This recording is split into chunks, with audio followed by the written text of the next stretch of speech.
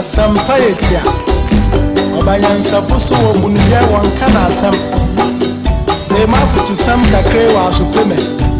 Look here, my friend. Our problem is our leaders. You remember our great-great-grandmother? You see the pen on World Bank? You see the pen on our provoke? She did, right? You change. You know, Baba Didi Baba. You don't stand up for your rights. Democracy means if you do not criticize your condition, you understand, you're a traitor to the nation.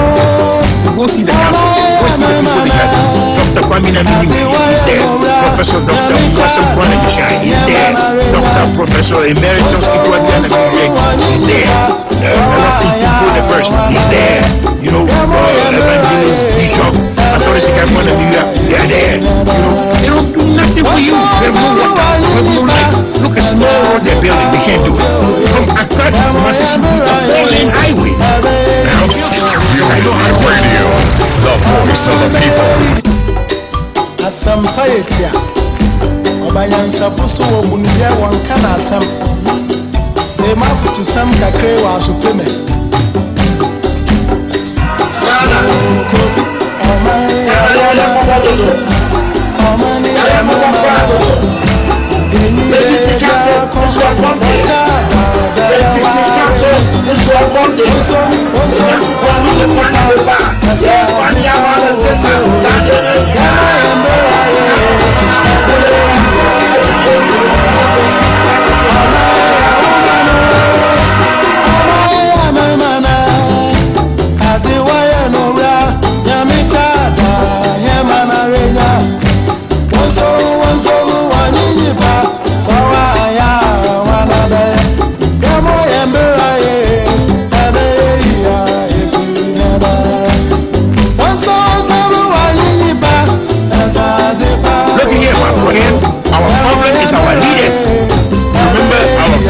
Grandmother,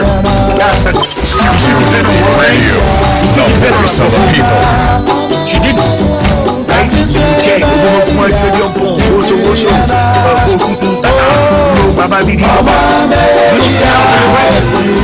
Democracy means if you do not criticize your condition, you understand, you are traitor to the nation. Go see the people Dr. Famina is there. Professor Dr. Mpraeso is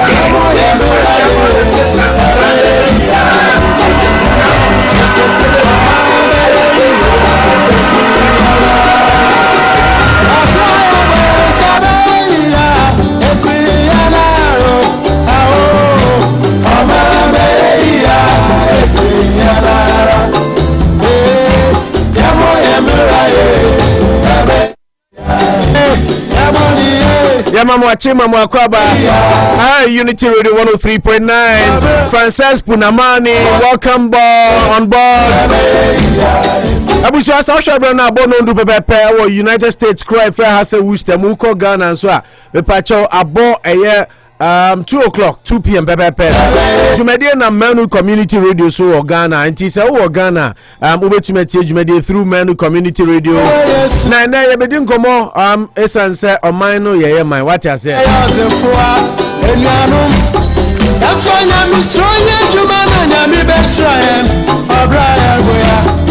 Yafanya misronya juma the fear of God is the beginning of wisdom, they say. And now Manucho Magandi, Gaucho, Margarita, La Molina, Mpeme Wasam, Camacho, Massachusetts, Nipa Bakubu Dia. And these are all stretches. My infantia, Emma Bema, Kofi Nimo, CNN, and Adudona for 3G Media, all the way in New York. Only a countryman Sungu, Anopa, and more Dinkomo, and Chakra in Msemo Bawumia. We will be humbled and honored to host you. Manu Chabedrufia Hane. And I bet in Komo Bebre or my Busuya Trasia, and the beginning of the week, official working day, and now March Busumini died, Toswa Dunon Cronti, March Busumino, when Uncle Paya, Domoya, the Echa, Ayakwa, Yanisa, and may his name be praised. Now and that. Yabeko as usual said the idea and come over Ghana no na ya the moon sem nyina de ekoso Ghana na otwi unim de wate de wonte ye no ya de nyina hunsem de bebro na wahu na ene obi ba bisa so po national komo ben ne ba bedi komo ayebedi no yabeko akohwe eye abain levis or de ba de binom eka efa ho pani ba ko ye fa no Charles Owusu na wakeka bi de a kire na nado dan kwa Akufo-Addo abain no na asema o kan nyina ne se adenti na financial clean up na nado de ehun levy aba no omo di isa nyambrasem edi Ghana ska no omo nam ho those people are working free of charge na the ordinary Ghanaian na oni sika ni bi oni mu ho hwe ana ye ba be charge no ye be di anum nkomo na ya hwe na enenso ye na nado dan kwa Akufo-Addo His Excellency the President of the Republic of Ghana na woda his 77th birthday. And from the entire Unity Radio crew ni nyina no ye mananado happy birthday na nanado di na woda no ye be duedum kakra ne ahwe omampani ya be di akire Dr. Mahmoud Bawumia nso achievement a odi abetu dwa se nanado betena kunya so mfie 9 ne kakra no watumi achieve. We'll be looking into all that. Na yasan akwa NDC ebefa obifu from na challenge President Mahama and asa NDC bema President Mahama ako. There's a report to say Haruna Idrisu any nkrophobia yomadwen se ken omo ebe challenge President John Dramani Mahama for the ticket to be the flag bearer of the opposition NDC. Sa na beye anasa enye sa na beye eno nso mu nsem wo ha yebedi mu nkomo na yahwe sania ebesi akọ ede afa eno eda nchen so a yebekọ akohwe lesbianism ni gayism sam eba beto dwama ye di mu nkomo obi anim sese de ekofom ukọ kro a efro se kwawum Mpraeso a na ukọ police station ho a kwawum Mpraeso police akọchi nipa aduonu mienu 22 people omo ye den. Report exclusively at Unity Radio Zakache say enipa ema mienu kwa akoware amoma ye chese yeah, the details were brought. 22 people have been arrested by Mpraeso police over alleged lesbian wedding. Now arrangement are now said deep into the night 12 midnight no mo be yomo party and now chese enipa bet say 15 na wa ware na se ni nyina no ye de mu nchire mu be bro. It's Ghana going in that direction. Can two Ghanaians have the boldness to say omo ba be ware oba ni oba? Have we gotten to that level? We'll be looking into all these stories on the show and then Anopa Bosuo ewo Ghana. My emphasis that kese so Emma eja nanse. Na Ghana mrahye badwafie so na ebe ko ade ba ko ha Ghana ye parliament ni say be a minister and he's been given duties to perform. The omotaye ni say ebedu bra obefre sa nipa ni say omra meyi ni hu no mrahye badwafie no na oma excuses and ebia to Ghana ye health minister. Now, Speaker of Parliament, amman 2 hours. Ye say oni enkran oko baby koye other government duties. Speaker amman 2 hours. Some brambe appear ewo Ghana mrahye badwafie na wie. Yen parliamentary correspondent Michael Emmanuel Akoli is there. Ye be koni akwa say 2 hours ye de ma health minister no otumi bai anase wantumi ama yebedi anu nsumu nkomo na yahwese ne esiko ye de word of motivation be bro wo sampoteman so Anopa yatena si ye the weather report be ba na wo say de wiem ensam no su ebesi akode afa. But before I start and do anything, ye da munyina say for joining us on Facebook. Felicia Obey Oponsa, Prince Ewo London, Frances Punamani, any enuanumu amwa joining nyina. We will humbly ask you to share the video so that we can all talk Ghana. Yatena sisi ya Ghana Hong Kong kwani ibedi. But before, I mean welcome the most indefatigable, knowledgeable Mihu West no krasa. Mihu West to describe him.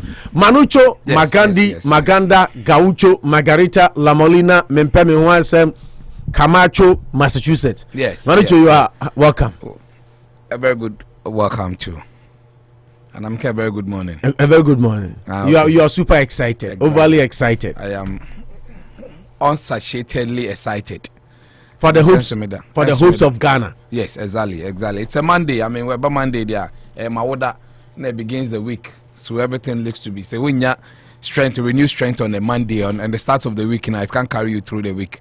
So I don't joke on Mondays. Mondays are my Manucho doesn't joke on Mondays. And he says, "Yeah, Manucho are my phrase and a sentence. Yes. If you have to write any bio and any article about Manucho, at least he's giving you a sentence. Manucho doesn't joke on Mondays. And then you can go on. You can go on to explain that some of the reasons he doesn't joke on Mondays are: one, he was born on Monday. I started your article. Exactly. Yeah.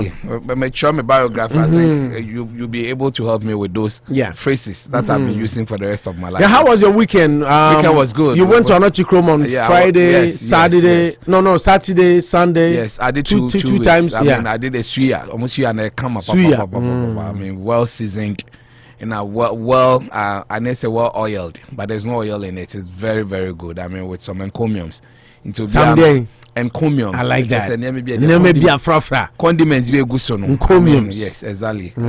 Condiments be a kikawono. I mean, it's a winning. It's for your eyes, not for your tail. And see, I had a very good weekend. I mean, do you expect? We are synopsis and teasers. Do you expect Mahama to be challenged in the race for the flag bearership of the NDC? I expect him to be challenged. You expect him? That is democracy. People, there should be a contest of ideas.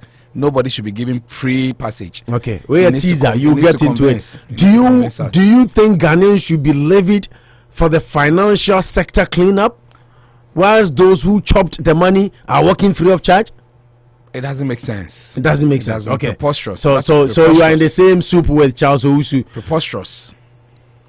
Did you ever think that Ghana will get to the point where police will go and arrest 22 people because there is a lesbian wedding going on in the country at Mpraeso? I knew it was coming. I told you it's a wave.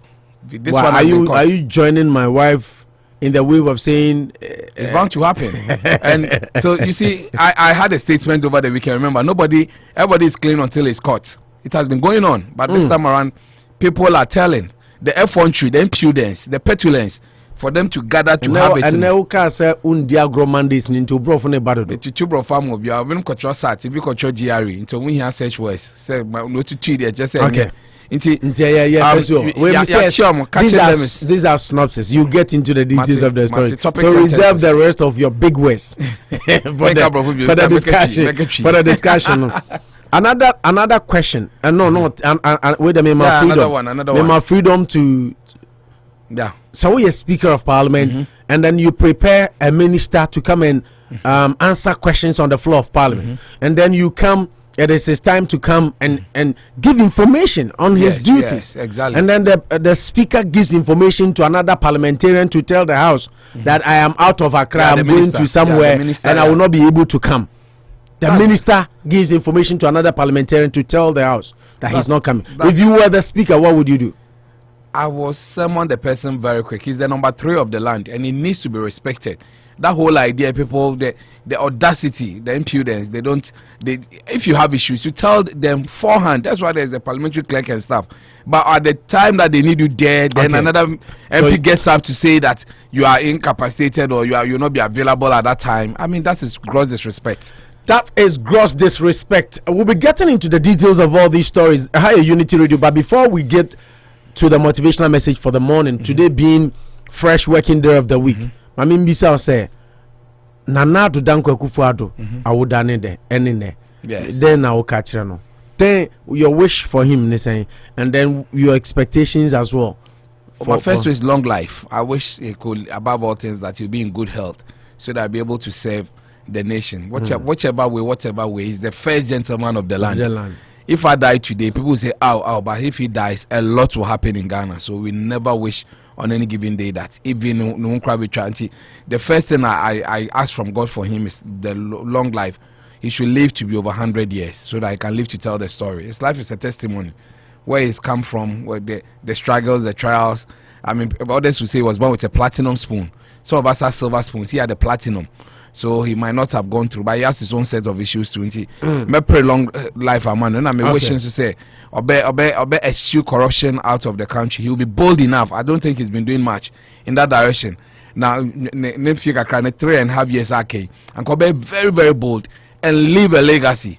So why you should cry? He should eschew or stem out, root out corruption out of the country, or the rest will follow. As for mismanagement, it will live with us. But somebody who can fight, take corruption head on. Or to me, Mamia, I'll dove my heart for him that at least you add him to my great presidents who ever ruled the country. Unity Radio 1039. Baby, you know Edi Ghana who come on to Kwaremu. We sit here and think and talk Ghana, but then yet Omampeni Nanado Danko Akufo-Addo na Wuda, the first gentleman of the land, as Manucho puts it.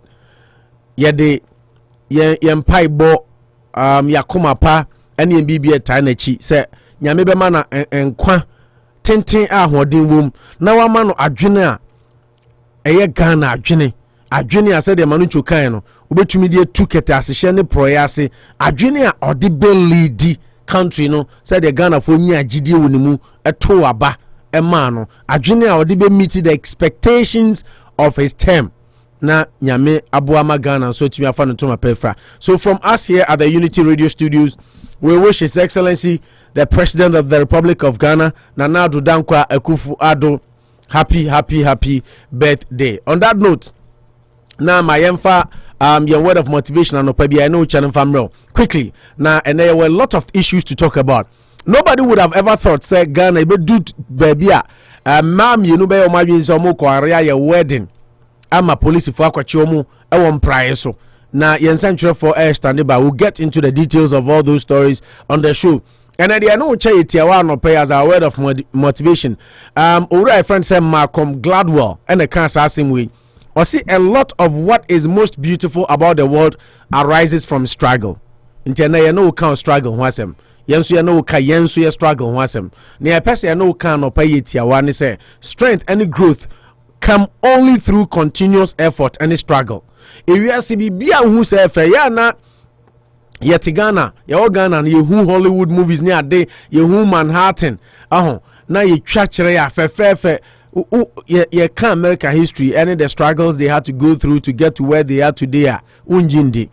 But US history 1 and 2 and you will get to understand how hard it was for the Americans, even the first ship that landed from the Britain. How people suffered, people struggled, people died.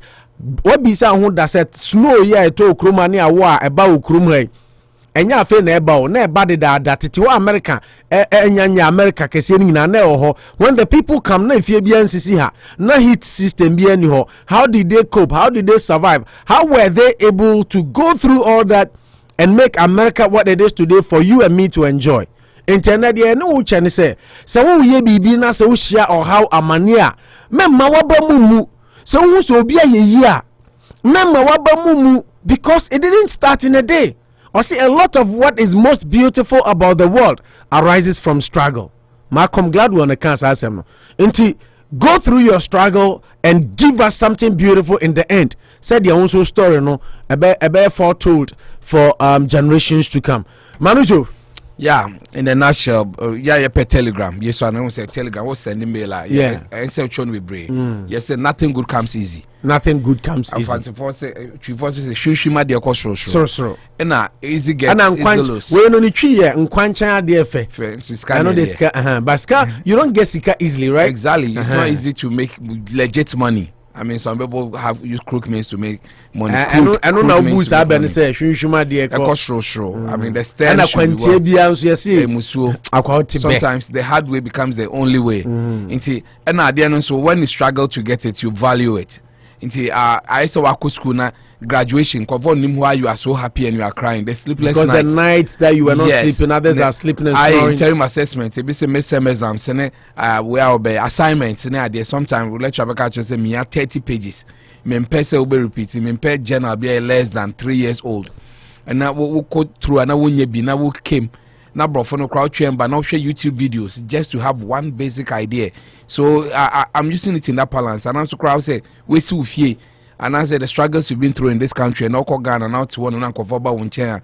So the struggles you are going through is only meant to toughen you for you to appreciate the successes tomorrow so that you have some testimonies to tell.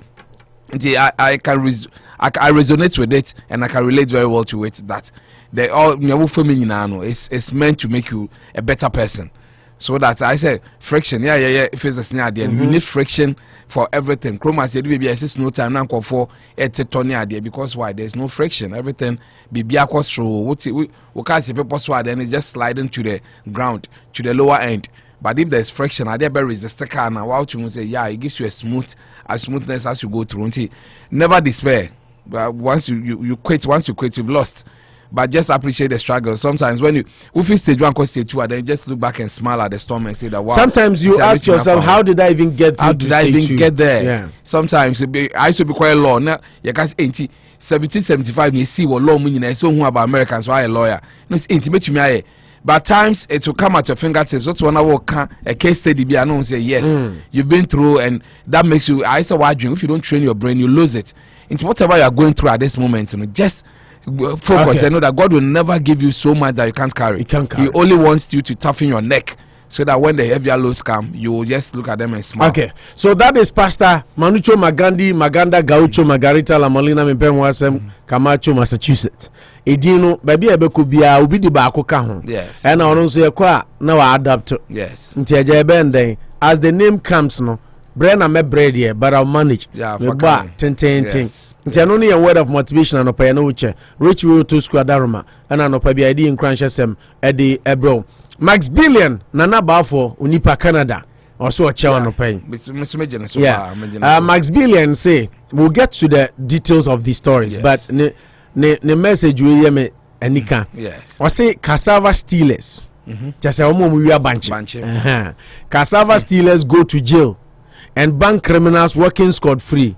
It's not. Yes, we call them. Let me be some synopsis and teasers. Yes. Say Charles Owusu small canon. Also what joining this and say exactly. I say omo financial sector omo di sika no. Omo ye Ghana for. Yeah. Aban who say omo na di sika no.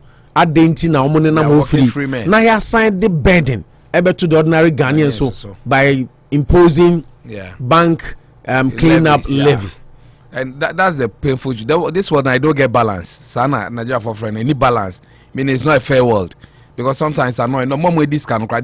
They have the loudest voices in Ghana that they've been betrayed, they've been cheated near there. But what so amasa at the end nenkoye and they are alive and kicking. But others we are plantain. There was a story because he went to steal. On Ghana web. Yeah. 800 Ghana citizens here. He's been lynched to death. Kuno because of 800 Ghana. No BH made we been to Anopa. Yeah, na ye kasa Ghana say. Resources no enye equitably kra. Enye intimi equitably because they strive towards. So say at least equitability. Obi anhwe no de ne enfam punish no. Woko prison go Ghana and then that's what take some of the stories you marvel. Because of 20 cities. Okay, I say Achu. Yes. Last Achu ko you obi a maybe on ne ma omo kotu banche keka ya ji body us banche jailing 4 years 5 years on ne ma nya di omo ne ma koguma Christian Achu ko yi omo and I go I say call Kese.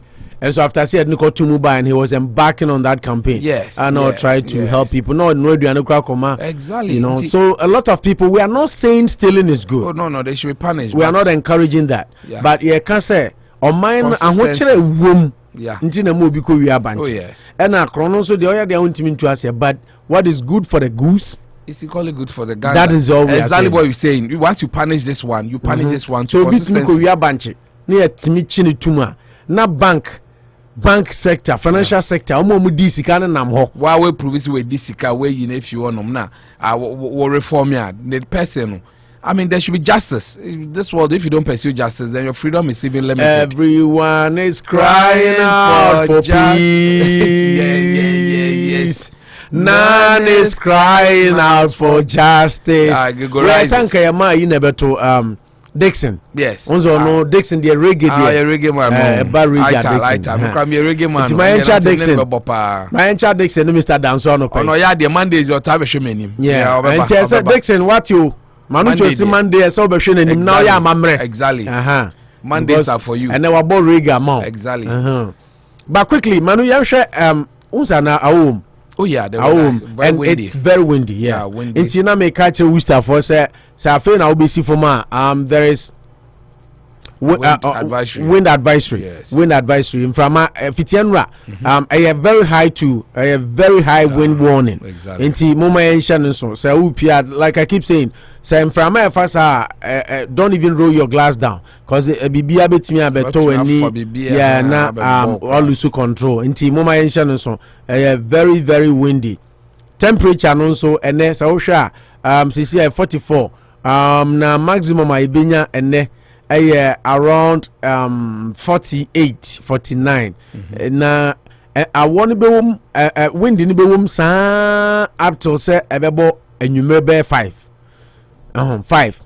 it's going to be sunny from 1 12 ekona but ewiane nsha dem pie kopim 6 7 and ewiane be pie pa ebe sunny windy sa kopim say ebebo 5 p.m. till the wind advisory or the high wind warning no is in effect from now till 5 p.m. Until mama ensha so temperature no say the makano and then to say last week where when the 70s and 60 something maximum ibenya na 48 49 that will be even between 3 and 4 p.m. lowest temperature ibenya for the day will be around 38 and that will be around 11 p.m. until right now temperature near 44 44 degrees Fahrenheit, but it feels like 36. Yes. Even though it's 44, it feels like 36. Yeah. Anopa. Inti yana washa so edi amai. Kai say Dan Auto Repairs. Ena I saw a cinema anopa bi ayi tumi edi weather report. Ehun sem edi ebrowra dan so se enkanche say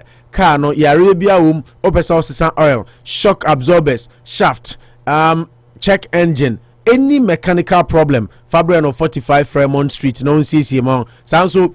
And I will be the ball cam, will be the true car. Now, per auto body specialist. I'm an your car, and I'm out there. Now, a Dixon, or Dan Auto, OBCC, no spray car, no, look like new. And so to me, at the amount. Omo Daruma, and an opebia, it to me the weather report. And so, at the ebro, yeah, quack of a good young Sam Kakra, Yabuano, about 20 minutes of sports. Eddie abro na mo hu said ye agudie mu nsam susi koye na wotwi awie but manuju na usually am here weather attack me before. Yes, it's a windy chilly Monday morning. It's any kind of kakra na farm on emunyu kakra, so you cover up. You don't just go out there thinking that you can be deceived. Then you might even think it's in the 40s, but the reality is that the feel around your skins are in the 36 near the whatever you have to do this morning, try to get it done. But remember that the weather is not too favorable for a lot of outdoor events in that state. At least there's no precipitation. That's the good news with it. Yeah. But coldness and so on. This we're friendly they so you kind of feeling it be. You might take it for granted before realizing and now some if not for the wind advisory Lanka. I mean, we being 38 and we'll go to 48, 49, Kenya bad. Yeah. But I'm from a womb, no, and I want to but still cover up. Because me, I believe in, I'm a lover of good weather. And I tried walking and I realized, you don't take things for granted. We say some of these cold related diseases. Okay. These are the moments I want you careful to protect. Some way boil, you have to do a lot of things. Once the mba usa Michelle and chill me cook out in Indiamano. This time my Tom and Pop water me be say I feel we menye biom ti many brace sports. I was uncle for good news I wa no pen family na bra we di jana ye ne beble pass ye ja bra we ye ne beble wona wo ble. Champions are not made of the champs. Champions are made from something they have deep inside them. A desire, a dream, a vision. Oppo National, you are a true champion in sports. Champions, for the champions, stand up. For the champions, stand up. Okay, stand up for a champion on Unity Radio 103.9. Busu for mama chema mwakwaba ebredu sa no pa agudi onsem a ye boaboa no Monday through Friday anopa bia de brem no se na ehwegu na mu nsem a ye nsa kan ye de aseda kese ma KM Raf Roofing e bi eko e de ama Big Olu Beauty and Barbing Hair Salon sanso ne de aseda kese pa Eddie Majumaku friends are not Chrome restaurant. One so eta echi ne de agudi onsem bro na no pai. Yentumi ne da se abra emfa da PSA de more den pa emfa ma Asamas Trading enso ekan ho na no pai yatena se a ye de agudi onsem ede bro. Say ye hye agudi onsem ase kai da bia se charity begins at home and unti yɛhyɛ ase free fie na afei yakɔ ewo amanone na otwi ewie African Cup of Nations ekɔ so ema Ghana ene o my friend say Sao Tome de boani ma Ghana ehye omo eka mako miensa ema amutumi ete eka no mu baako na eno nam so ama Ghana Black Stars ene yaje akwanya ya qualified da na ye ko African Cup of Nations anano efiada no beka ya yetumi ni South Africa kokɔ etipen bro bia hye ne yonko eka baako eno na ma Ghana tumi enya qualification na emo match aye ball no enra ne de ema Ghana etumi atop group no a se de ye ne edi nkan a chese group no ba obi ase ba bia ewu ede ama eye Ghana Black Stars na match American wasem na no ena Ghana captain abrante friend say Andre Dede Ayew say nyame anim ni obabe bob Ghana match ni bi no emrantie bi a omusi akan ewo fie eti say Nicolas Opoku de France na mo so hwe emrantie a wo mo ewo fie na local base players na ayade anani agie papa Ghana captain Andre Ayew proud of home base players after AFCON qualification. Now chese se na Ghana local players na ebo board ya ene Ghana kwambia so no ayade a yewani da so obeka ya Ghana abrante fensa Nicolas Opoku na open the scoring abra onutumi ebo modern jump high like a bird inside the boxer or head a ball back to atenam from a corner kick edema Ghana Kudus Mohammed 12 minutes pepepe and all this cross no by Ghana etumi eto atena edikan Crystal Palace striker Jordan Ayew etumi de baako account from the sport kick penalty ansana abrante friend say Rahman and so at the third goal eka in the second half nemum de na areho goalkeeper friend say Razak Abalora and from so okoye bro enyanru ho na so oche visitors no goal baako ema mutumi ete baako na game no finish Ghana 3-1 ama group C Ghana wom no ya na yedi nkan a etumi enya ema mako edu miensa 13 points ena Ghana enya awrehosam ene se my friend say South Africa entumi an qualify ni nyina ne se enra Sudan esha o kam yenu a omo entumi anti omo ne the other group contenders na omo ne Ghana epre enti Ghana dinkan ama Sudan ya bobo register na omo so atoso mienu South Africa atoso miensa ama Sao Tome Principe enso atumi atoso enan a omo de omo nkobi kranti South Africa ene Sao Tome omo entumi an qualifier ene Ghana edin kunim atop group no ama my eye friend say Sudan nso atoso mienu nemum kai nation so said the news here and say Andre Dede Ayew captain for the senior national team the Black Stars or say ayade or you proud of the home based professionals na yeka Black Stars asem no na Ghana coach name wotumi ede akọ qualify any coach friend say Charles Kwabna Akono CK Akono say esi eni kaja eni aseda obone mante na baso yepa say omotumi ekipu omo discipline omotumi ahye 2 matches no Ghana eni nkugu a ye ko tipenko say di nkunima out of possible 6 yetumi nyamu 9 ya qualify de ko yanim na no ena coach friend say CK Akono say si ano de aka ene say Ghana be prepare ye pa say de be ya sukom ne koma adien e African Cup of Nations a yeji bi acha no yebetumi akoni akobreaki sa agents no na yetumi age trophy no so etumi ede aba efie na eno so ede a etumi aba betodwa from Charles Kwabla Akono CK Akono ene nasma oka ene se emrante no ayade enti se omo ayade dia na o se obo omo abaso na yeka Swansea City a player outside Ghana captain Dede Ayew no na the 10 say Andre Ayew Olympic off after helping Ghana secure the 3-1 win na ninyina ne say sesiano na ehu kese pa na aba na Swansea for are very nervous esan say okọ championship ni mu ewo England Andre Dede Ayew ono na ye Swansea City a top scorer with about 14 goals. At a modern boy or bo ebua said the bay on back to the Premier League no and now from Tessa Kobasa Upra na oko na okotanancha about how mu pa. Now the good news after limping off from the game and he said and they did Ayew lay fierce beer over a serious injury after he was seen limping off at the closure of Ghana's win over Sao Tome. Now the day every match no the able to just say or say it's a knock. The doctors have seen I can put my leg on the floor, but I don't think it's an issue. Until the day you as Swansea fans no mo yem sheshe o mo ebi mo asha ase atiatem ye the day pro ye wu no o so mo nyina o mo nka makoma entu o mo yem na yade a bibia be koye kama so atumi ede ama omo na eno so ye ka Ghana Black Stars one say no the good news and is enra former senior national team players BT say Sule Ali Muntari and a brand friend say Adam Korase omo nyina tumi be piem e wo Accra Sports Stadium a omo tumi eba be hwe match ni bi na okwa na je say nya omo nko a Sule Muntari Adam Korase afiri akwa and a brand friend say William Amamo omo nyina na eyade a omo stadium ho etumi ebe route behind the Black Stars ede omo support ebe tie omo achi ama bibia nso etumi ekọ enkan na just Black Stars enso ede a ene etumi ababeto edwa enso ewo ho eno no Kumasi Asante Kotoko defender friend say Ishmael Ganiyu I say are grateful to Black Stars and Pennyfor so much man opportunity now we're making a debut for the Black Stars abra Ghana and Sao-Tome Principe enso etumi eboye now back I was no when you can be against South Africa and also the player says he's grateful for Ghana you players bebre na nyo bianso ne nya kwanya in his career Isiakan Edima the senior most national team into Abrante Evansa Ismail Abdul Gani you see say ne coach Evansa CK Akono amano akwanya no otumi ase national jerseys wan hye ne kan kwotena bench no abo too matches ni bi di ama Ghana dia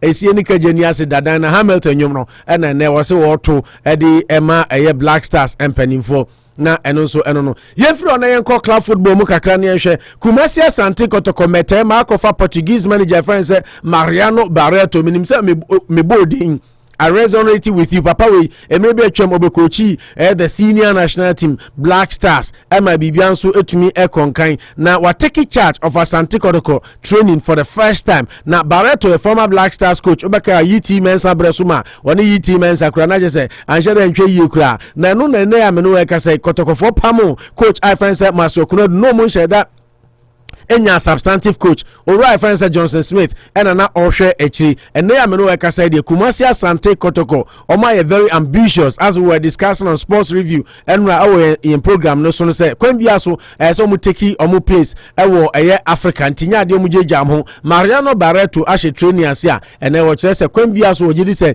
enioma betumi akoye Kotoko finish the first half of the season in 4th position on the summit with 27 points na chese eno so dia ene atumi ababeto edwa enso so ewo ho eno no Kaisa Kotoko prepare na league ni resume a omne 11 wonders na ebebo ewo Nana Ameya Park this weekend nti Mariano Barreto betumi adinkunim on the first match ana eno any asem asese obia ebisa na je se dia ababeto edwa enso ewo ho eno no Abrante friend say Gladson Awako Abrante a ne modern boy konkan yepa especially ball boy Edima Black Stars na technical director of the Ghana Football Association who reference Bernard Lippert Eddie Ababetu said they will need to have a second look at Gladson Awaku Abrante ne modern born idea so ni yepa papa ma bibia so etumi ekon enkan now he came on before the second half to replace Osman Bukari and did not disappoint modern boy no aso ni yepa. Now talking about Awako we know what he can do,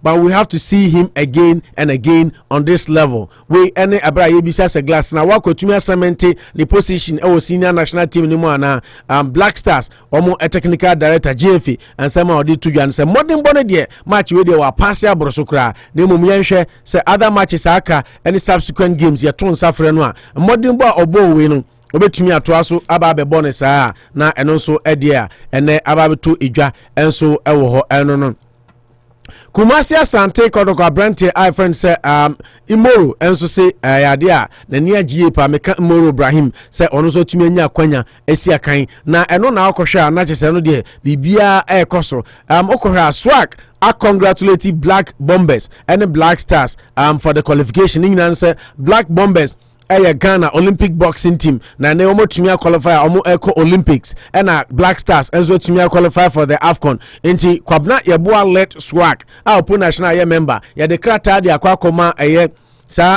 two national teams say womo modern ball aso ani a na wo say ye ball mo abaso womo ko na anye yi a ye pim womo san a ye twi womo anim enti say ne womo tumi qualify dia na kwan bia so wo say ye tumi ebo womo abaso na eno so e dia ene etumi ababeto idwa eno no yefa ye nchira amanone quickly na yenhwe amanone nsam so a etumi course na wotwi awie hya no so ne kai se mepacho enye African ko a na eye international break still a international break no is on uko Europe a omo ebo World Cup qualifiers nyame ya adoma Mombesan abobi eye eda eye ochina ebi mu so bebo no eye ukuada na chese eno so ede a ababeto idwa ewo na quickly yenko hwe matches etumi ekọ so enra ewo eye Europe na yemfa se na esi ko wie nyina enso ntumi mamna mu hu amanya na wotwi awie international break no womutumi emeki most ene amanya kane na omoyi ade a sese de omutare a na awai enioma enhyeda enkoyi entumi emfa ema omo quickly African Cup of Nations kai nation no so senya Ghana nkwa ena eboye mebacho ukopiem ewo eye group A Namibia eshe Guinea 2-1 ena Mali eshe Chad eye 3-0 sanso ena group C Ghana twa Sao Tome said America kan 3-1 Sudan twa South Africa eye 2-0 wo group J Tanzania etwa Libya kaba kwa Libya ntumi ante ena Tunisia enso etwa Equatorial Guinea kam yenum a motimu eye baako na chese semi etumi ekoko wieye enso ewo ho eno no na quickly se okohwe amanya so far omu age penny omu qualify for the African Cup of Nations na chese ayade a oman konkron said de kojepoku beka no a friend Ghana ayade a ya qualify ye ko yenim no obi bebi sa so opo Ghana nko na mpacho da bi countries omu didi so nyina age penny omu qualify African Cup of Nations be host no ewo Cameroon next year no womu eka ho a womu ebabie Senegal qualify Tunisia qualify Algeria qualify Mali Burkina Faso, Guinea, Comoros Island, Gambia, Gabon, Egypt, Ghana, Equatorial Guinea, Zimbabwe, Morocco, Ivory Coast, Nigeria, Sudan, enso etumi qualify and they omajepenia omunyina enso contain. These are the countries omu qualify so far for the AFCON. Kaise enyenu omunyina de aka no abeba beka ho na isan say there are some games bi o ha was omutumi bo titiru ene Nigeria ene Sierra Leone any Benin group no so last match of the group no and be determined say Sierra Leone beba and I say Benin and so na ebetumi qualify na eno so ne de ne etumi ekoso na yenkonkwohwe Europe nso games etumi ekoso enra ayade a na ano ahie papa ebi su no da bia meka se ebi besu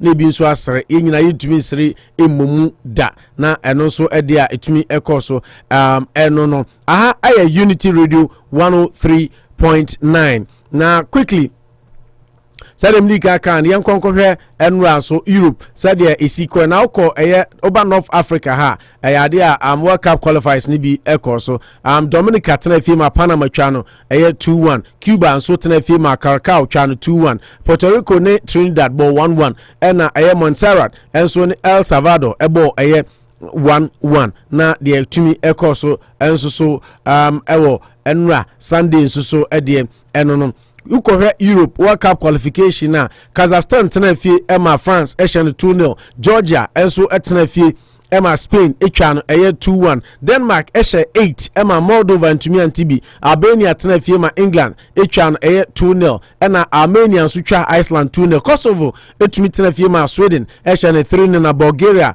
Italy kocha Bulgaria 2-0 Bulgaria home Switzerland Lithuania 1-0 awantumi ante ena Ukraine ni Finland share points no bia share baako Austria share Faroe Islands 3-1 ena Israel ni Scotland ball 1-1 Poland share Andorra 3-0 ena San Marino tenafie ma Hungary ekom de no wode ne kom ko share San Marino 3-0 sanso ena North Macedonia twa Liechtenstein 5-0 ena Romania tenafie ma Germany share ne ka baako a ononso went to me anti into we nomne games ekoso enran so ewo Europe World Cup qualification na chese enonso edia enei etumi ababeto edwa eno no ye de agoda hunsam no nyina eba no awie ba yemfa we ento anim se African Cup of Nations said na America no eyade a games ni bi ebekoso ene games ni bi ebekoso na ebo yekrom ha awia 12 Burkina Faso ni South Sudan Malawi ni Uganda Angola ni Gabon DR Congo ni Gambia Egypt and Comoros Islands Togo and Kenya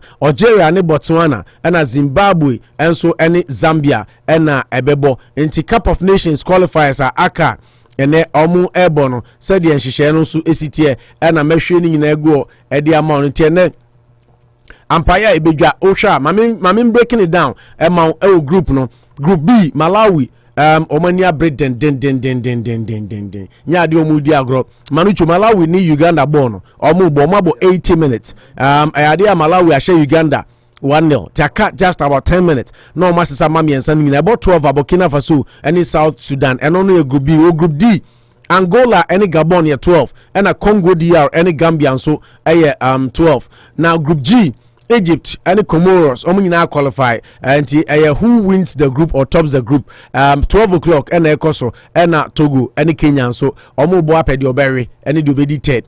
Now go PMO group H Algeria and Botswana game no tough game and Zimbabwe and Zambia so Eddie Ebefi so Honti and only group H. These are games Ekoso African Cup of Nations no more so and na and also Eddie and no. Yeah, they are good young something na bana we but quickly. Who be aba one tibia na do a bro papa. Na ye sha say the fee Abrante fans Timo Werner won't push for a transfer out of Chelsea. And now Bekaya story be by say Chelsea for person Timo Werner. Eka sika ho ekofa Abrante fans Erling Haaland. Now Obekaya so say last week or 2 weeks ago there were reports that Werner is not happy at Chelsea because he's been played out of position. Now, no na Brandon Ankasa over Germany camp and on Ankasa Babu and Tiambekasa said, "Ono nya obe pushi se obe free Chelsea net and I say Ochna into no Timo Werner as a man or the Ababetu Ija." Now, according to report, HS defender friend Eric Konate, we see a kind of RB Leipzig. Obeka he was linked with Chelsea. Exclusive report Albert told HS Liverpool any Abrantena Kasa Akwa Chiripa Bia Enche on Ebetumi Enyano. And also Eddie Enono. So Kaya controversial story. I was sports me ba na otwi awie na Abrante friend said Cristiano Ronaldo. Ni nyina ni say Cristiano Ronaldo ehye go. Obia hu se born natural like cry now so Serbia referee ogina mu no mpacho enya ade ogiye na eno ena sisi go no nya ade referee je omni Serbia ne boy match ni 2-2 na eno na ene referee na babonten or Holland referee ye fra no Danny Makili ono ne di match no wa babonten abepa Ronaldo acho. Ronaldo and Portugal offered apology by referee for disallowed goal against Serbia. Dutch referee Danny Makili has offered Cristiano Ronaldo and Portugal an apology after disallowing the strikers' goal against Serbia. The commentators were asking, "Adiana na referee no, on an assistant no na omu eshe." That was the question the commentators say. What were the referees and the assistant watching? What were they watching? Yeah. No, qualifies no VAR name. Yeah. Qualifies no VAR name.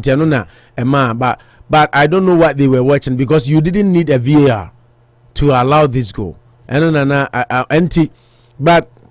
Ronaldo's fury has been criticized. Meira, or a former Portugal international, he was the first to criticize his native man. Say a woman say goal no a clean goal.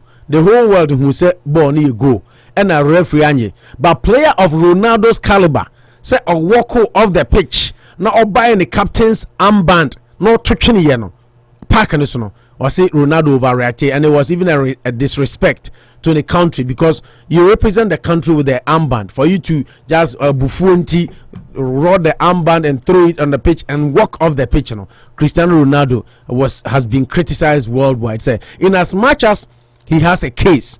Because go no go clean goal no say a winning goal last minute for the country one people will say he was emotional for his country, but others are saying say he overreacted because a player of his caliber should set a good example. Titru Mera Nasmo de Tuja no but the referee Ababontain Ababepa Acho say Omonfanchano Danny Makili ene wababonten ababepa acho na eno so edieno nyame ad much na England Wednesday I think England any Portugal any Poland a match na obi e ka say a clash of the week, but unfortunately Robert Lewandowski has been ruled out of that game. I say a man match no the way na man for esusu senka beye na anya yintama ne muraho na eno so edi ababe todwa. Bayern Munich declined permanent deal for Juventus loanee Douglas Costa.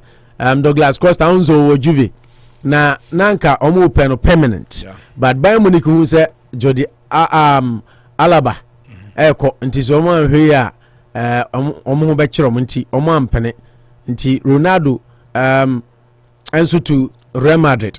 Another story has been ruled out. Real Madrid is nya dia omo pe Ronaldo omo interested say omo ebe siki any reunion na eno so dia ababe todwa. Chelsea enra it's been confirmed say Chelsea any Erling Haaland akasa manucho na onim the akoba nyina say Man City any Erling Haaland ACI omo ama no offer report rumors so na na Chelsea so any Erling Haaland ACI omo biti Man City sika no say enra o share story na o say omo City sika no omo biti nti Chelsea say omo bema Abraham Evans Erling Haaland £400,000 sterling a week. £400,000 sterling a week, which is more than the City L5 to the player. He says it's a bear banter there. The City in Super be counter there. Now, rumors and gossip. Real Madrid Norwegian midfielder Martin Odegaard, who is currently on Arsenal, were emerged as transfer target for Chelsea and Liverpool. Surprisingly, I see Chelsea and Liverpool and near Britain ding Epe Martin Odegaard. Now Arsenal also say omo person keep no, but so omo enya na ombepe FK as a replacement. German international Thomas Müller say unse sisi ano Manchester United no or say he would have no problem quitting Bayern. Into a massive say speculation no I very very high, say I'm sure ya obetumi ababi si akan de Manchester United. Juve midfielder former Arsenal player Aaron Ramsey or a target Edima a Tottenham Hotspur and afi Alexandro and Paulo Dybala omunyina has been taped to leave. Name me say Tottenham and near Brepa Epe Paulo Dybala and Aaron Ramsey and also Edia Ababi but Dybala, don't forget he's also been linked with Chelsea. But as to whether say bebe manamba no minim, these are all rumors. Now Barcelona also per se France near Brand France Dembele almost extending the contract, but I see player need prove reluctant or as what you can home pese or by extending the contract. According to Mundo Deportivo, no, yes, see Manchester United and a chassis almost so there Brand and say bra ebe mo sika kese e be gigi so e ho mu and also any exclusive reporter and etumi ababeto ijwa. Remember say sport ko wakata no so the aba say last summer na mayu fa kokwasa kope abrante na anyi e no masan asan akohobio na de wie kura no France coach France Southgate Gareth Southgate a blast English media no a blast omo pa enra after omo win over Albania or say Frank Lampard wo wa na obo Mason Mount a ofre Mason Mount wa national team. England media ni na blasting and say Mason Mount nye player also bo ahead of the likes of Jack Grealish ni ade. Afede Thomas Tuchel by na Mason Mount to bobo amobi ehu afede England say oh what a talent. Or say on say Lampard wo na no mumbu Lampard say a man focus now the coach's pet say DNT, but he saw the talent in the boy, he saw the potential the boy had. None of the English media saw it until Tuchel came.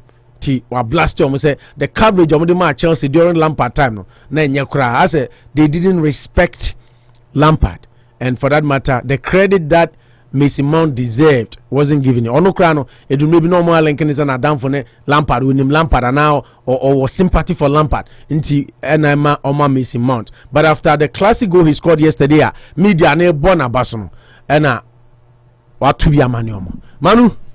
Yeah, he has a point and no point, but I'll come to that. I like that. Yeah, I mean, yeah, I does. I'll just fast track it. I mean, so you don't have to talk about it. Exactly. Oh yeah, ninya ede. Then I say kwano. Then bia me pese minyanka maybe. Mingi. Okay. I'll give you maybe. I'll give you 9 minutes. I think it's enough time. I'll just run it. It's 10:51. By 11 o'clock we should be done. Now I get it to. No problem at all.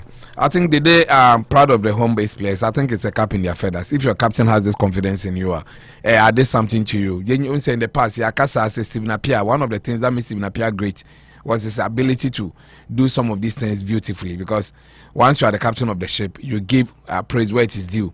And sometimes, what my younger ones in the opportunity to really feel proud that at least a mobile boy and Ghanaian woman at the end chance to come all those is also called USM or GSM.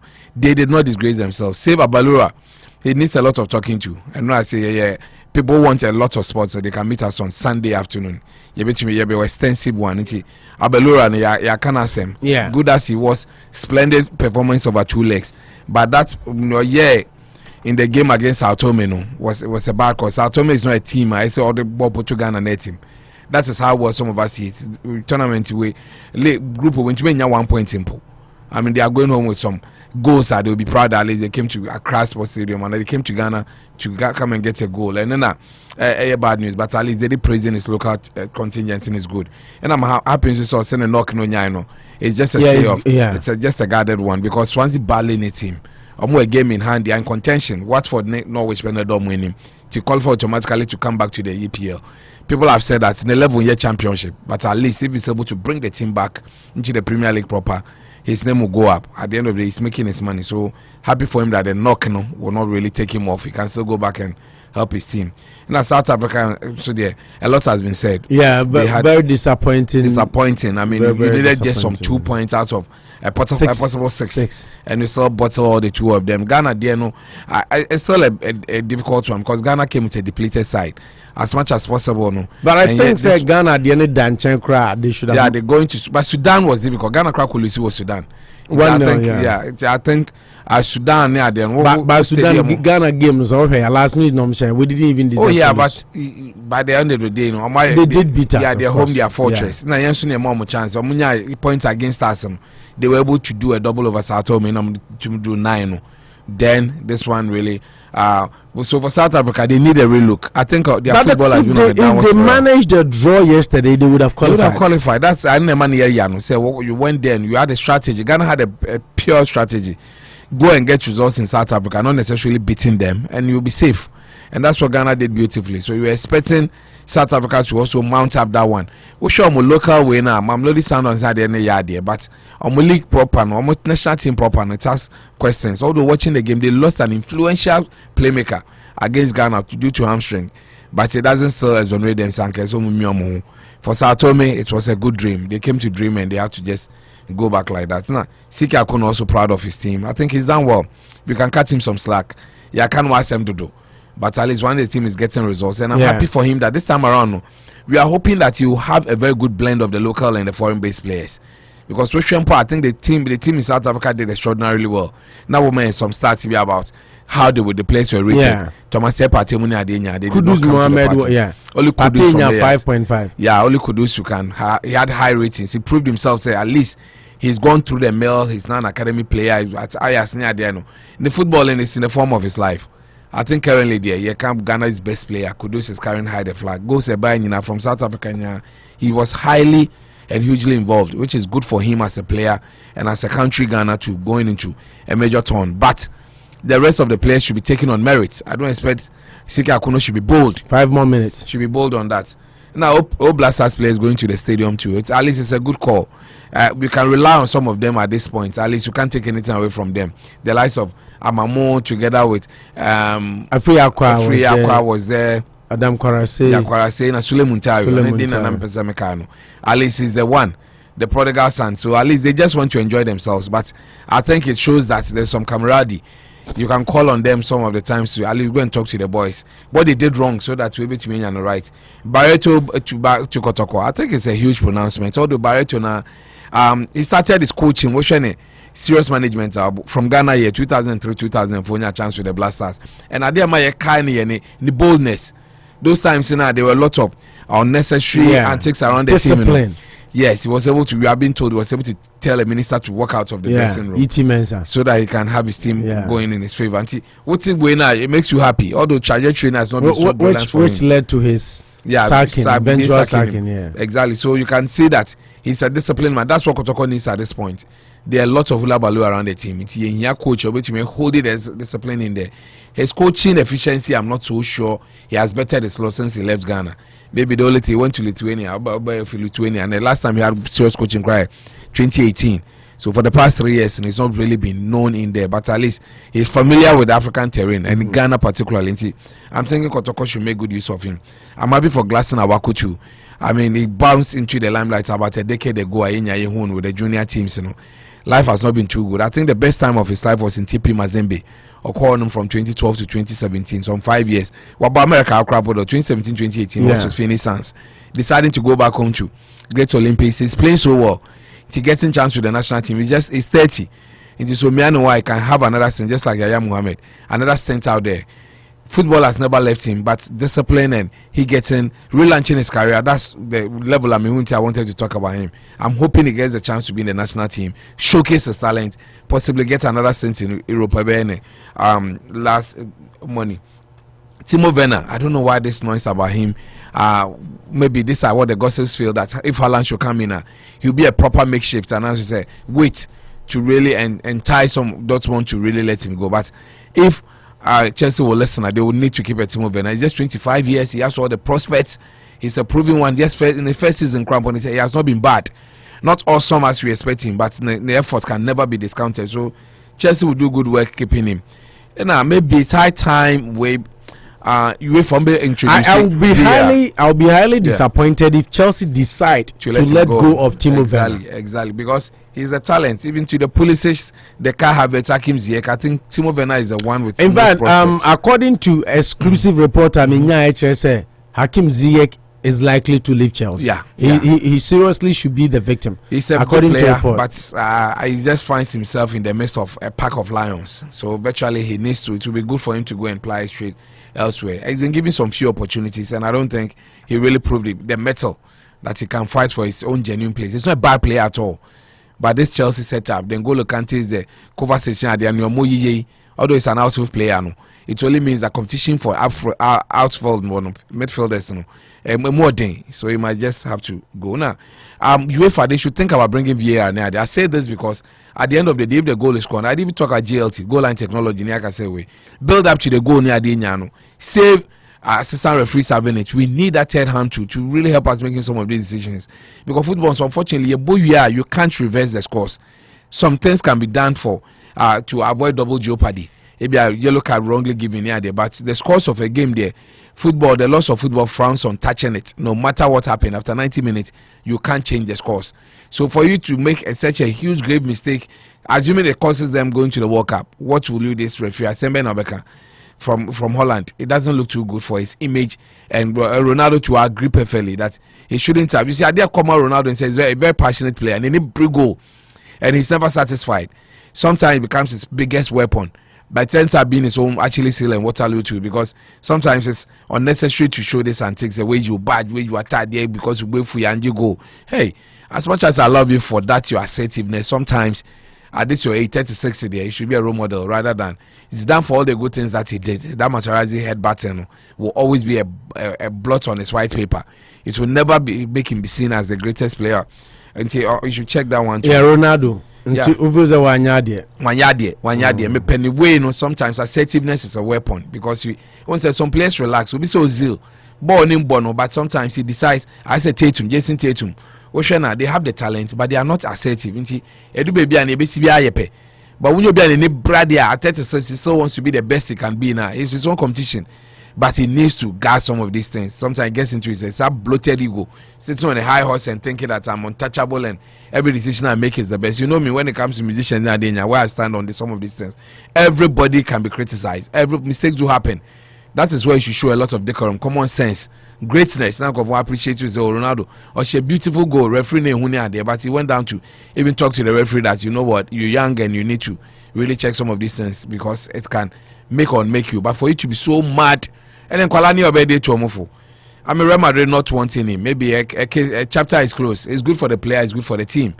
He's done well with them. To the point of walking off the pitch. It's so bad. It's so bad. I try to find reason for some of these things, but this one defies common sense as far as I'm concerned, to really even make a reason out for you. you could have done anything to prevent some. Your adrenaline pumping does not mean you should have some of these acts. Real Madrid closing the door on Ronaldo, maybe good for him. Haaland to Chelsea, it will not be a bad one. I think if there's a position Chelsea, it's still a long way to go. But then, some is any tweeting him. That at least they met the personal terms 400,000 looks good. But Haaland is not the big. He has the biggest trump card now, and to make that decision. And I'm for him from Barcelona and so as sound and go for say Barcelona and so nenya contact. Barcelona for say on train on French players and Barcelona there. I mean, it's so I think it's going to be one City, the player's Chelsea, choice. Player and choice be but player and choice no priority because the buyout clause no draw. Exactly. So Dortmund will have the bigger stake. Team will be to meet Dortmund asking price any player and also the wages.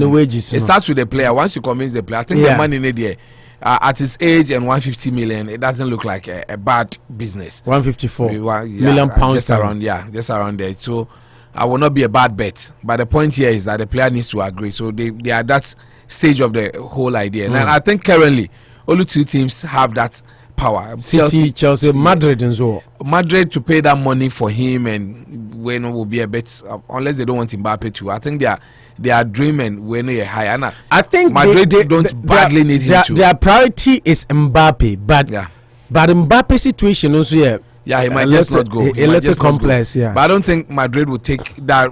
Say that the Madrid bit comes in because of the boys' own preference. All other things being equal, you love a Madrid because that big player, big team, they didn't need him.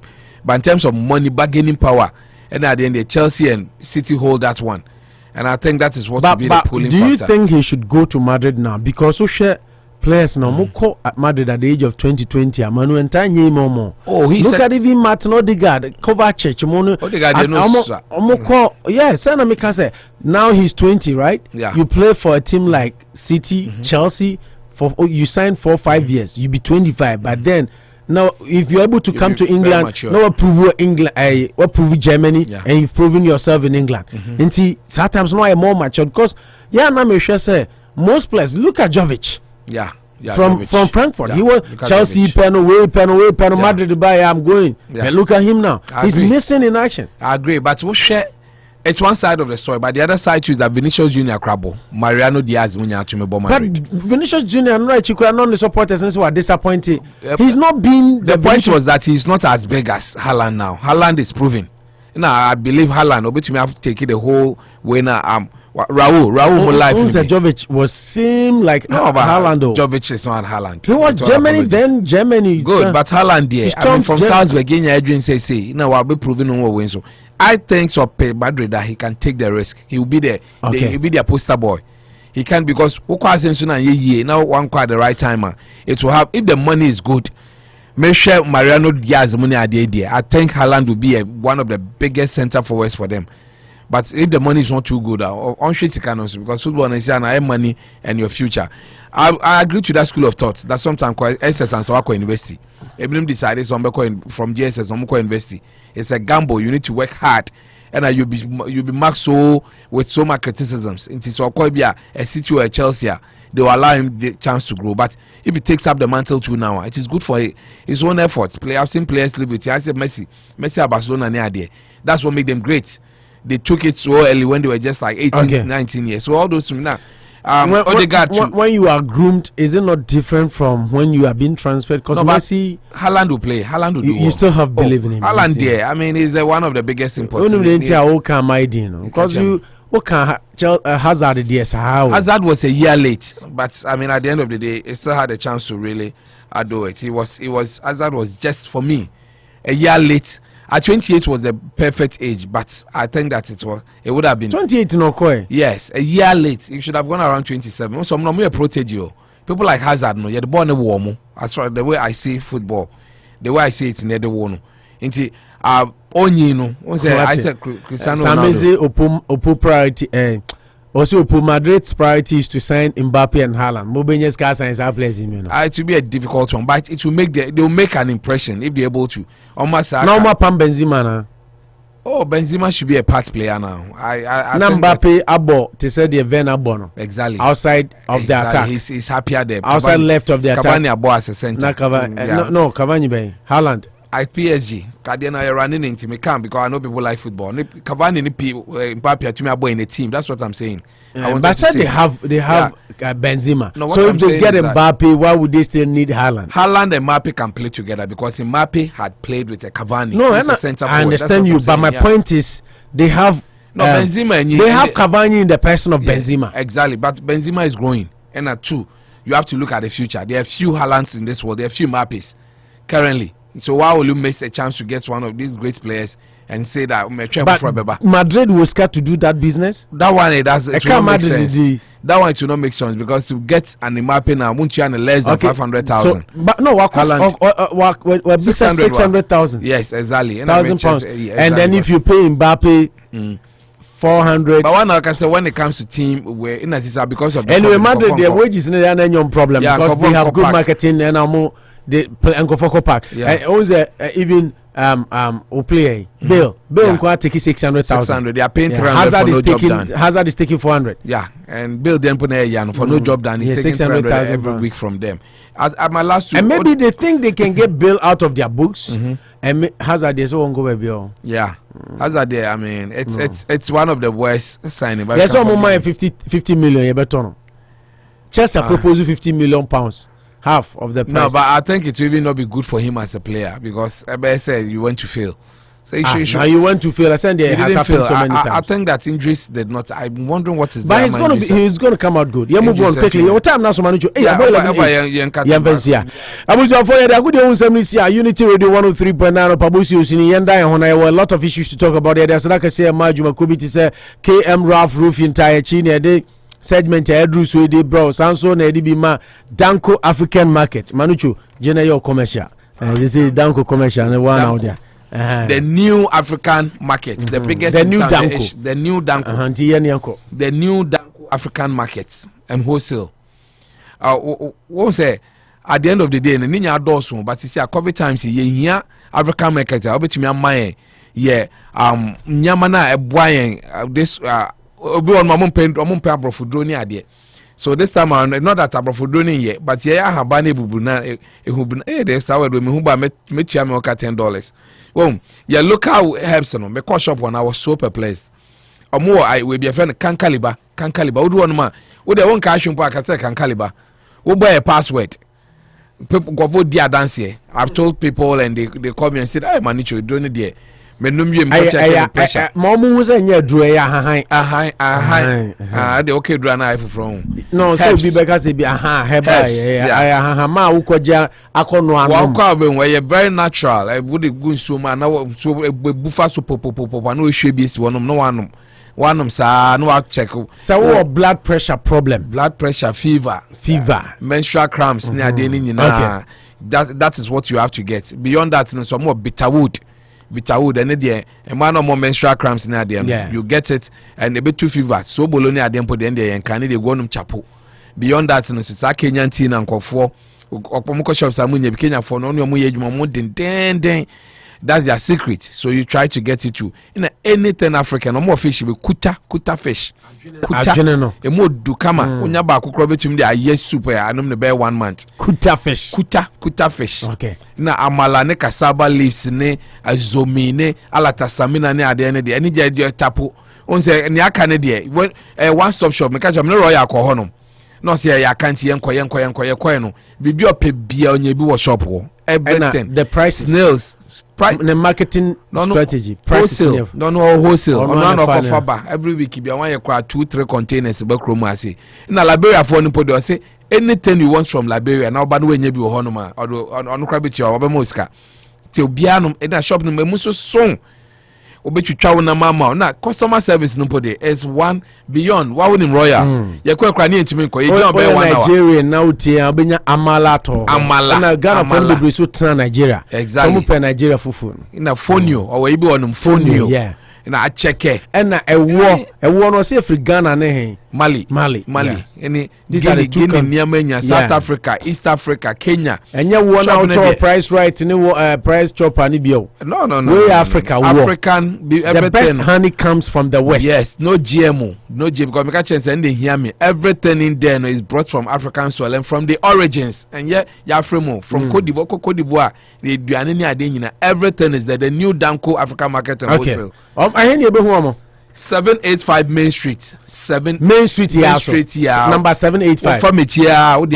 Now go straight. National numbers. Now, yeah. Tise so omuniama no so for pa. For brute. No wholesale. No faba.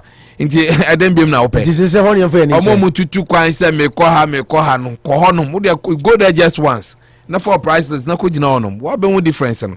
Obetum so afre no on 774-243-7151. Maybe I may call very fast. Into 774 in there. Someone winning that. Jacka near 243. 242 774 New Year. No, about 243 7151 7151 243 7151 and 243 7151. Yeah, 774 243 71. Number with them you in fee. Would they won't to buy for unit and I can say my pen number manicho my manicho. And now second number wins so 401 952 6309 401-952-6301. Fra ube tumene madam nankasa or what time say we no because anka say before no say before more time what da omo twa odan kwade omo beba na ko honom na kodi uja anything African can be gotten from the bobolo that's how they make Kenya waje fima no bobolo we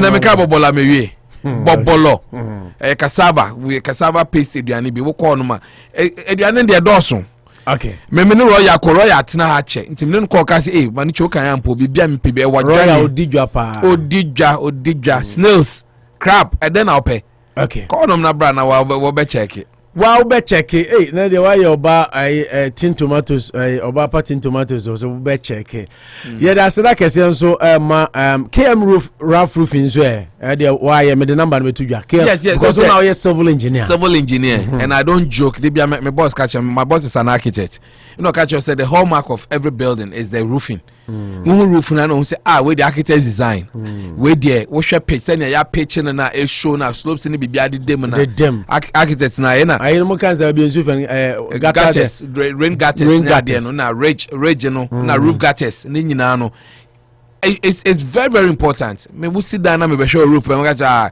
roof no na chance we man predictions say one money within the 10 years will be no problem in so ni ade gusu a we say be didi akona akose na coloration and ade na green we be do na akwa blue coating we say ade na color no we say we are on we are so just say you use proper coating power coating no enough na we say ade na say for fidiem no say very resistant I say heat resistant because if you are I say to me crown na thickness of the sheets and so point here e be a 0.35 e be a 0.06 na there say ohun nyina so when show be good or the be wo ni or ye 2 years and na there say leak and say roof ni ye febi me so to civil engineer the why endorse on the KM roof roofing I mean yes engineers they will advise you omamwa ni nyina yo mu wiamama guarantee say massa after 10 years impona se kala ne sesa you can come to us yes 10 15 20 years na kala ne sesa nti me de me mboka incident we na roofing kwaye drega be hu dan cross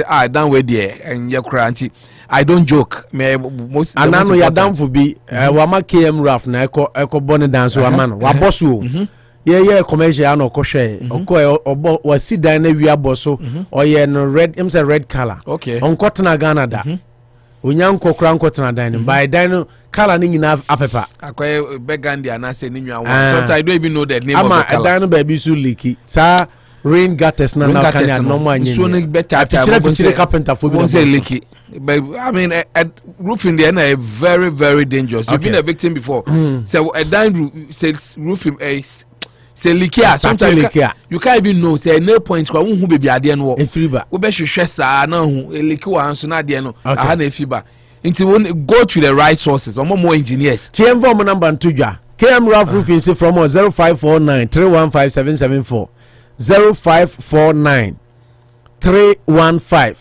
774 0549 315 774 omo Vodafone and so 020-215-4132 020-215-4132 nyame wa dom no asi udan wie na ope company bi a omunim dan mu boy nim omoji omudi a problem ba obetimi afre ya contact hen no eno ni KM Roofing tried and tested. Okay amu enso bo enchidom ana yedi Anopa Bosuo jumadi bro yedi asida PSA man na bia barbering salon so be UT no anima da ho na wan efe kama pa na nsawan bia ngugu a brother new na bia barbering ultra modern salon na yeni opani asiama store na bonchen na yinsisiu na ohunya fefe so last time no rock crime hu why come say we yeah coloration na bia mbo adwuma spacious bia product bia pe bia no I mean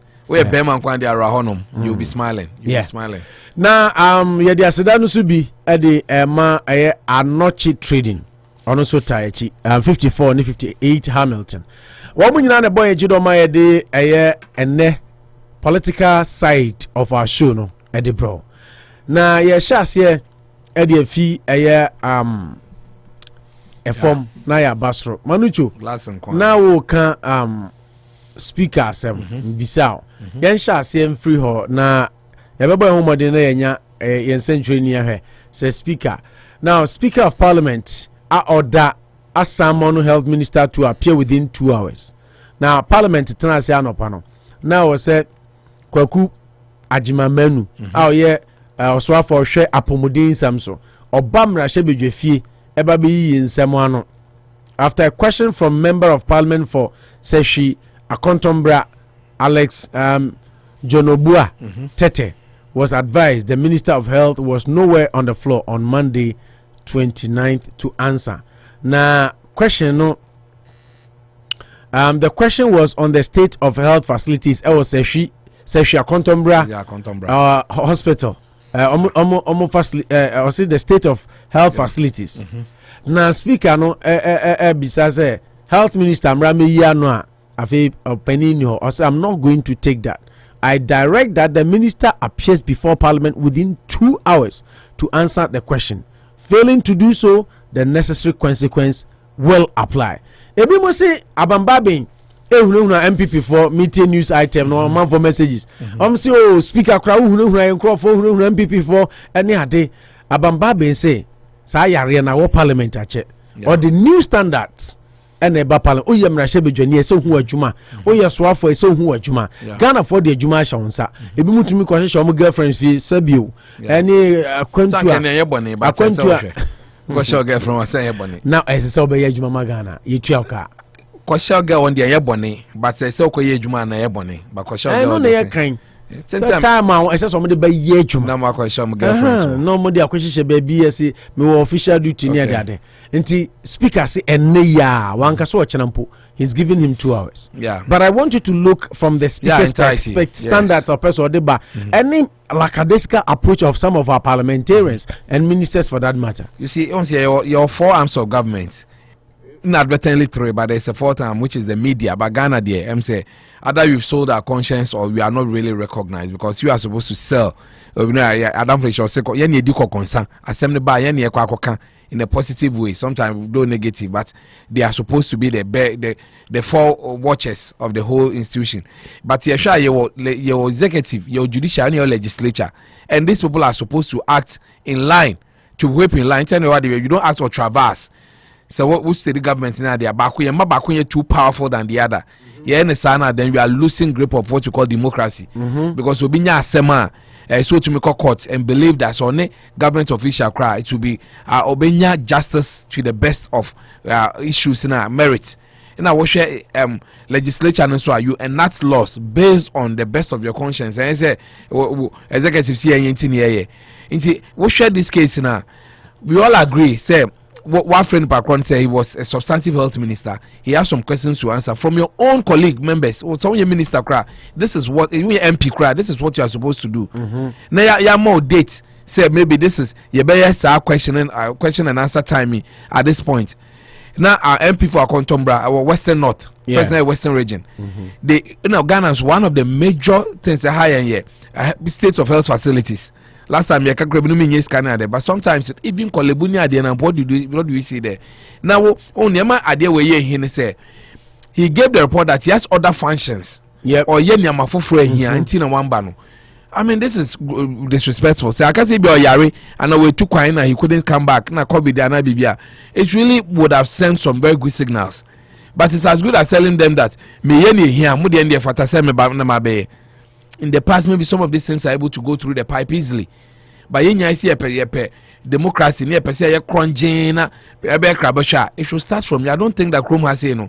If a minister has to go to parliament to go and do some question and answer session, he will use such an excuse that want to remember Washington, he stay out Wyoming or Yadi, they should sit down there and wait.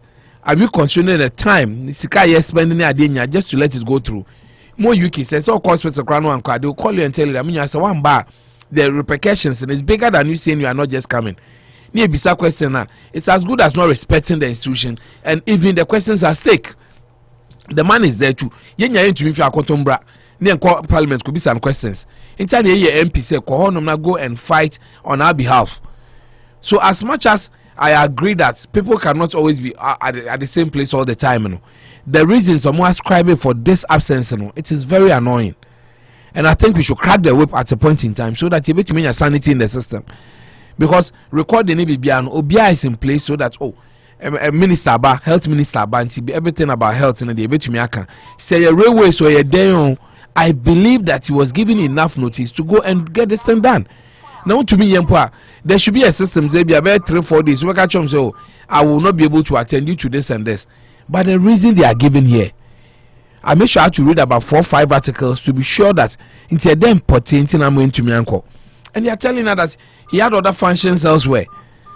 He is attending to an equally important function elsewhere. And anytime went to Miambano, it's a priority. He feels that the priority is not getting to parliament to answer questions for there. When it's also a job, they are supposed to question you and see how you go for it. So as far as I'm concerned, I think I'm happy you have somebody like Babin. Maybe that's why people talk about the fact say it's good say he's gone through the mill in parliament and this time around he's getting this job done. He knows the standing orders and he's applying them to the latter. I'm sure he's been a minister before, he's been an MP before, he's been a leader of the house before. He's gone through 7 times, 28 years the man has been there. So virtually if he's here talking about these things, that he knows what has been going on through the medium. Through the I will be it will be nice to see how this will be carried through. One money 2 hours. Within 2 hours, it will be interesting for us to know.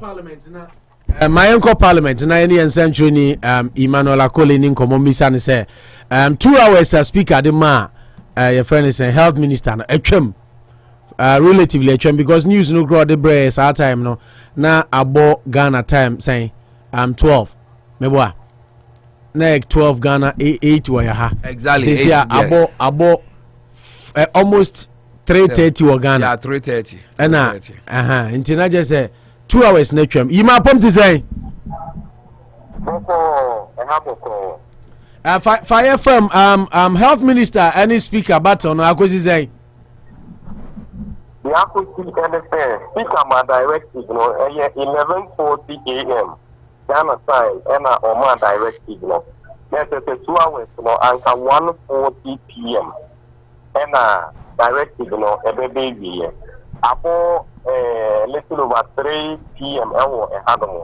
na health minister no on my minimum ekati there's 15 minutes ago and parliament suspended session for 1 hour one more time abidum adeswa won ejuma eso na speaker no can say by 2 hours health minister no ama ami questions na noa any on the consequences are follow. When one chemo, what the consequences will be. Now, young so into me who stands for the Ebanasa, a speaker, which may be a mark of one direction and say the bill will be on few run 10. Now, only the question, I don't know, Wama, I think what the man on the one year specific, chance. 1 hour no be true, no suspension time, no, every true, no, almost a panel. Biana minority person, a raising person, say, and I say, will be a raising person. It's a majority mean and a person.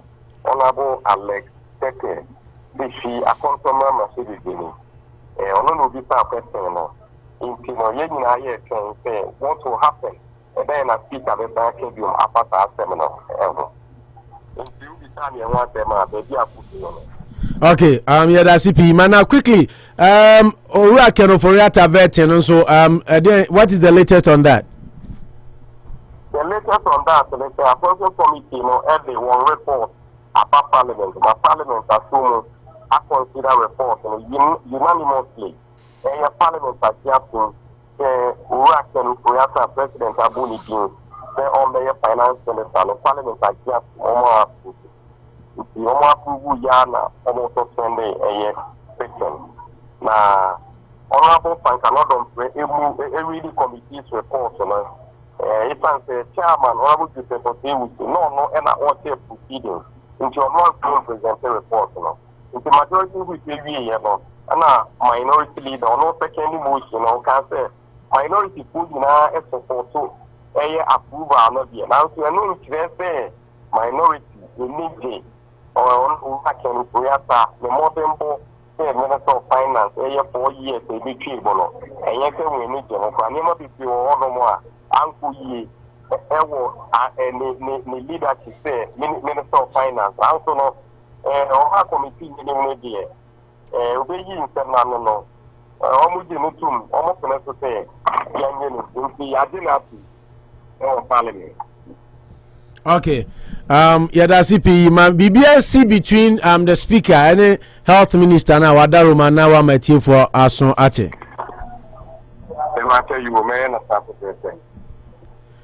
Yes, Antonia Ujina Ho Mrasebe Jefidi my Emmanuel Akole and our ten in Kano. Timanucho, we are swagger pan Ebisho Ahano. The speaker wants to prove that he has powers, and the health minister, for that matter, and the majority also wants to. Once and Tokwane started last week. I am number 3. Yes. What is your number? Exactly, utility player. Yeah, and the Asha say Buboba. And most people are saying that as a Abambabi person MPP for an majority. Do you buy into that?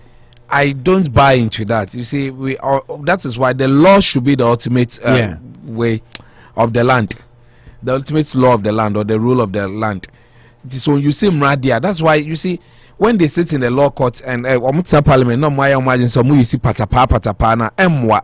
At the end of the day, no precedence is everything. In the end, try say anytime you are making any decision in Chimbenti ye because 1 year a baby tracker. It will be added to our history. Chimba Bedouin says, Sani Yeno, Nebeko. So at this point in time, no, Obi for Siasa Obama speaker na powerless. Then it's as good as he just being the arrowhead.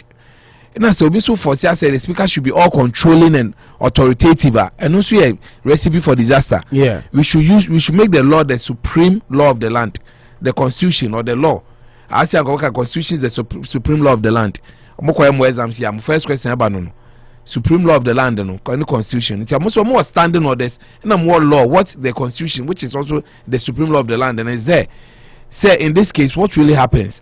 I am not particularly happy with the fact that a minister will say, "I have an equally important function somewhere, so I'm not coming." It is not really a good story. Before them cry, why don't you give prior notice? Not just say, "Oh, sir, educate." Health issues yan shelving for another time because the minister will not be here. But nipa ne bisa question we na expect so be here no be aka so ni ase no oya dey here. You see, I believe that we should find a way to. Hasn't this article in the constitution which stipulates and mandates the president to get 60% of the ministers from parliament been hindering the growth of Ghana holistically? Say because you have ministerial duties and you have your parliamentary duties. You owe a constituency as I share who some kind be questioner emanity from the constituency and I so whole year now a minister. You have other equally ministerial job or duties to perform other places. You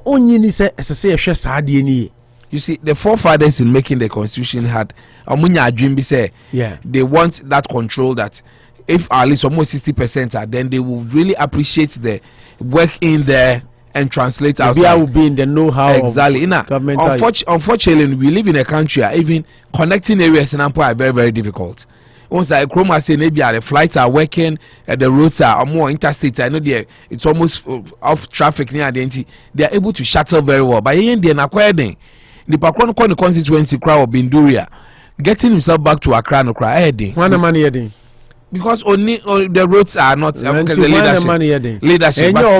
Exactly, I agree. I knew why the rhetoric is coming from that. They are the reason where we are today. Because Anka Woko Tamale, Woko Bongo, Woko Bampruga, you should be able to within some. Say Chrome has here, imagine, Obetumefi, Washington State, I could do Washington DC in less than 8 hours. He's there, and we are talking about a whole like Ghana to Weo, UK near Kano.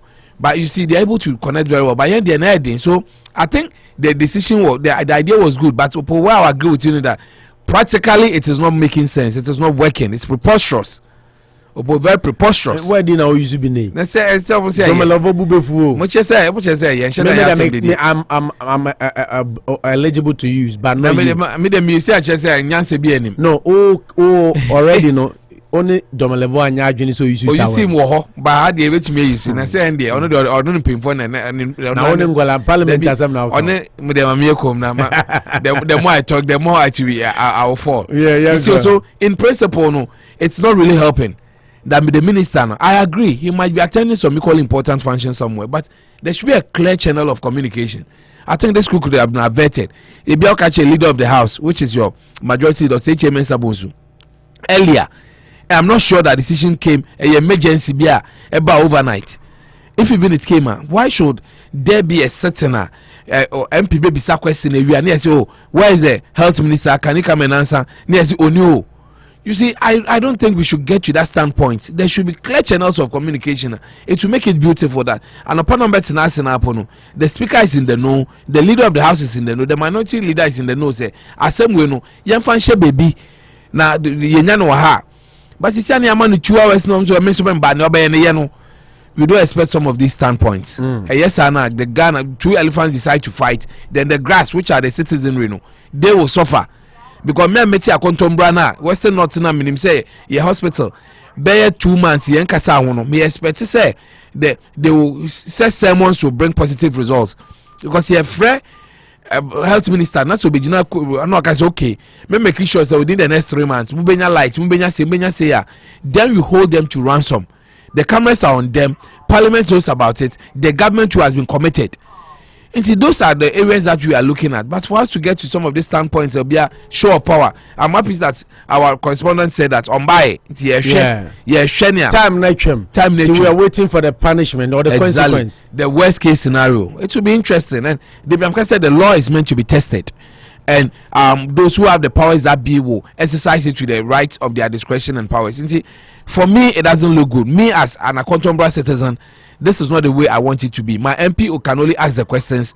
Then those in power will be the ones to answer and give us reassurances. But somebody decided to say, I don't think it's a very good recipe that we should be condoning. Unity Radio 103.9. And we are some see Anopa Bosuo Ghana Mreshebe Minister for Health.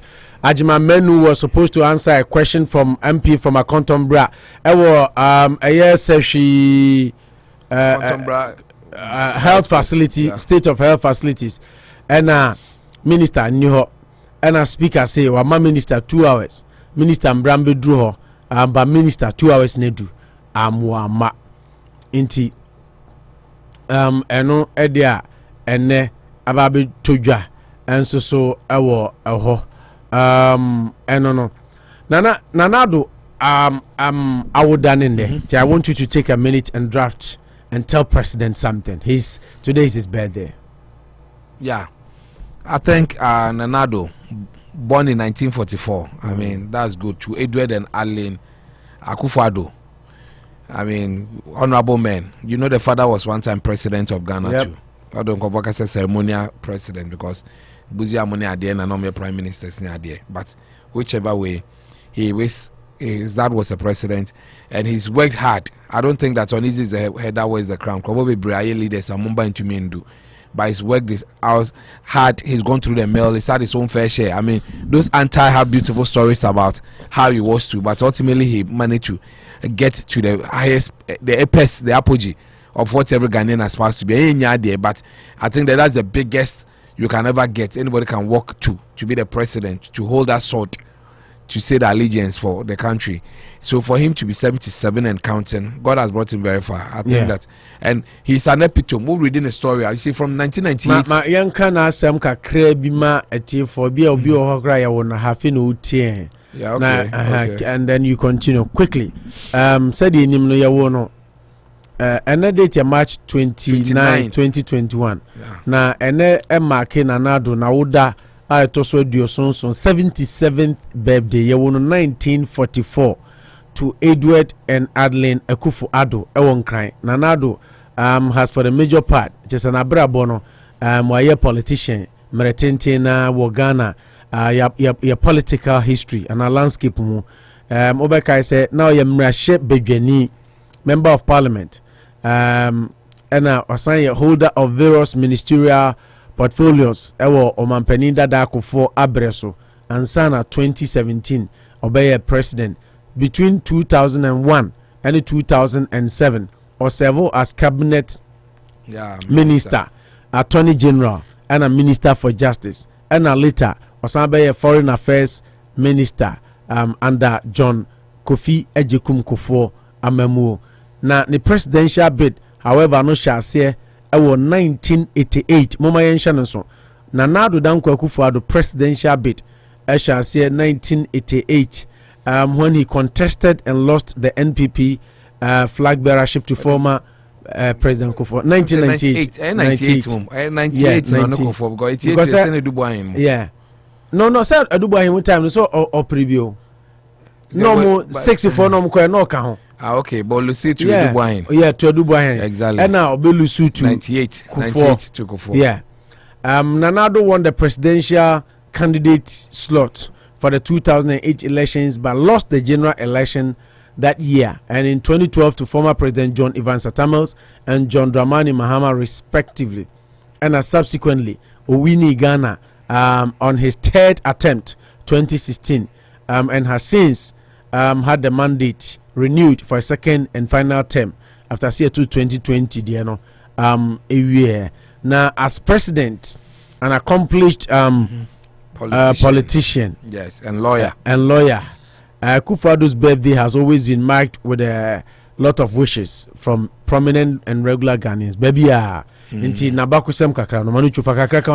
yes, and just like you said, he's gone through the mill, and he's a self-made man. I mean, you might have all your issues about him, but I don't think that. And Ghana, Ghana's history, especially this democratic dispensation, he's been there. He's been one of the founding members of even MPP from 92, but he's been there. Semi-preco demonstrations. He was very huge in fighting for the reforms. And enjoy me. Maka say 2 times spend yanko bu asembone. Ne birthday ni edobewu. Sa do 2 days in a pedia me be chew. Me be ma wholesale price to 4 bon kwa. Na ade echi na oba dia na just say in retail.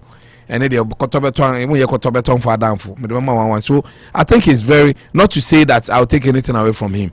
And you see, now Mekabi saying the life here, an epitome of people who what you are going through. Because we share from the hindsight that Opomamia Sadia way, we share from hindsight that what I said from 1988, he tried, he failed.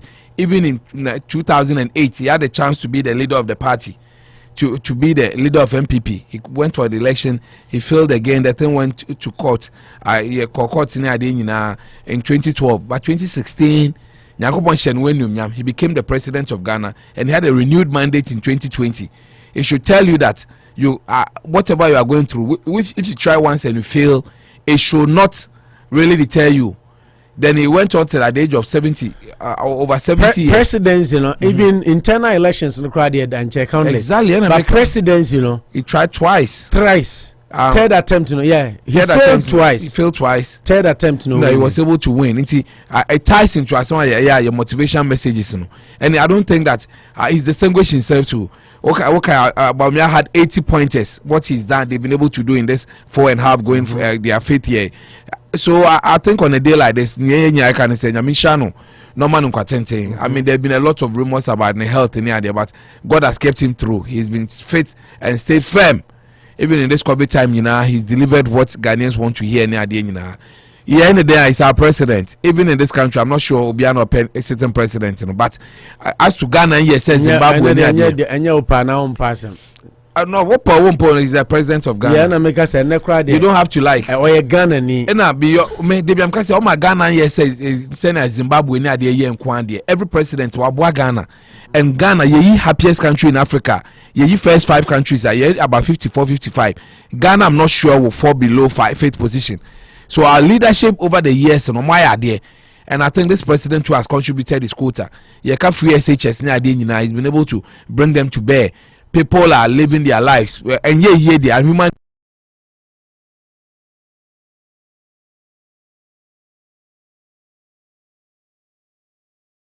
So very good.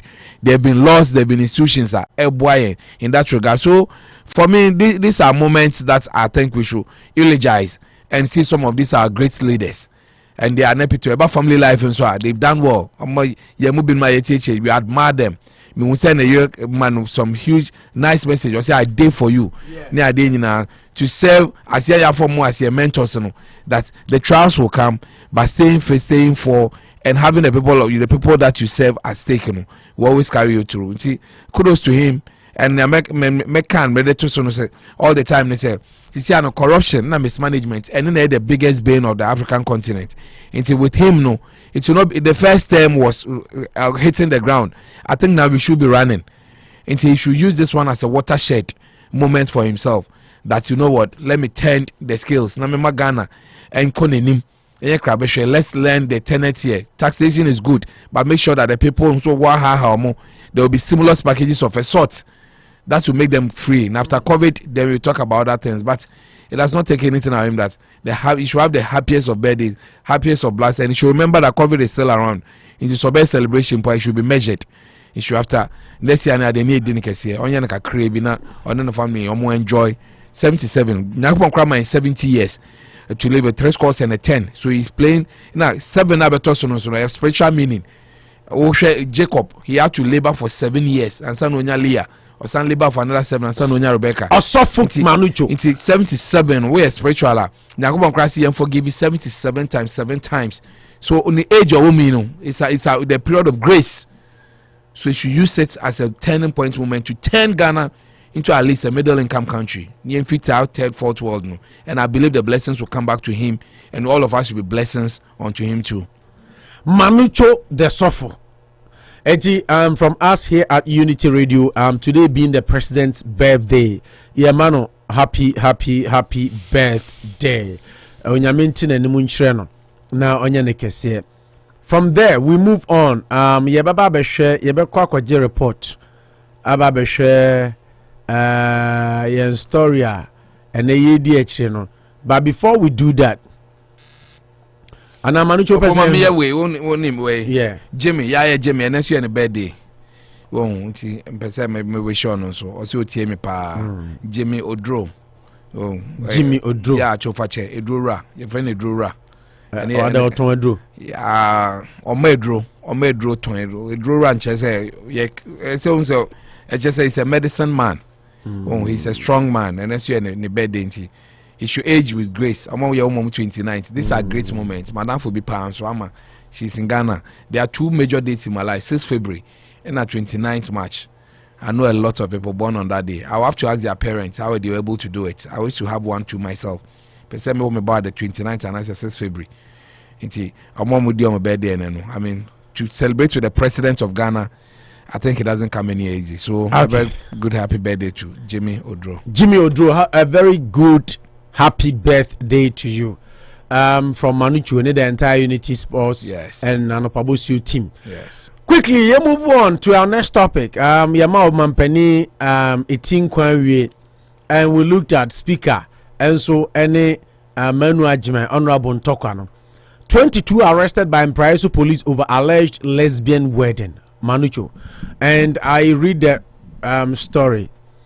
22 persons, including 6 men, have been arrested at Kwau-Oboming in the Eastern region for allegedly holding a marriage ceremony between 2 females at a popular LGBTQI joint in the community.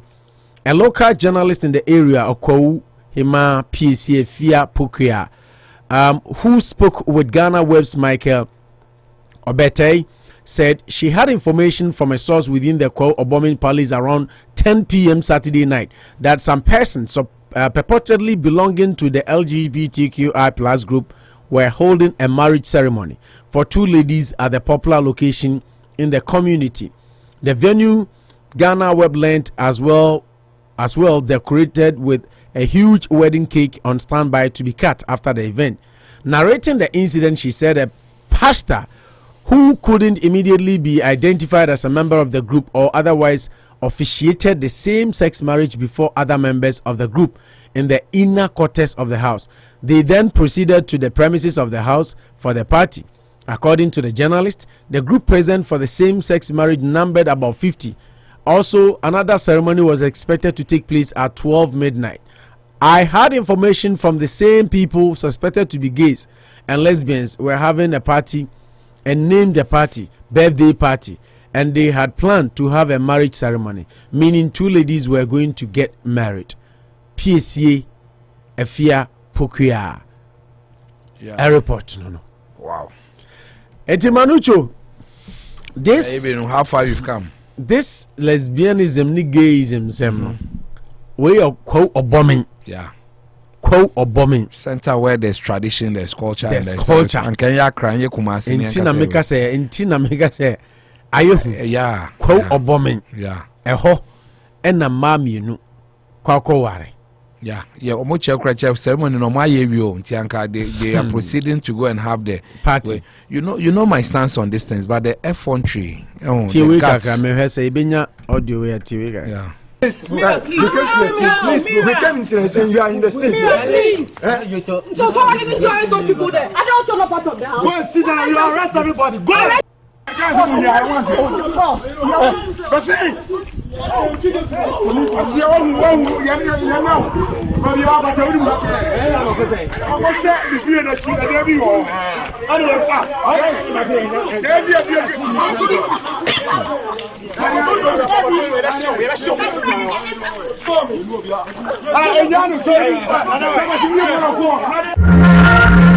Where police for choir massacre. I'm around there. Sometimes they should be a bit professional. I mean, this banter, you know where no. It's not too interesting, but I'll oh no, but professional. I just watch a video. No, be can say you Ghana arrest you be now you manhandle no near push no near there no. On the center until proven guilty. As far as I'm pushy. Oh, yes, sir. Yeah, we want more video. We want more. No, but the lady person wasn't coming. No, but the lady was shouting on us. Don't even talk back to her. Don't even talk back to her. Just push her into the track. The news innocent. Police in Ghana should be professional in their arrest. That banter with people, I don't think that. Go inside. I don't want to change phone. Push her in or. I mean, don't command the chance.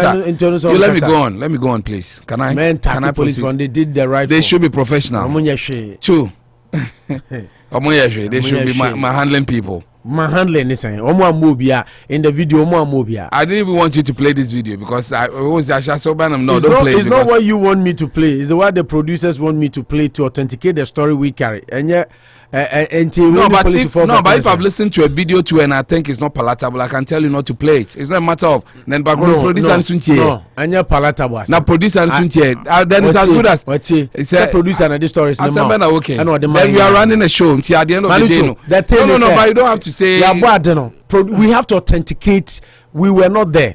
The story is here. I agree with you. The banter, the police opinion. Say police for and professional, and I'm say fine. Yeah. But me in my then I move on. The police didn't do anything unprofessional. To me, think they should be. They did nothing unprofessional. Well, to you, yeah, that's why I said it's your opinion. They did nothing unprofessional. It's your opinion. My opinion is that police are watching for in Ghana. They did nothing unprofessional. They were very unprofessional. The shoutings and stuff when they are catching people, it's rubbish. It's foolish as far as I'm concerned.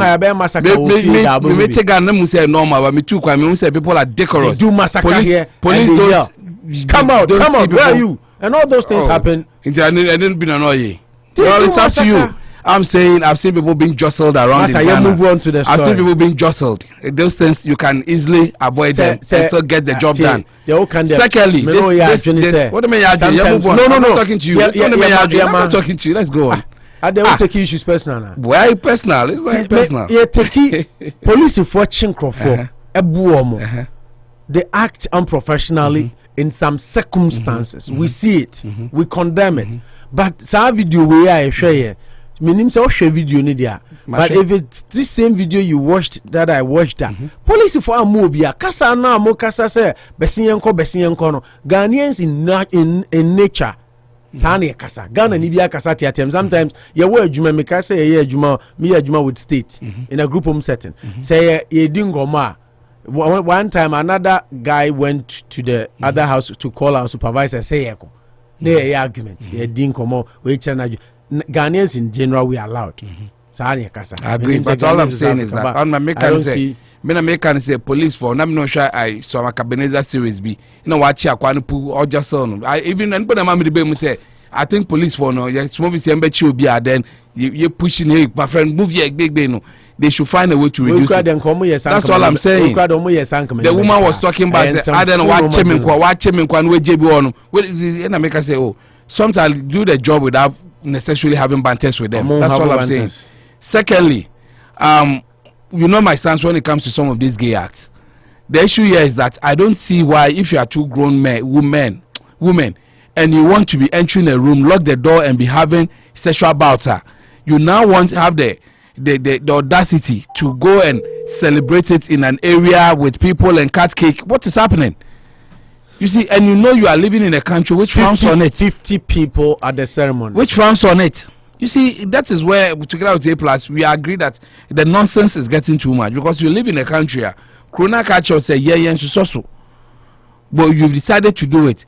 Tactfully, we are not going to people's rooms say we won't say about ready money boom pam come out. We are not doing that. You can enter a room but it's illegal and you'll be arrested. Even no crano, there are laws which is saying that gayism is the issue, lesbianism is a bit way, but let's put all of them in the same soup and be discussing. Now when the courage say Marco if you bim I'm wondering for the family there. I wish you see some of this say a test case for some of us. You say were there families involved? Or ban bear matinasi. No muje base. You had a ceremony. No, see there was a marriage ceremony and they were going to the reception to enjoy. Yeah, story is LGBTQI place. Maybe yomu base. I to say work room. Yes. Now you say I had we for base. Yes. I way for base. Yes. And you can hear we say gay pub. Yeah. And almost and to tell story now the lead and they say 22 persons including 6 men have been arrested at Oboming in the eastern region for allegedly holding a marriage ceremony between 2 females at a popular LGBTQI joint in the community. So more joint to be a now afternoon. This one was around 10 p.m. There was another one expected at 12 midnight. Yeah, there was a pastor. Ojina also called. You see, where I have a problem is that some of these things, to what end? Is there a rule in Ghana say money marriage ceremony, na form marriage certificate in bra, near mamu bibi and I said then. Once those things are not even allowed in the country, so we're yet to spite people or what? Na busu ni ben otina honom saje nsafi oba ne oba nsem se owaware no ni ade. What is really happening? I think that is the area that I am a bit worried. I get worried. Unfortunately, ni achiche omu no, we say maybe enya law biampo from prison money ade. We might not get it easy like that. But the truth is that we need to curb some of these things happening. I don't know enya law in prison. Oh, what is the law? The law it's in the constitution 5 up to 1 years. I don't know say can so we call gay marriage. No, so if it is established that they went to a gay ceremony. No, I mean those who are marrying. Yeah, I'm worrying it there. Yeah, but so when him say illegal, say we be scatter we for now to we base. Yenka say women and no me, women and no me. The laws. It would be interesting for a lawyer to help us on it. But my issue has to be. Unfortunately, they might not even get a law to jail them and say. But the law, more than 22 people in the say because they were sitting at a place that a gay ceremony is being held. But the law of Ghana, no, I will not do this banter with you. I'm sorry. Let me talk. The law of Ghana, yes, I will not do this banter with you. Banter, man. The law in Ghana is against. The law in Ghana. So, I'm running the show. So who can't say me feels I have to come in. I have to come. You can't tell me to you can come in. Allow you flow. I said I will not do this banter with you. We are not doing any banter. What do you mean? The law in Ghana is against the people who say the law. Yeah, I think the law is a bit silent on it. How do you mean? What does it mean to me? Because the I law have to ask questions and you elaborate for my listeners and my viewers. Yes, I'm saying that the laws that I've read, no, this one is not punishable by law. Or they read the law in my code to constitution. My law is gayism a crime in Ghana. Now you read what constitutes a crime under gayism. Yes, so I want you to. The people there are not. Yes, the people there there's no law in Ghana which makes it criminal for the people sitting at that ceremony. When something is there's no law. Is something. Yeah. Okay. There is something deemed by the constitution illegal. Yes, gayism yet. Itia ye mra ye nyintum na ye wakotena ho ehwe supporto enye o ye nko that is the law enye o ye ade a enye nko but when you support somebody to break the law you are equally culpable. I'm wondering why you are until I'm person I'm wondering why you are telling me that I've read that is gayism a crime in Ghana. Now me reading or say if the people have unnatural sex, carnal knowledge, that is the crime. That is what is criminal. If people are caught in an unnatural sex position, it is a crime. That's a court. When you should cut them because there should be enough evidence. Yeah, but tell me choice. They say Ukojina circle. Now make sure say I'm a gay. I ain't chime. There's no law in Ghana. Tell me Ukojina circle. I'm gonna say me I'm a gay. Me ne mother. Then there should be court. But the law is silent. You see, and when I would tell how is the law silent? The law is ebi a yenche kena say obi po bia na say a gay cry yenche no. Say Ghana obi tina radio so cry no can say me dem ye gay cry say police for back quickly to arrest the person. But once those things are not there, the law is very silent on it. So I'm hoping that omunya sa effrontery na more gay ceremonies no, then we should strengthen the law because I think it is getting the impudence is getting in our faces that more kweshe dey mo ya obi as much as you are frowning on it, people are like okay, two grown men they want to have this some of these things it is them. But the efforts that now you are holding gay marriages in Ghana, I mean that is a bit over the board as far as I'm concerned. Opening offices, having gay ceremonies, gay marriages, even parents in unless those things, you know, this is a case I would love to even know more. That's okay. The reporter is coming out saying that they had held a ceremony on the Friday night and they were going for a reception. Around your up. So the ceremony that was held, were there family members involved? And what were they thinking? Question, yes. Say give for more warrior. But do they need family members to be involved? Because their family in the first place might not even agree to the marriage. But obi emra say you can't lower emra so be drew na warin fisu. No me fan say wo oba ana wo tiwe now ushi oba ana also be gay. Emra no man ho kwan a o maami ana papa ntimi nsi kwan. What me point na say nti Ghana no yem fan say nipa na omukoye saade no we are about to know who we say maami no omu maami ana omu families cry njin to mo now omu na decide say they will do it. They don't need their families because they are adults.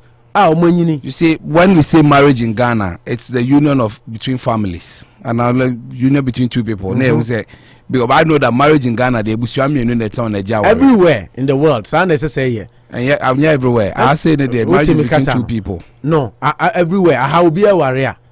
Nebusia for who say you are talking Ghana constitution sanity. Ghana marriage there. I say no. Manuchu, yes. Michelle by name, menino ko mokotia. Na yenya civil celebrant obe warrior and we are married. We don't need any family's consent. Ghana too can do that. Ghana there. When I catch him, but me say Ghana there, we are cultural souls. Once a we and I say have baby warrior who can say utimishi obi no warrior ewaha. But for the most part, marriages are backed by families. And culturally, it is similar to Ghana. And we Ghana so say uko ware. Ebia the only thing now obeka my for us to say bia so for no ombeka say omunyama. Because your families are not there. Ghana wo worry court to cry. I say we need witnesses. I say oba no witness in Ibweni. Kroma say I can confidently tell you some states you go there you don't even need a witness. You need it. Mr. will sign it, several celebrants and I sign it, and I'll suffer and sign it. It's marriage. Kroma say there are no witnesses. And I know some boy. Ose. Mr. Kroma say there maybe some states. Uko warrior because I don't know all states. Me sign a civil celebrant and sign a marriage. You don't need witnesses to witness our marriage. Ghana by law, no, you need witnesses. By law, yeah, by law. Ghana by law, you need. Ordinance marriage by law, you need witnesses. If you have say, they don't care, but you need witnesses because they believe that the marriage is between two families, not just the two of you. Will be jamming himself more worry. We can spread it and have those debates. Yeah, by law. By law, you need witnesses in Ghana. Law. Ordinance marriage, I've been to court who marriage certificates. There are witnesses on it, which should be based by family or by the family. Okay. That is you. They don't. So how does that even relate to? It relates here that Mekacho say Krumhade, you don't need those witnesses. I've been to a marriage court. The two of you sign. They say marriage. Ghana. And now question is Ghana for no. You need it's a union between two families. Ghana for now. Okay, say ebi omobi here omobusuan no. Were you trying to say I'm trying to say omobusuan for no there is not a legitimate marriage. It's legit, but I'm trying to see that our families now lowering their standards to hear that there was the marriage ceremony was done on Friday. Then they are now going for the reception. You say Ghana generally two families unite to have that wedding ceremony. So the family sit down to my analysis. Let me be so said. The family sit down. No. If you are pass, no more pretend it's a band family. They said they have their joint LGBTQ. Yes. No more say. So maybe families. There's no way a family will sit down to into marriage now. Based on their own. Friday, Saturday night.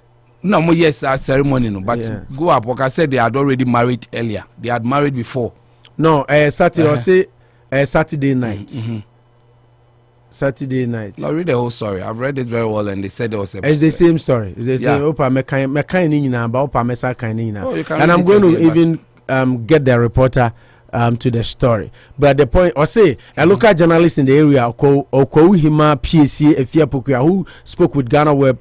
Michael Obete said she had information from a source within the palace around 10 p.m. Saturday night that some persons purportedly belonging to the LGBTQ group were holding a marriage ceremony for two ladies at the popular location in the community. Until it was Saturday night, but they said they were expecting another ceremony to take place midnight, which was deep into Sunday. But anywhere Friday. In the story, but the no crowd it doesn't matter. Friday, Saturday, there. And not that, but I don't see any Friday. You can read the story yourself.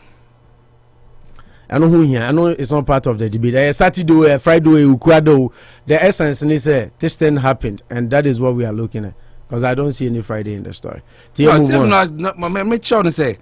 We were told that they had already held a ceremony. But it's not about Friday and put their rubbish. That is not easy. The most important thing is that the ceremony had been held. Now maybe say were families involved, and I say because you want to fight this canker very well. Because even to use the word marriage in Ghana, gay marriages gay marriages are not really done in Ghana.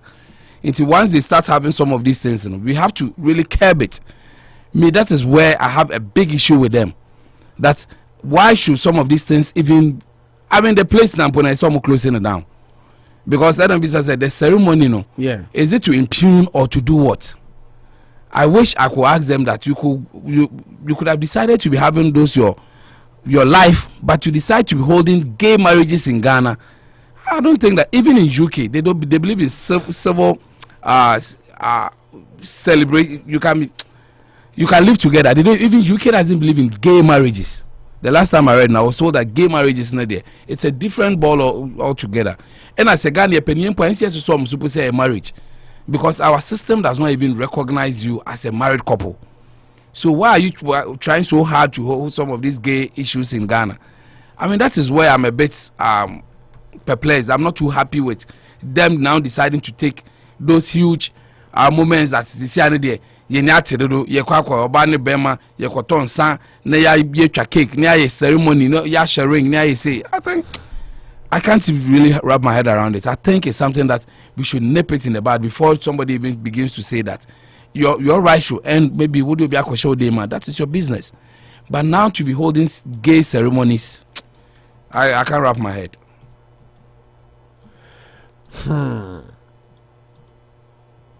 Asemo Abuja Unity Radio 1039. Yeah, try us yibinya the reporter to the story. Ni ani din komo kakra PSC Afia Pokria yeah juma our radio station in the Eastern region. I think one Koko area ho. We are trying as hard as we can.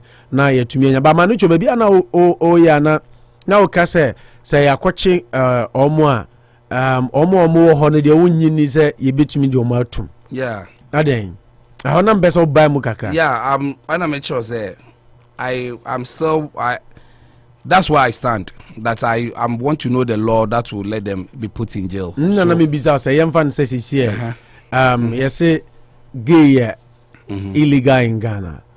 Now what support to? Because by being there and knowing say oba na e ware, and you being there to support, not just more or less you are not doing it, but you are supporting the corporate to break the law of Ghana. As obi kokum sabi obi kokum obi now they also me dem nkonemum ebia mekwa jaw ana jimitu koye ana say you are equally culpable. And say wonim say oba na ebe ware, and to the point say si sofo kra be gina ho ebe ye aware no. Now we see those people who were there, and then there was a big cake there, which the pictures are here, a photo of the wedding cake during the same-sex marriage. And I do not see intimate choma minim.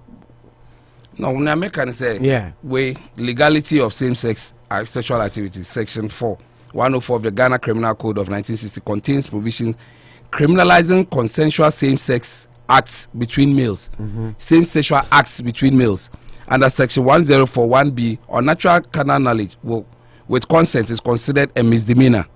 Under the same section for bestiality near the 1960 code criminalizes same-sex acts, bema in the act of sex, even same-sex between males, even between females, crying with silent on it. And I mean, law now, what I have read. Where 1960 of the criminal code, that's the most recent one. Now, did you look at the constitution or the last time you can? Oh, say it's the situation at the end. Also, bet me read it but maybe type a same-sex gayism. And to say same-sex no yeah only restricted to Obama ni Bema. Is that what the criminal code says? It says Obama ni Bema. Males between males. Upper type say it's lesbianism criminal in Ghana. Then it will learn. Because then I'm sure that maybe this is your platform. You don't want us to really discuss those things. No. Then I will. Yes, I'm now okay. Yeah, exactly. Yeah, come rasem. Yes, say some gayism no. Anya bema ni bema. Same sex marriage nya bema ni bema. Eka same sex marriage a gender back bema ni bema ware oba no oba ware. That is what we call same we are common English. And when it is said say oba no oba de enye illegal in Ghana, and where does that come? Yeah, but I make sure say common way. I read it. If it is not illegal, I had the same argument you are having some. Then they told me to go and read, unless I don't want to say gayism, lesbianism, yeah, penalty no. Consensual sex acts between males is illegal according to Code Bueno, and it was specific that males between males. No, say 1960 contains provisions criminalizing consensual sexual acts between males. And also say we no unnatural carnal knowledge with consent is considered a misdemeanor. That is the position. No, we can do this tomorrow. Maybe then let's go on. Then we can have a beautiful application. Yeah, I'll say application to women. In 2013, a lawyer, John Debugri, challenged views of the illegality of lesbianism under Ghana law. According to him, lesbianism, which is also homosexuality, does not involve penetration with the and therefore cannot be described as sexual intercourse or natural sexual knowledge. According to the 104 Criminal Code, yeah, the females don't have so published online. You see, females don't have penis, blah blah blah. Because even lesbianism was being, people were saying that our way. You understand? What I read is that unnatural sexual acts between males. Oh, I don't know. Let me phone you. Let me say. Unnatural sexual acts between males under the Criminal Code of Ghana is considered illegal. That is why I feel that is what the law says. Until I read the actual 1960 Criminal Code, which criminalizes. That's a criminal code in the data, and omo yibi frimu at the Constitution. But at the same way, try to make a call. That's why my mind is. Oh, okay. And I'm trying to get a reporter to the story. Okay. No, but you can go ahead and do your. Yeah, so I make sure say what I have read over and over again is that unnatural sexual acts between males in Ghana is criminal. It's considered criminal and illegal. Even lesbianism criminal in Ghana, it's a bit subjective. So what I would say is that if these are the leeways we can so that it will be made stringent and strong.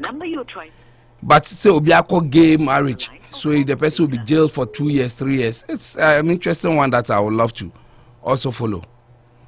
That Omaya Chiomwe will be put in jail for just attending a ceremony, and it's proven that Wunim said they were 2 lesbians going to marry. So you have to be jailed for it. It's an interesting one. Yeah, will be an interesting one for us to say. Decriminalization protection. Every person in Ghana, whatever race or gender, shall be entitled to fundamental human rights or freedom in this chapter. According to, there's no law against decriminalization based on sexual orientation or gender of any person and believed to be orientation. Experience, yeah. So it will be an interesting one. Yeah, Hesa, a bit me a call Ghana na yenya reporter na oya story na nkasa. Ane aji menenyi na obebiano. Oko hima PSC afia pokua. Our line so. Kwa hima pom design. Erade adum na nso e. Erade adum yanso ya ho ye wo say the Biden crew kaneno na ye Trump crew yanso ya ho ye power America. Okay. Na mpa cho me pese me yes am correction bi midin no eye okwomai PSC afia Okay. Thank you for that correction. Maybe they might have made a mistake. Ghana were before a mistake. Enti okwomai PSC meboa. Yes, please. Na just okwa nyina kwa man nyina omo PSC no omabakan na afia pokua. Thanks for that correction. Na ma miss out the entire from Unity Radio 103.9 FM in the United States. Ghana for nyina HU. Di ejuma adwendwen Ghana ho na no pay sorry ya. Say kwa PSC afia pokua de story bi abase enipa duonu mienu ewo kwa obome Mpraeso area ho yakwachi omu se emma mienu na womu aware na womu eware na according to Ghana Web una oye the author of the story ubetumi aboye mu afia sen na asem na nkasa tie mini ame je woso na metia woni watie for de efi kwa oman mu ne Ghana omo bebi omo tie nkan bia ye chia wo na ade ene se na anu ada memenda enyume 9:30 p.m. Ana nka me come na muwa na minya kofi obome ahimfie empanyifo ne ba ko se baby bia me woni dia me ye bia no minyan na memra na memehwa ade sabio ya si efe wa ahimfie a wo bisa wo wano no wa bisa wo nan no wa bisa wo to e bia na wo nan de wa ko baby a wonko wano akwa sama yenka na so to akwatena buo bi a yentena so enti babe yi wano ti ba na sa na hu bogum na me ba na me behu se sa asem no e different thing together na ni nyina ne se emma bia enti na jaza afia me pa cho wom se wu flow de ba ma mi sa ahimfiefo no na fra o sebra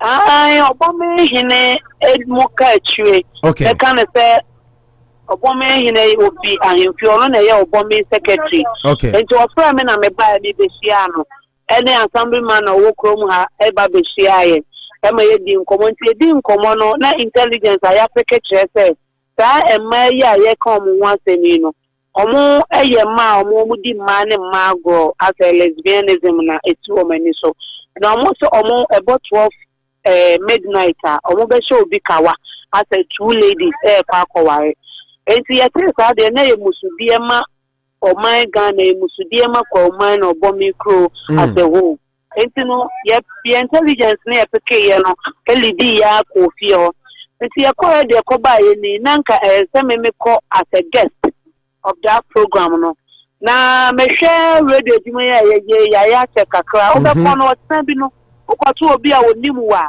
e be ba be da bonten se fie poku akra sa o ye lesbian yeah ama metoja sanso na cheso mu be hu ne se bia sesei wo yo hoho no wo ye obespy yep enti adi amene ni a ofra me ne fa ye ne sa assemblyman ne de wono no woni police fo nkata na yen so nipa mienu na ja ye na abaga ade fo ne apasem fo yen konko hwede etuamu tidi ye ko hye ntade tuntum aya ye wayiem na tie no amo ye sa de ni wo mu no na chi uncompleted bisi wona menu abema ye kwotena ho kwota ya ntuntum ne na sefo yi kwota ya 11:45 and MC no announce yes Saturday oma so mo vow as o ma kan vow so mo betan nyina wie ye nim so ka vow de ye swear vow na ye kan vow during time obi wari a omo exchange words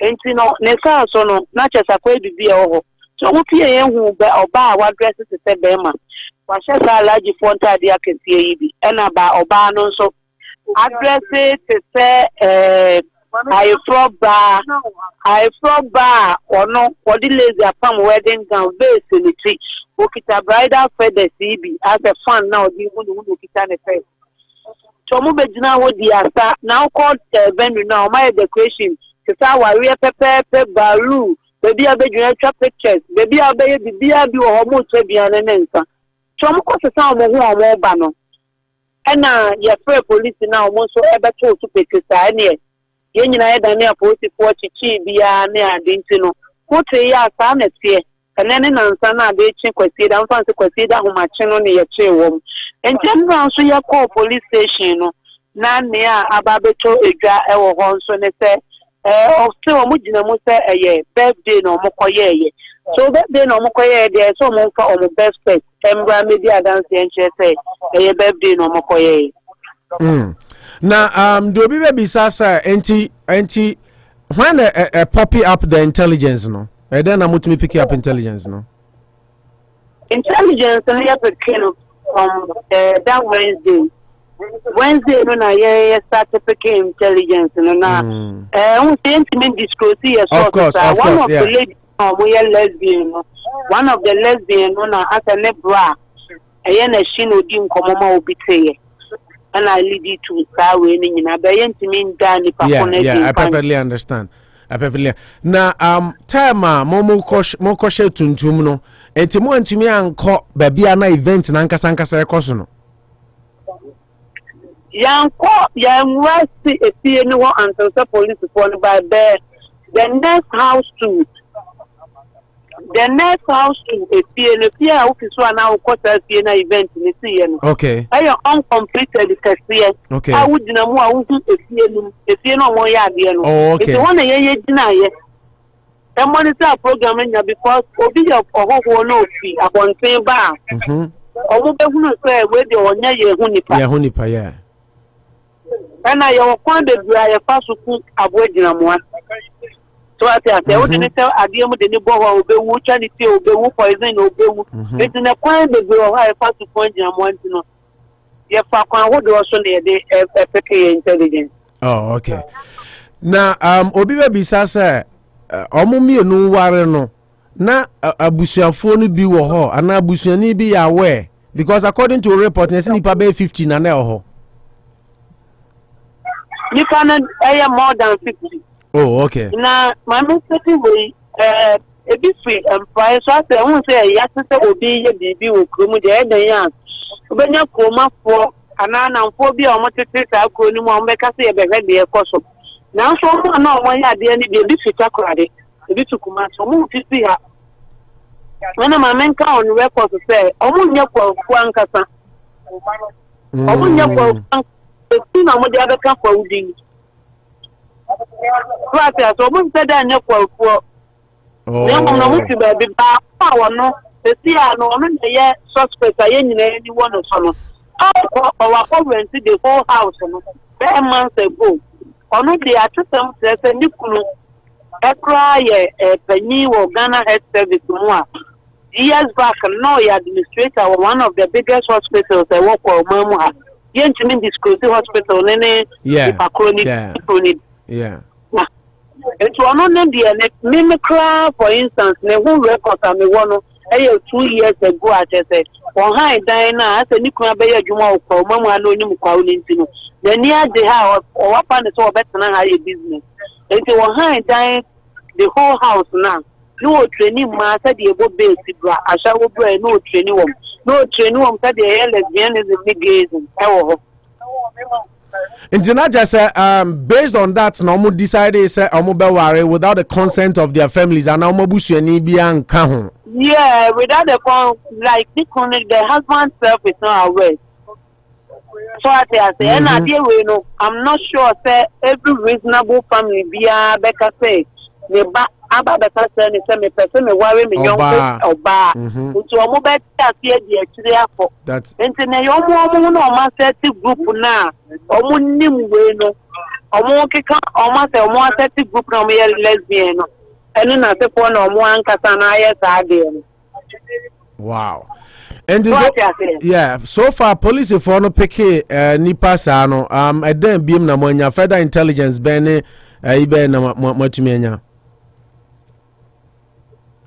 Ya chi wo na ohima ba ko no pinkran e ka ho oba ahima epepe ni enim sa ahima fo gina ho mamma ahima fo nyina ya ba tan ma oman eye oba tan ma kuro enti ni nka ohima de na nka wo ba ba ye di ewum so ahun te ko ba ne sa no ye ni police ni wa mu akwa che lesbian fo no ono maame no esi afika mu a odi ye ni enti na say ono nsada nka program no ye train no so nde won nsada nka ho na afi nka obeka ni ekoso na so aye so hotel sa aye lesbian fo yi a mo fi outside of the town ne ba ye beda ye no na allege ohima na so won ka ho no aye frontal de ne omo ring ne adiko na omo be hye no api so ni nyina papi eguka mo de ko enkan into ono so no camera to police so any because one can yes we saw you Tapian West Africa Musika can anka one can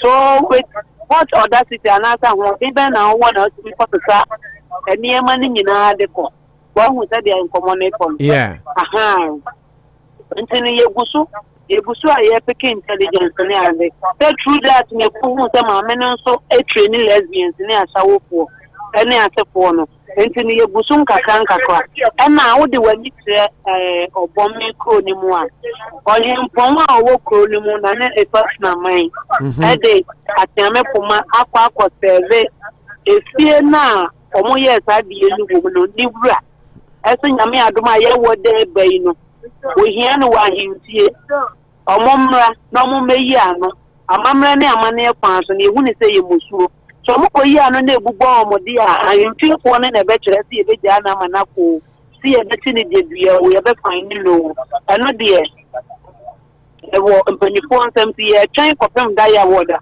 meni wakasa mi wo Bawumia ye ko fie ono obome efo ne kire se efie wura ne won kan ti ye no na mkwan so se oba tu nua ba me te ha me twen no. Wow.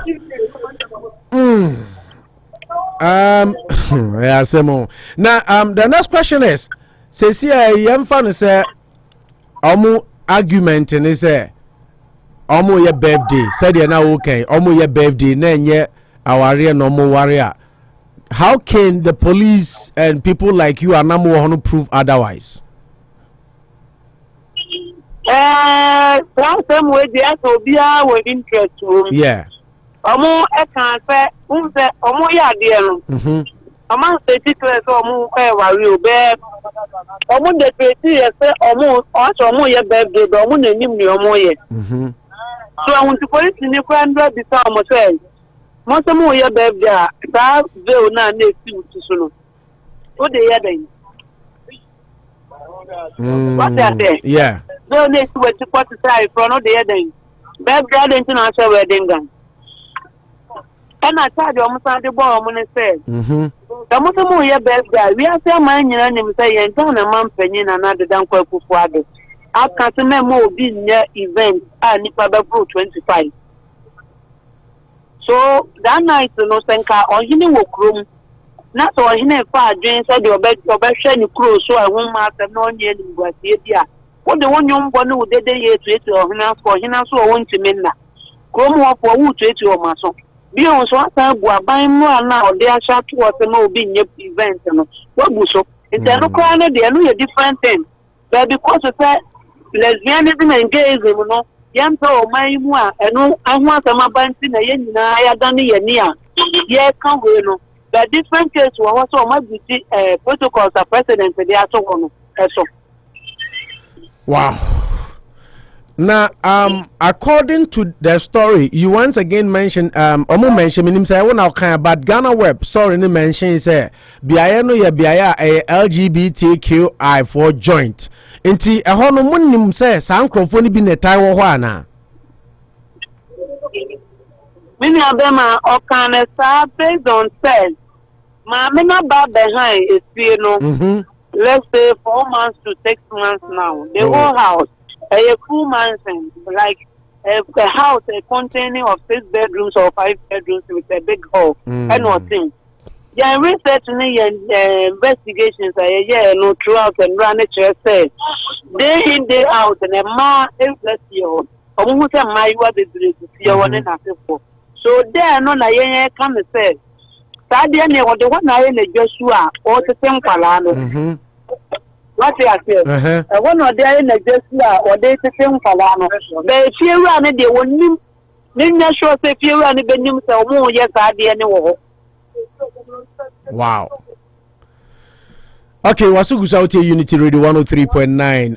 Yani yenu aba ye freno PSC afia pokua kwa PSC afia pokua na edin komo. Afia already akwa my PSC udi hu hia pa. Afia ma mimi sa se network be na ye adwuma ma na yentimi fa no nka ho. Me patro me ye adwuma wo Nkoko Kingdom 105.7. It's afia ye adwuma wo Kingdom FM afia na piche intelligence one ehimfo wo obome say mam yenu bi ware omoye ma mo ware e wo Ghana. Afia the next debate na me panelist na ne ye wa ha ebi mu say mo si ma ne ma ware wo Ghana illegal.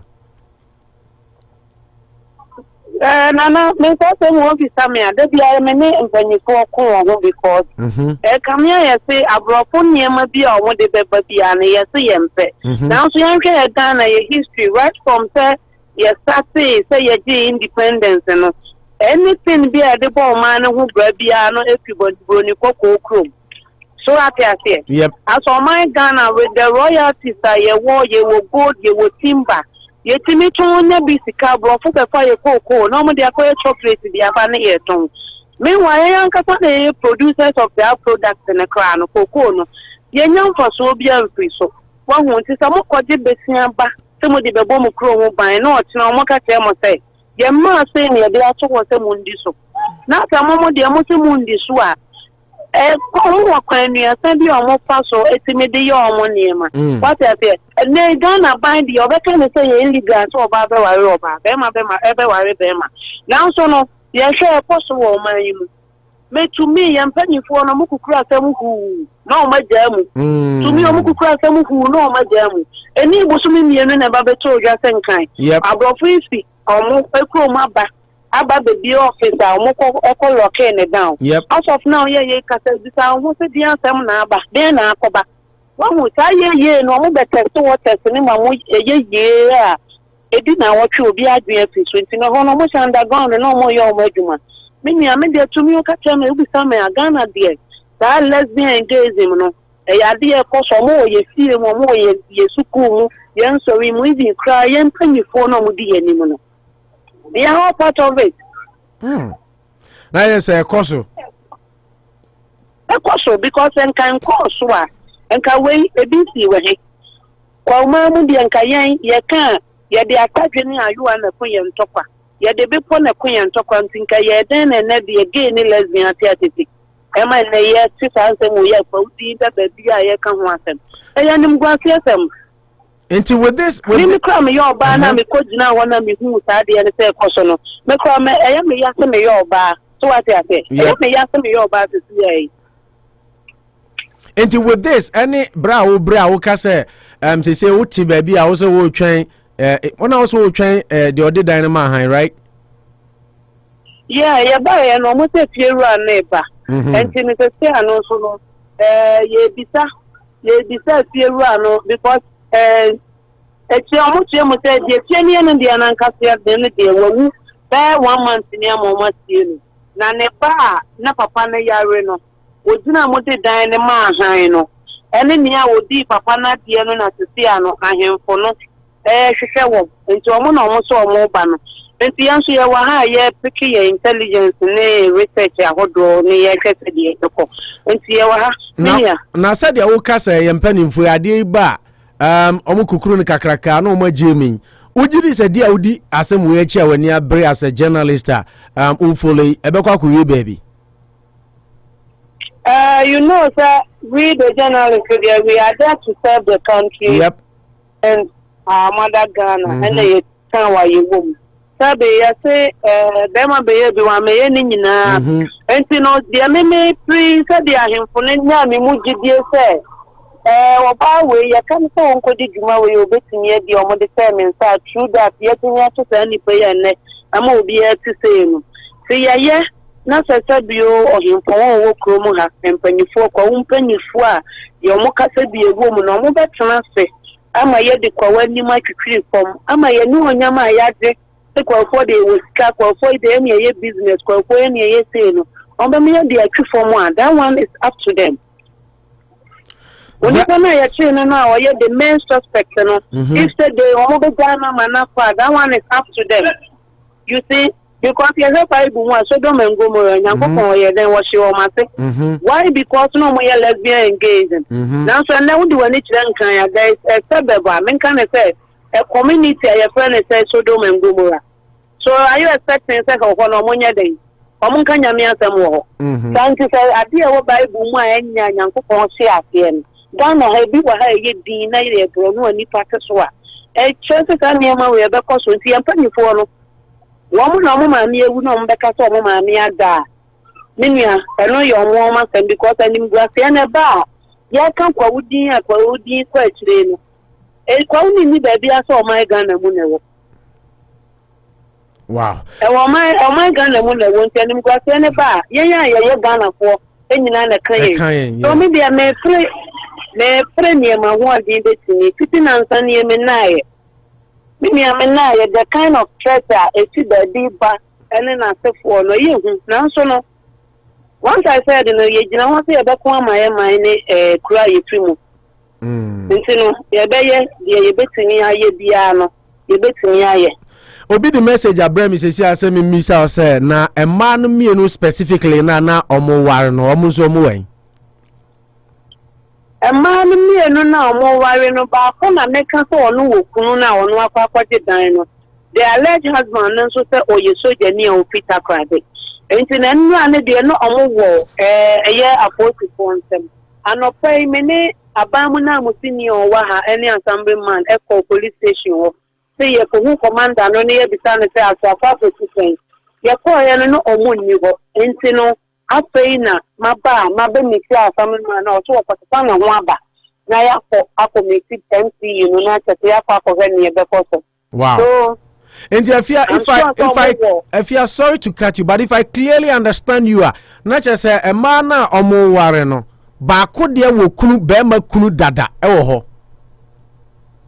won say me dikan ka say ba ko e wo kunu a wono ni kunu ni ye adwuma e wo yen apomudin aso e ye mu a owo din ni the bi o ye adwuma ne na sefo no na yire na akokan be kan na bi entimi fa ni kunu ni fo okay anukra ni kunu ni wo ho awa we so many years or more say but see a questions and comfort from you mu bisa me ne say nyenye bia kunu ni ya we say dwuma say e na wo yire no odi ana eno de akopem say ni kunu na nkasa betu na numu tuo me no mi eno ye ntimi nkan bi enti ni kunu na betimi a kire say me yire ni minim to ye say because of the me kan no me tins ama me kro ya kire ni hu asem no frishia mi edu atwam ama ya minimi ya ba ma bi ya kwa na suna ba kwa nu ma fo investigation to the sense kakakra bi ananka ya wie kakakra bi ananka ya wie na nso no aso obi portray ya tuma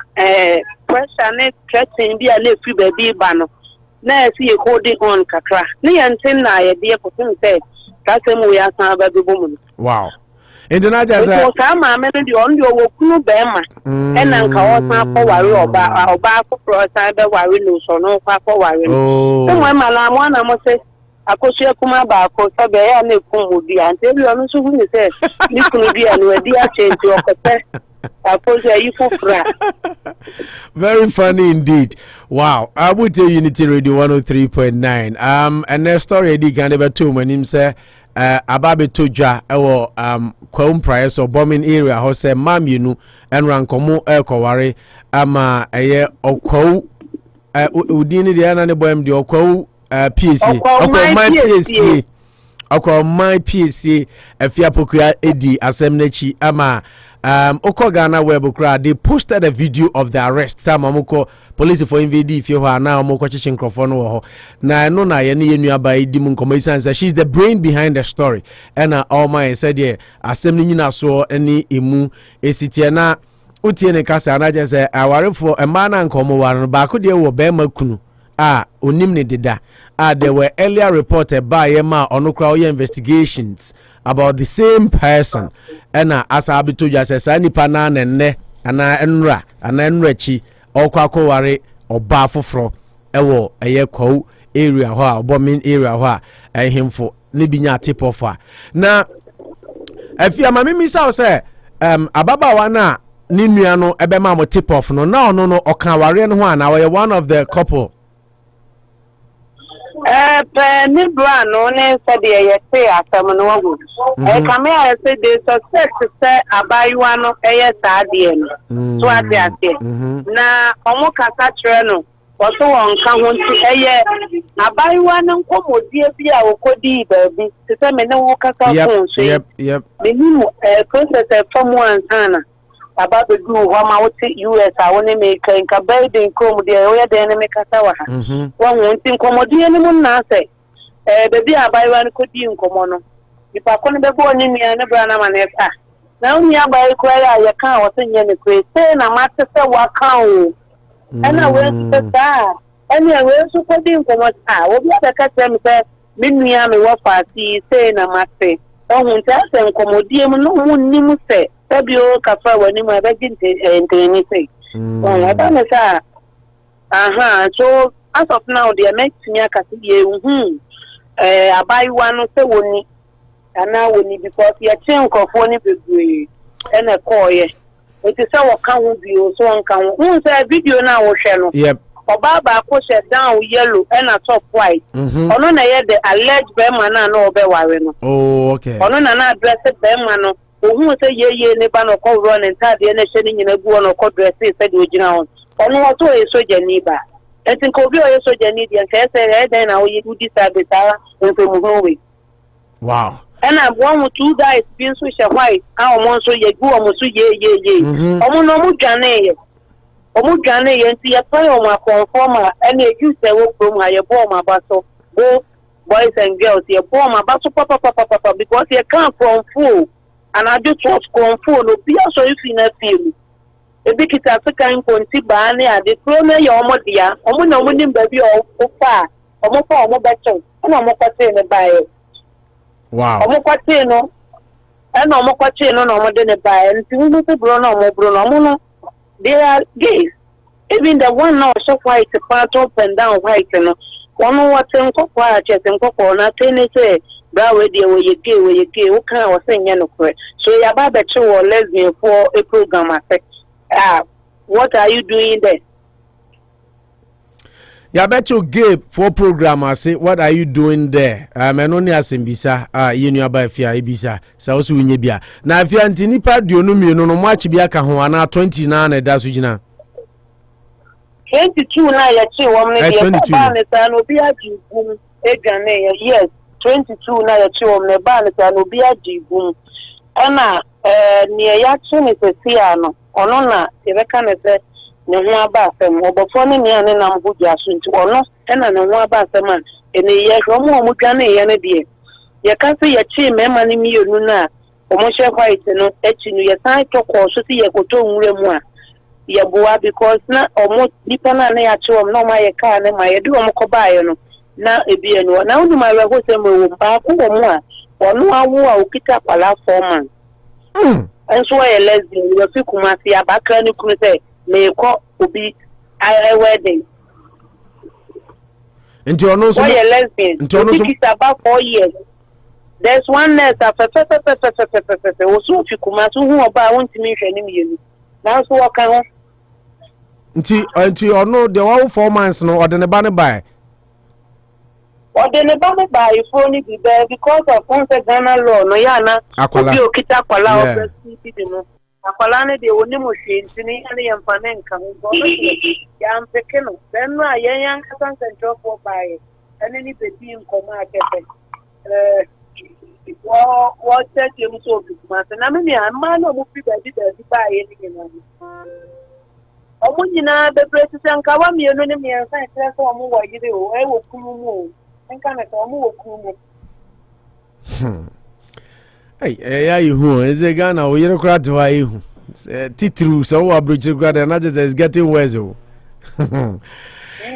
Wow.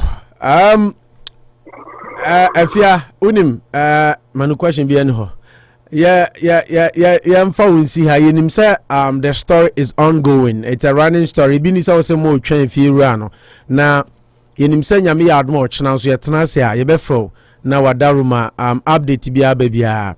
Now with the ama yetie for amutie or Unity Radio 103.9 ne omo share Facebook ne YouTube na.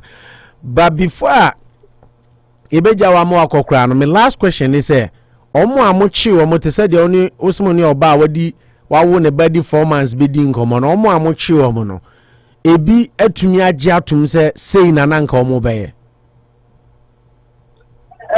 so far na de who say Obia wa agenda before so be ebeye bibi no certain agenda etna certain. Omo plan it. Set backfire. Omo intelligence MC na all year program no. Ono so ye gay, ono so kasa na cross oh birthday party. Birthday party was oh a lady ye nim ye ebeye wa ha ebe exchange back na so for. Into omo intelligence ne so omo ye birthday so obi anu obe odia tum so far say me yes ade and almost birthday na woman na ono ko han dan na make us work na why yes ade no say the police station officer ye no yes operation we na ade and my one miensa etim Mpraeso atumi apa police station wa be report some years ago another month ago as a maame no as a maame na twade amawom e na opeso oje now be so much na what one was any madam for the mamma and or told fridge mammy or high diamond mammy to a near magoon and as I say I'm a semen in Yadan phobia into what to order in your man, what the Bawumia and the sister. So, more money in our funny in the name of the woman, your madam, for months means to say, yeah, what then a tackle my farmer say, what then a sour woman, what name me at the only me been Paso. It's in a baby and I'm a Canada for 1. Now, it's in a new soccer, be a so far, no, they are onion to or no, so on the birthday. Any as a sad there. Who do birthday post for? They have 99 questions for each person. Be on a movie too. Who do birthday? Everything now, betting your show, say, who do birthday? Who birth certificate? Yeah. And to confirm our birth certificate in a bra. Now, you say your birthday now, okay. Okay. If you say you are celebrating your birthday, then you are free to go and look around because President Ashesi yet program that Nipa at the Banner Pro 25. And at that time of the night, you know, what machine and I will ye did so and on a casting. What's I your photo shoot, baby, I'll be your photo shoot, baby, I'm mobile, mobile cake in and so forth. So, like, year, shut down past Musa because will be our birthday, the other wedding guy then. Which a wedding gown day, then will be our birthday, no. Would go there, then will be our birthday. Photo shoot stand and I don't know what they are then. Vows and I am seeing some more exchange, no more exchange vows and they are then. Okay, now if you the next question, I am telling you for no moody as a man, almost pass a musrasson. Yeah, almost a couple more months. I say, I could buy the episode, yea, not Diego, because they were my certain president. Even 50 years, I must say, yet getting to 9 years. Well, as of now, you kuno married a coon and my Yawahama Debbie Dankwa, a whole MP, Nipa Kwako to Chena Kuno, ye kuno, Yawahama Fantama MP, and saying, a comfortable the 2 money woo ye, or no ye woo and said uncle to say, so Jenny or no copata and to Kwana to a cowenco, Yatina Buakuno, Nipan country, young far credible evidence, a young buyer, JB Dankwa, a some barley, a yana to die, and see a penny for a son on the shop. Said I may cook a friend of my disability. Or in a phone or walk on the yeah, or in a walk. Yeah. You are your come back at one in some Bible Mukana in some Moko Bible manual semuni. Flatter, the Bible manual semuni, any MPP and this room, any CPP, any bathing part room. Now, so now here's some more Hawking David or any solo moment now. It's in an unknown crony and the deal assassinating the money penny national. One between a catch a gun a month and you say, Papa, same way, Yabe, a yaminam crew to me, I'm a person anything. The other person, and I'm what I'm going to I do a basic for my 5 for chrono. Edging now, Omunya said the so called leaders and I'm on your phone and some more Omunya to say. Okay. Oko my PSC, a fear pukia. What boy a report to Payadasi. You are the author of the story. Now you nimso obedi asem ye chinyame adom na ochena ye tena se wa Anopa Bosuo abangwa so a ye besan fro na ya je update bi aba. Unity Radio 103.9, we couldn't have been grateful and you've given us more than we need.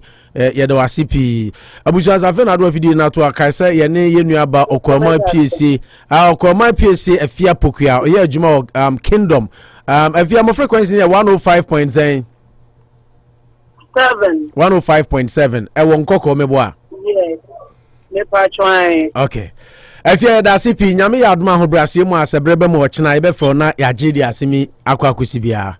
Thank you for that wonderful report. Okay. Yes, yeah, that's CP. Manujo. Yeah. So that is the report from Efia Pokia. Yeah, it's an interesting one, and I still want to understand. You see, some of these things has been happening in Ghana. They are married. Most of them are bisexuals. Yes, they're not. Penino, benya ni dino. By be I am fan to you for security reasons. Exactly. They also share apomden. Health, penny, and issues being I mean, they don't want to talk about. Yeah, and they go worry. Exactly. And sometimes I make the impudence. Na say no mutu manage gather near the end sometimes. So you've been saying this at the end twaso because I see a bit free Kumasi, a bit free Takra, a bit free, yeah, all walks of life, places where I say will be out 4 months. No, 4-month-old baby, I can't say or call Nadam for wedding. No, I copy such a ceremony. And yes, what copy she knew where she was. No, I call such a ceremony, and you be sounds and be say, me put me can't friend marriage, your friend is ceremony because your mom opportunity to misbehave with all apologies because why would you do you think marriage in Ghana no yen jintu Mami Misal said do you think yen mom opportunity and I think I like the latter part of the lady's report where she was lambasting the leadership say Ghana penifo no be kind of gigging what is also omo ka asem surasem yombe kan de no kama say yemera ni tiasi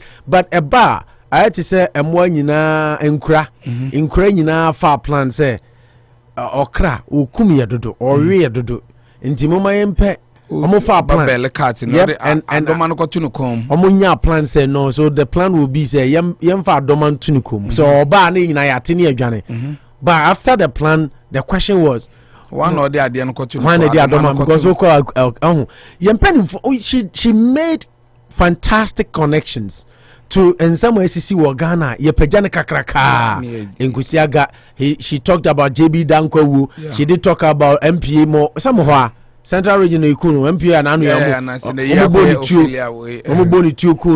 she did Major talk Mahama. She did talk about Major Mahama and a lot of other high profile killings even Ahmed Swale Abain Sheye boss whatever it takes for the government to get the perpetrators to book or promise say it hasn't gotten to nothing nti ebede na Manasa Azure story ne ebepene kuna wonwane because him say Nkusiaga at the end of the day. I agree that the institutions, it boils down to what Obama came to tell us that let's strengthen institutions. We are not saying yet heaven, but Manucho Mame it's paradise. Now the loss. Yeah, now we come about 1961 code 1960. But we share your constitution now. Section 104. Unnatural. It was Sex Act. Unnatural carnal knowledge. Yes. Or say whoever has unnatural carnal knowledge, of any person of age of 16 years or over, without his consent, shall be guilty of degree felony, and shall be liable on conviction to imprisonment for a term of no less than 5 and not more than 25. Until between 5 and 25. B of any person of 16 years or over with his consent is guilty of a misdemeanor. And C of any animal is guilty of misdemeanor. Bestiality. And then 2. 1042 no subsection A, B, C, and 2 ni say unnatural carnal knowledge is sexual intercourse with a person in an unnatural manner or with animal. Exactly. Inti aha ntina make us ba kono na specific on when ba ha de no say persons or people. Yeah, ntina Popo argue said the oral sex in unnatural carnal knowledge. Oral sex. Yeah, some people do. Yeah, but people say that the law should be explicit so that people can have very good. And by this, it doesn't take Oba out, and it doesn't take it. Where the 92? Where Constitution 2003.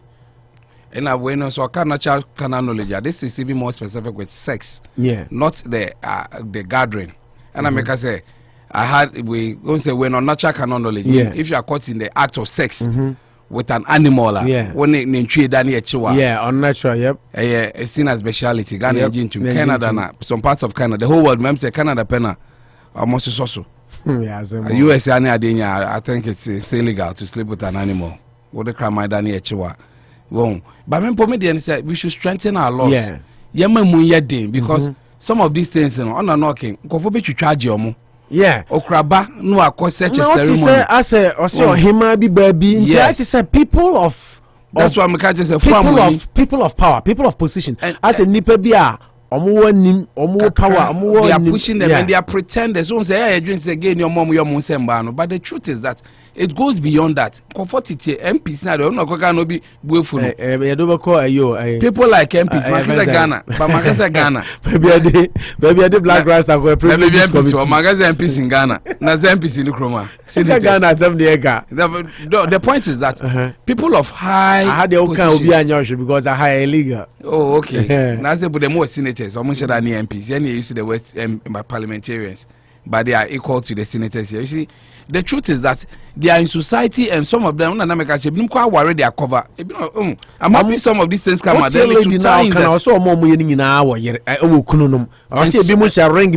the husbands don't know.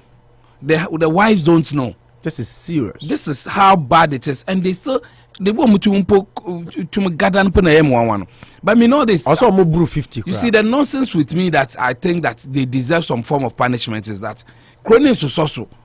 So why will you go and gather in a place now? It's a main friend marriage in the Ghana. Your forms of marriages are accepted. If you want to have a gay ceremony, it's a gay ceremony. It's not a gay marriage. Sir, it's bound to happen. Nanado kind. Oh yeah, is bound na because and Rechi that when be last Friday. Yeah. Thursday night. No na make us make dossier of audios ni speeches ni ademo. Me tea question na nipa kro bisa no. Say is bound to happen okra no na any connotation bia it has no connection to the answer he was supposed to. No, the Chronicle say the cronje when na we took. Why say Okrona on gayism near the end? No, so no time school 1960s. No, the UK near the end. It was there. Now one by Yensu, but there were pockets of conform started said they were speaking against it. Near they say they wanted their freedom, auntie. Yes, our pockets of people. No, me say. Now don't know the kasa ya ne call lead to a follow-up question. Okay. But the first question, no, my men center question around culture, culture and we.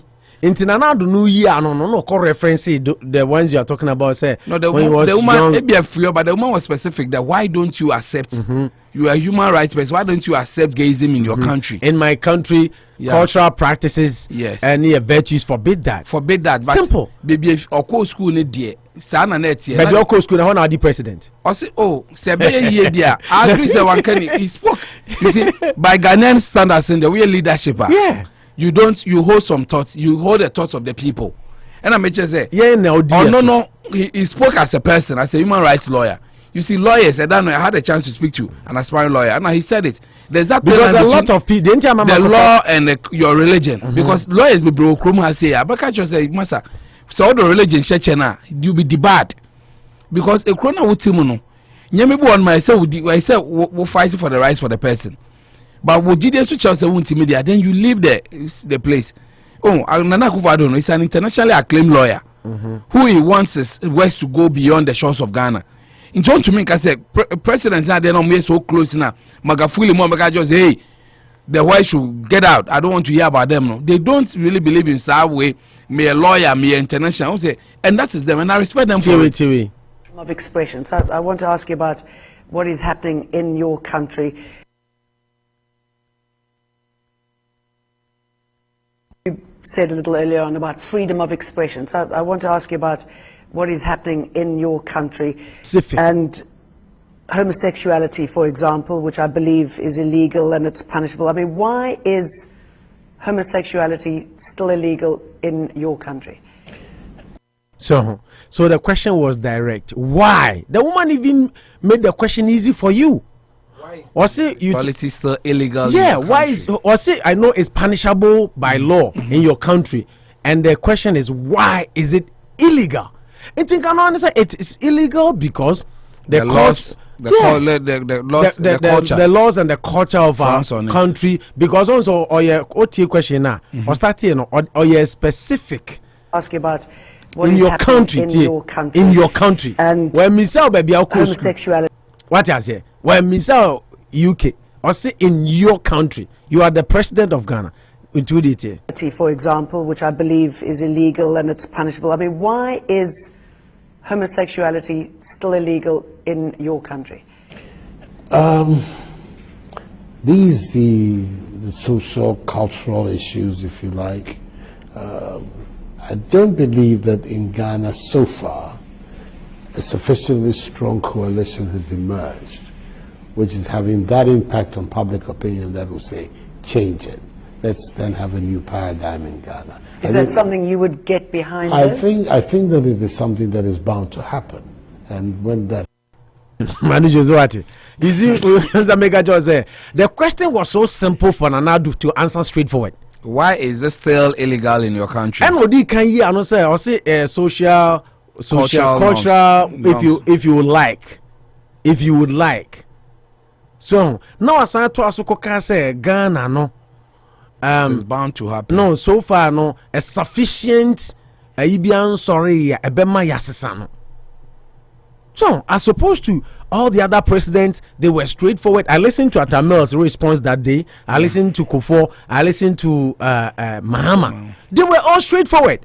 You've just got to be straightforward and say, per our laws and our cultural and virtues, because the question was specific, sir, in your country. On say, when I read the comment now, and the opposition party is making a beef out, and they have every right because they also make. You see, people are saying, say, the Nanado can story will come. Make Osha say, a man for say, the president is bound to happen. It's better than Nancy. What's my point? I say, I understand your point, but you know, I've always told you that I personally don't see anything wrong with what he said. I'm a student of learning. I'm a student of learning. No, so one more cultural person. He doesn't want to learn. No nima no nim. You know so. I respect such people too. But you want to say America per se. No, don't get me wrong. Because so we all know my Catholic church.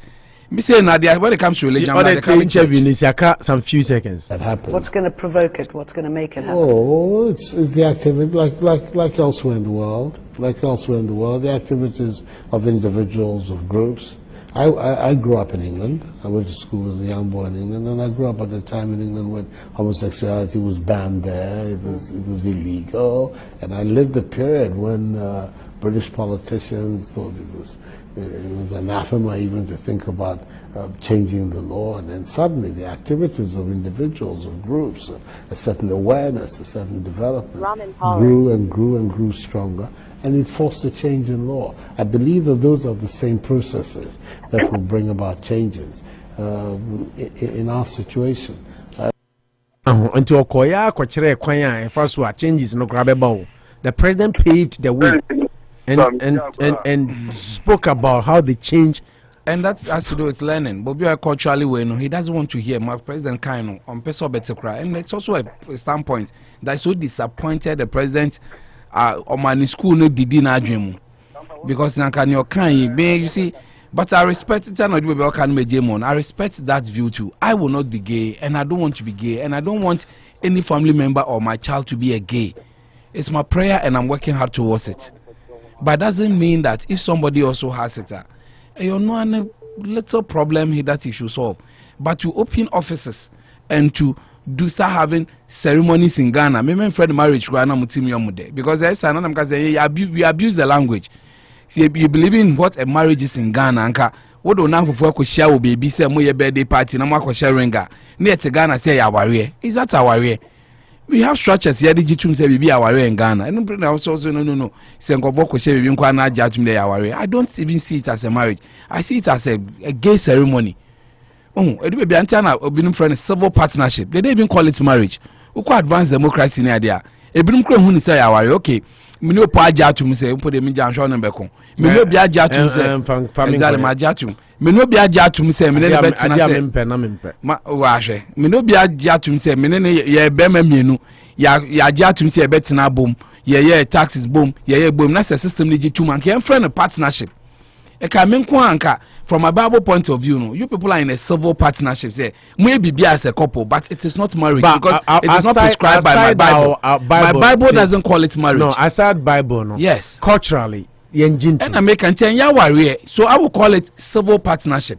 Say, we are partners. It's not the name, but it's the act. It's the name because even to accept is marriage. You know, number exchange vows. Vows. Is that marriage? Ghana, you can't marriage unless you say, no, Ghana marriage there. And can maybe just and common bad say, memory money, our dear friend marriage was Ghana. One found down for 10 question baby say me no ba na wa question the ring on wa show ring it aware. Where I come from in Ghana, that is not marriage. Me tikruma kranam se me warrior. I expect my family to be involved. Me yen ha me wie. I'm a cultural soul when it comes to what I call marriage. There should be witnesses. There should be this. Finally, according to me, some to me in our warrior. Ya jatumba Ghana there. Friends who are gays cannot gather at Okowu and say they did the ceremony, and Ghanaians should see it as a marriage. Who you think it's marriage? Which Ghanaian parlance? Yes, yes, so much. They want to have their gay ceremony. Okay. You are not even bold to call it marriage. When push came to shove, you are lying. Say illegal. They know say illegal. So why did you even do it? Why did you even do it? We have to a different way on this, but that's why I stand. That the impudence is getting too much, because it will be brought to the light and people will discuss it. The impudence, I make actually say, you know what you did there is silliness. I don't see it as marriage. Engine to when we buy now so in bed. Okay, we are two consenting adults. Okay. But you decide to say moko yes ceremony, cake near the end. With all apologies and well, I call it all apologies. And then man here then when the man here tell me and then the man here marriage and then the man here. How do I tell you? I'm not part of those. That is why I don't have to call it marriage, because and then the man accepted in Ghana and I say you cake, ya so balloon. Yeah, yes, sir. Grow. Is it me organize? No, but that is Bangladesh. Kumasia ba we are free Nkoko we are because they know people would call it marriage. Okay, me who as a ceremony which is meant to entertain their flimsy hallucinations. I don't have problem with someone. Okay. You see, I don't have problem with somebody sitting and telling me that, or you're gay. And they mean problem. I respect and I will never be against it. 508. Tell me a quiet ceremony. I mean, baby now, but you share balloon there. I mean, stupidity. It doesn't make you a more Ghanaian, or it doesn't make it accepted norm in Ghana. Okay. By having that ceremony.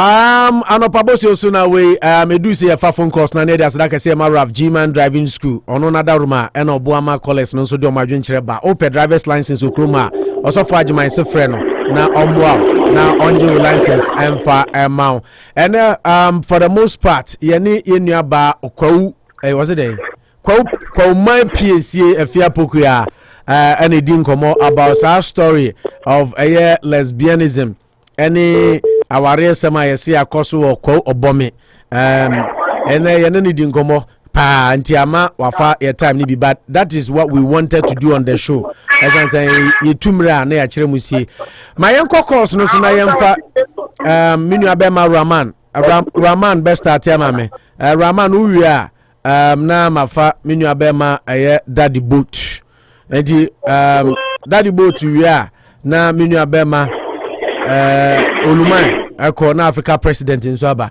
508-846-3021. Raman, ona oko yenshase. Yo, ofo de dika ma membo wa tsunami chana ena juma sunna juma papa mu ye the unity radio aje babia litant na je babia obia unity radio sanse o pese o tinsa papa na unity radio ona obe tinsa papa no ofo ma me chana membo wa tsunami chami ni anu omo America ma mu bibi na do ma ko yo kakra de di Yakufo omo anu aduane enyemre momo na Yakufo eyi omo firi hawo ni san nsuwa edefo ma kwa Yakufo amane pare omo opo mami ko ensem no so opo sawhwe adia edi o Ghana ever side dey best in ensem no eya system eya opo yestre abano omani nine enya omani nine. Hello, yeah, Raman. Metoka. Omana nikko san mama we are airport for my Ghana. Sese opo that day we every how every say every so far every go my Ghana. And no better say me take a kela ko chonku ha and a two party. To na ko na ya wari bani ba and a wari bema and a wari.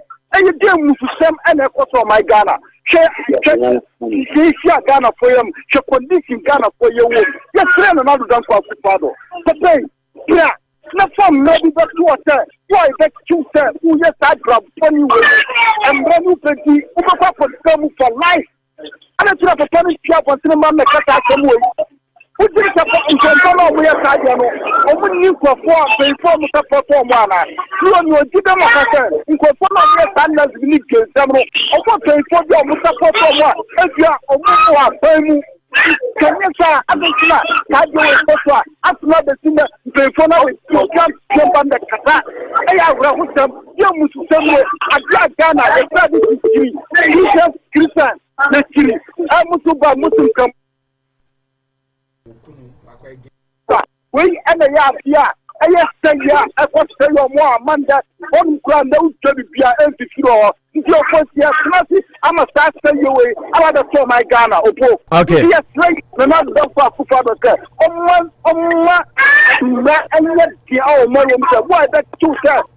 Who gave our young cook game and what I said, who young cook Bawari. And why you continue Cabana, how much that as that perform what you are not. Among Canada, Warren, or Tanko for saying what you can go for. Yeah, who was a channel forward or my job and I'm in them. Oh my God.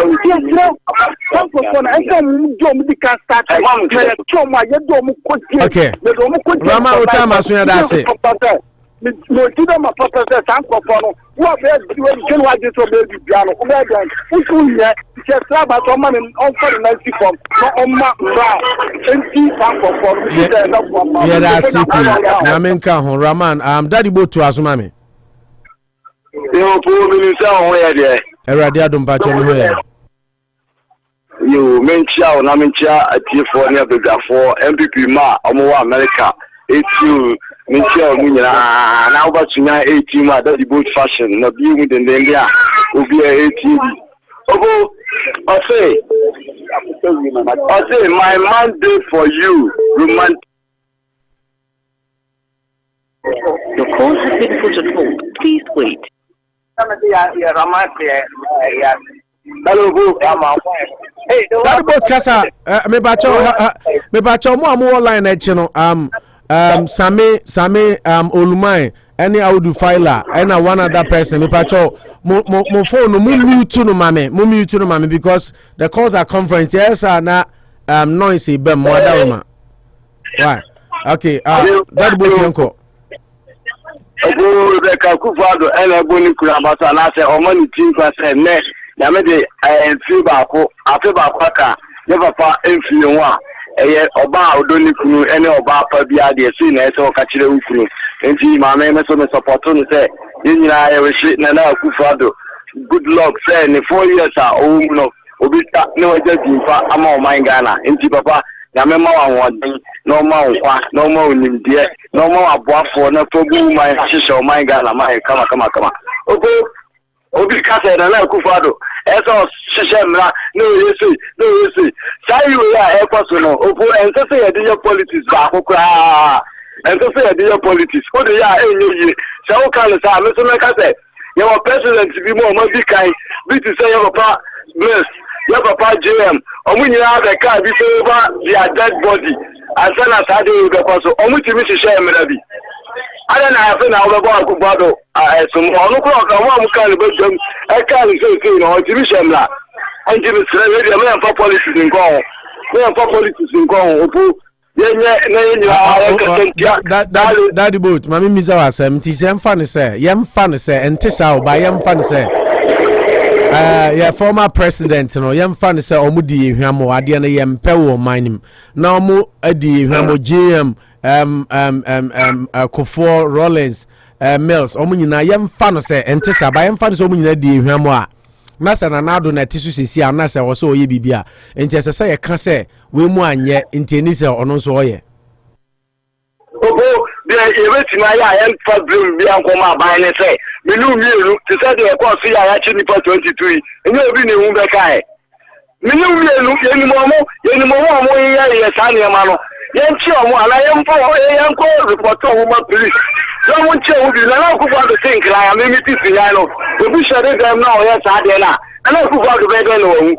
Limited to Yay, then you must be ma.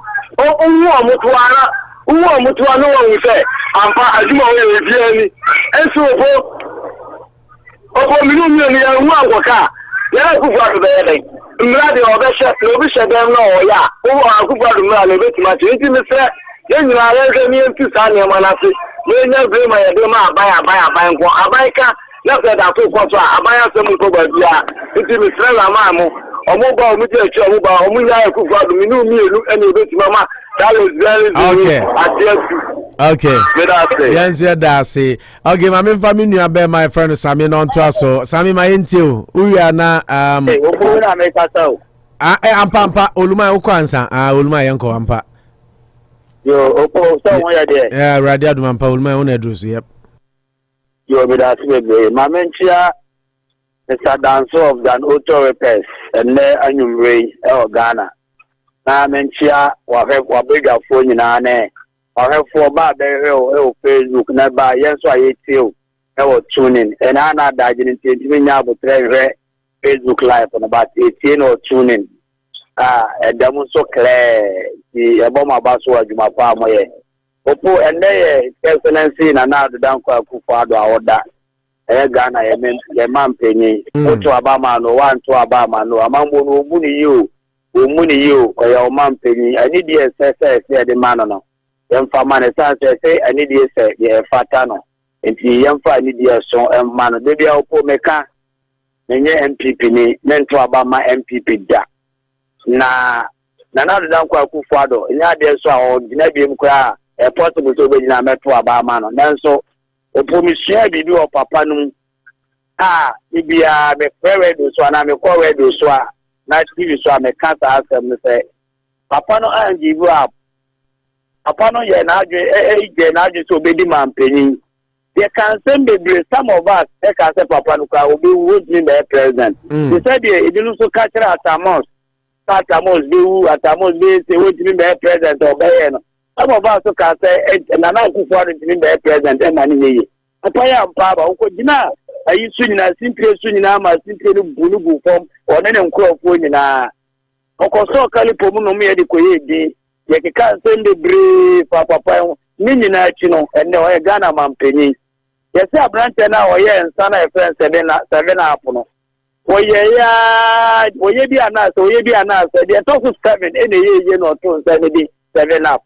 If you are Bobra, young penny for me, and rest oh, little party, and I will name a party. Okay, new party, and our party now when us will be a demon like, oh.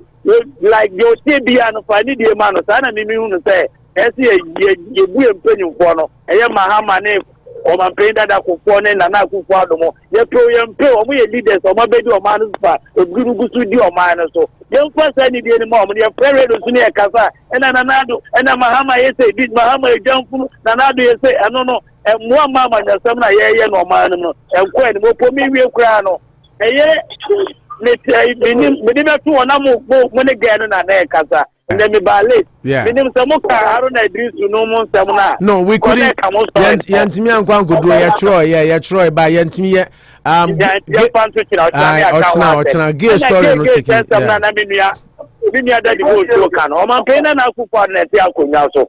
For tonight, CNN, Ekasa is bound to happen. One who cried today, fire first one of first one, denied, Ama denied it. I hear Juma because Mrani are there, and don't take Ghana. Even you're paying for him because we end this lawyers for Nancy, I say, I would say the Kazai. So, hello, and at the end, said Mekaya. Yeah, Mekaya. Temaso, Krabonia, Dina, walk and say, Mr. And they say, I'm ready, and then Swadia, Babu, the Koran, Ekazetiano, and my answer is also a man. What you quite yes, and I'm a new talker, no, will be open to the Atem Kurano. Well, right. Because Mumoyan Sumasi, they are so beyond foul. The moon check cake, no more, we are seeing now the same. Therefore, an issue bomb 20 Cuomo, and now Iran and as a fast, that's a real law. And yes, Messin Camophobia 3 money, and Camophobia 3 money. Come on, you didn't conform Iran and as a France, Saudi Arabia. Who didn't compose that German Funa now? That gay someone Albania which they did. The highest Bible, Bible, Koran, and Tia Ghana, Amanda Neman Koye, my Opo, which shall be Obibiara Dawa say, my main family, Bema Sami, Sami, my intio. Oh, Matum Dende, the chairman of Mamoni Jumapa, near Midafo, Akotajan, Magi, Michibeta Magi Bianso. Opo Michiano. My main comments am to tell. Opo am saying Yaman Penny, His Excellency Nana Danko Akufo-Addo, Nyamede, Africa Kwakani Film when you're 77 years. In Tifimu, Papa Nobufa Megazunese, Obufi Ghana Kunyazunese 80 years a day. Weka. Na Yedanyamia is so a man, Africa Kwakani Film. Yebe, I decided, and I made this say, Mamma Rebecca Akufo-Addo said they never bully Krabasu, yes, Sereno. There may be a one Tiasem Kuranen in the birthday. And never any night the birthday. I send dear Rebecca Becatchen and not the answer Betty. Said in the if you can not kind and then one or Becky. When you if you cannot kind and or Becky or Becky say the rare yes, Rebecca and Oman another soon to say was second for Bobby Bray. One district, one factory, one village, one dam, one $21 million.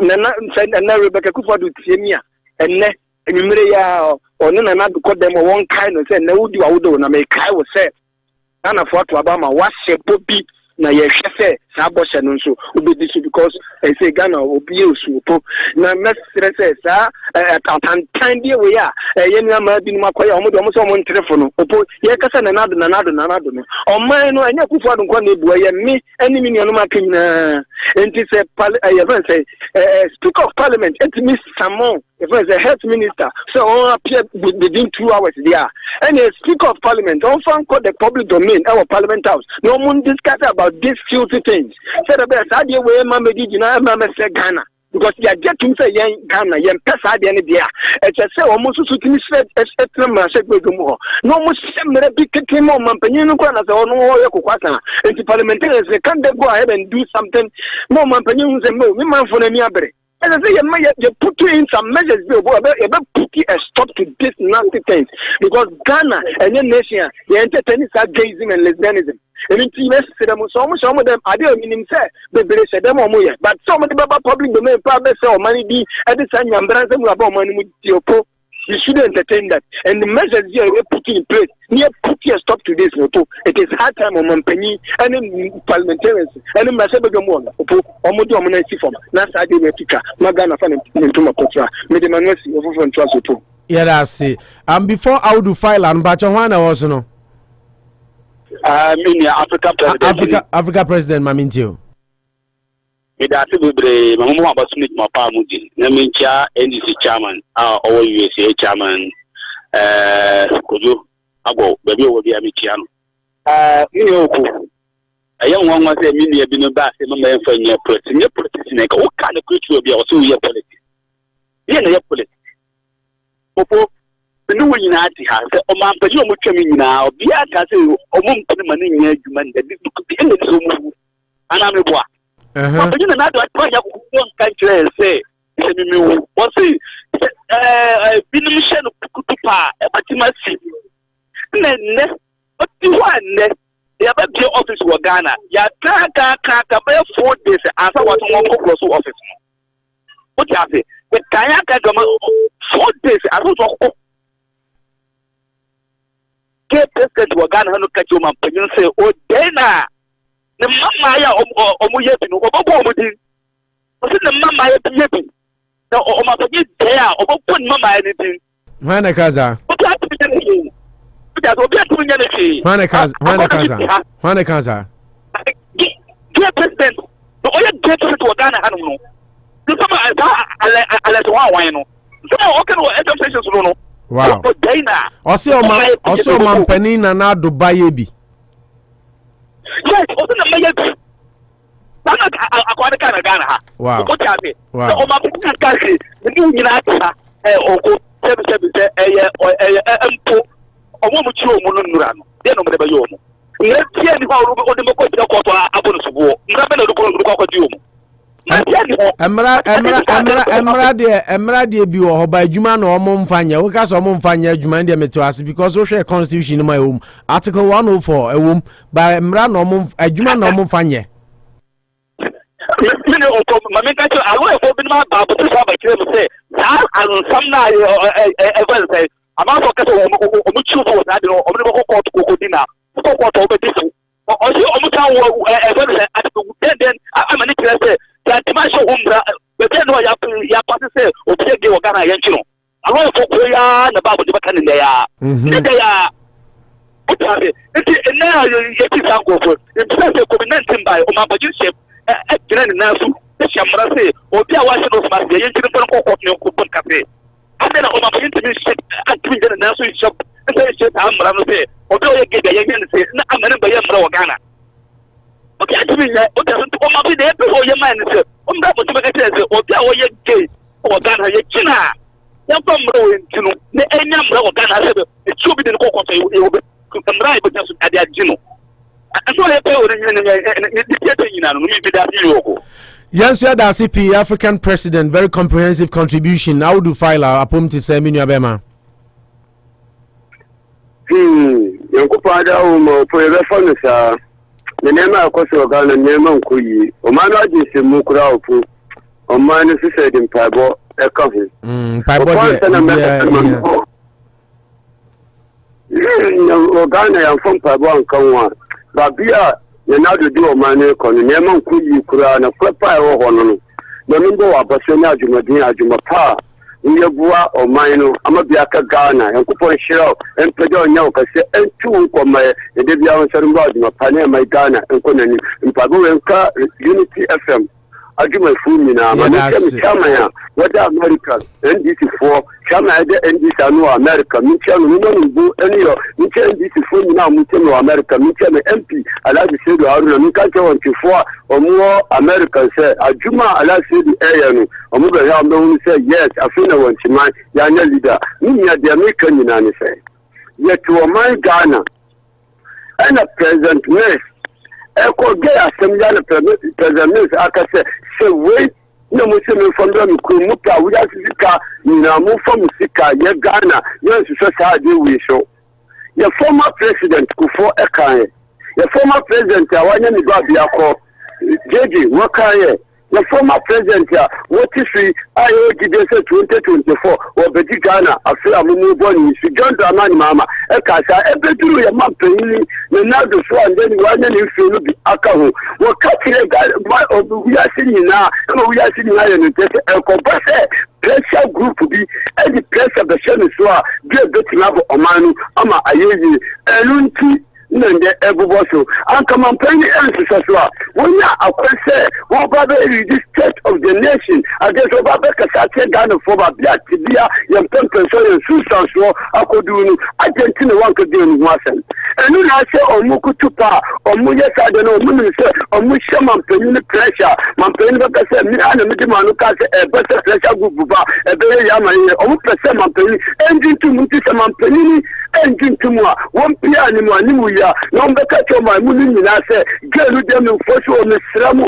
Ghana force ane manu enya because gay ebe omanya esiapine omai boni eba ukai anabulut yankupon abonifo eba anabulut epenso omupa ye omuye gay sami omunje yankupon ema anabulut ni nkrofo ekoye na bonifo no yankupon manfo mo boni bi eba ye do bubu omuje ebe sekrom nukura elu bi no mpese ensi Ghana na ni se mampini ni se Ghana yempeinifo omu sori njina nema ebanu anya nema Ghana ebe susoso se ye mampeinifo no omu tiasia ye timonfo no ya mu aka se dimira ebe se ensam ama sa nema we kwade ebe ya fi omani because nema we pa Ghana ebe mo omai asa pinye ge enya dipa se obanu obanda be manda ya asam ne ba Ghana yi nke se ye mampeinini wane ni fi aka hu wondire se no be kanche omamu ni nyina se sa nema ni ye charges for asrafo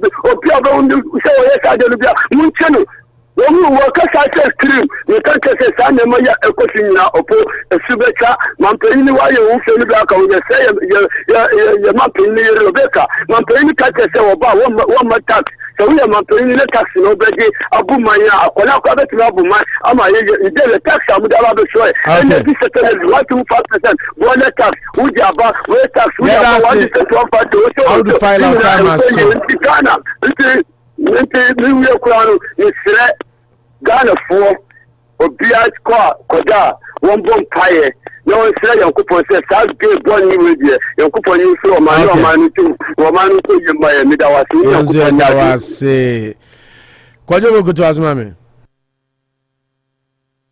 ojo enza edika medama se ewo papa muti na Yes, I got about the asking for a man out in our part about the United and Comal Yankee at Incabonibia.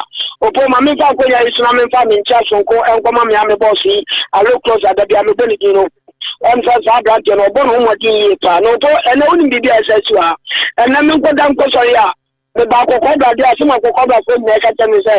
Tell you, program is your modernity, or more at the South almost normal Unity Radio Fan Club, and Nayamino Casaya, and I'm said, almost at your motor to the NTC, they are the better catcher unity. That's one of my friend, I said, I have one as in a one yet tried what time. A queen of Mobile Ama Unity Radio, because Unity Radio, I do no comments, I'm slow. Medical, I will say, Yabapa or my penny. Happy birthday, sir. When you're in fear of your son and so young, but for a man and 1 day, no 4 years, no 8 years, or man of quarantine, and Danny Dana. Okay, as someone with the Mekaga can say, Yabapa, Jay, 1 into.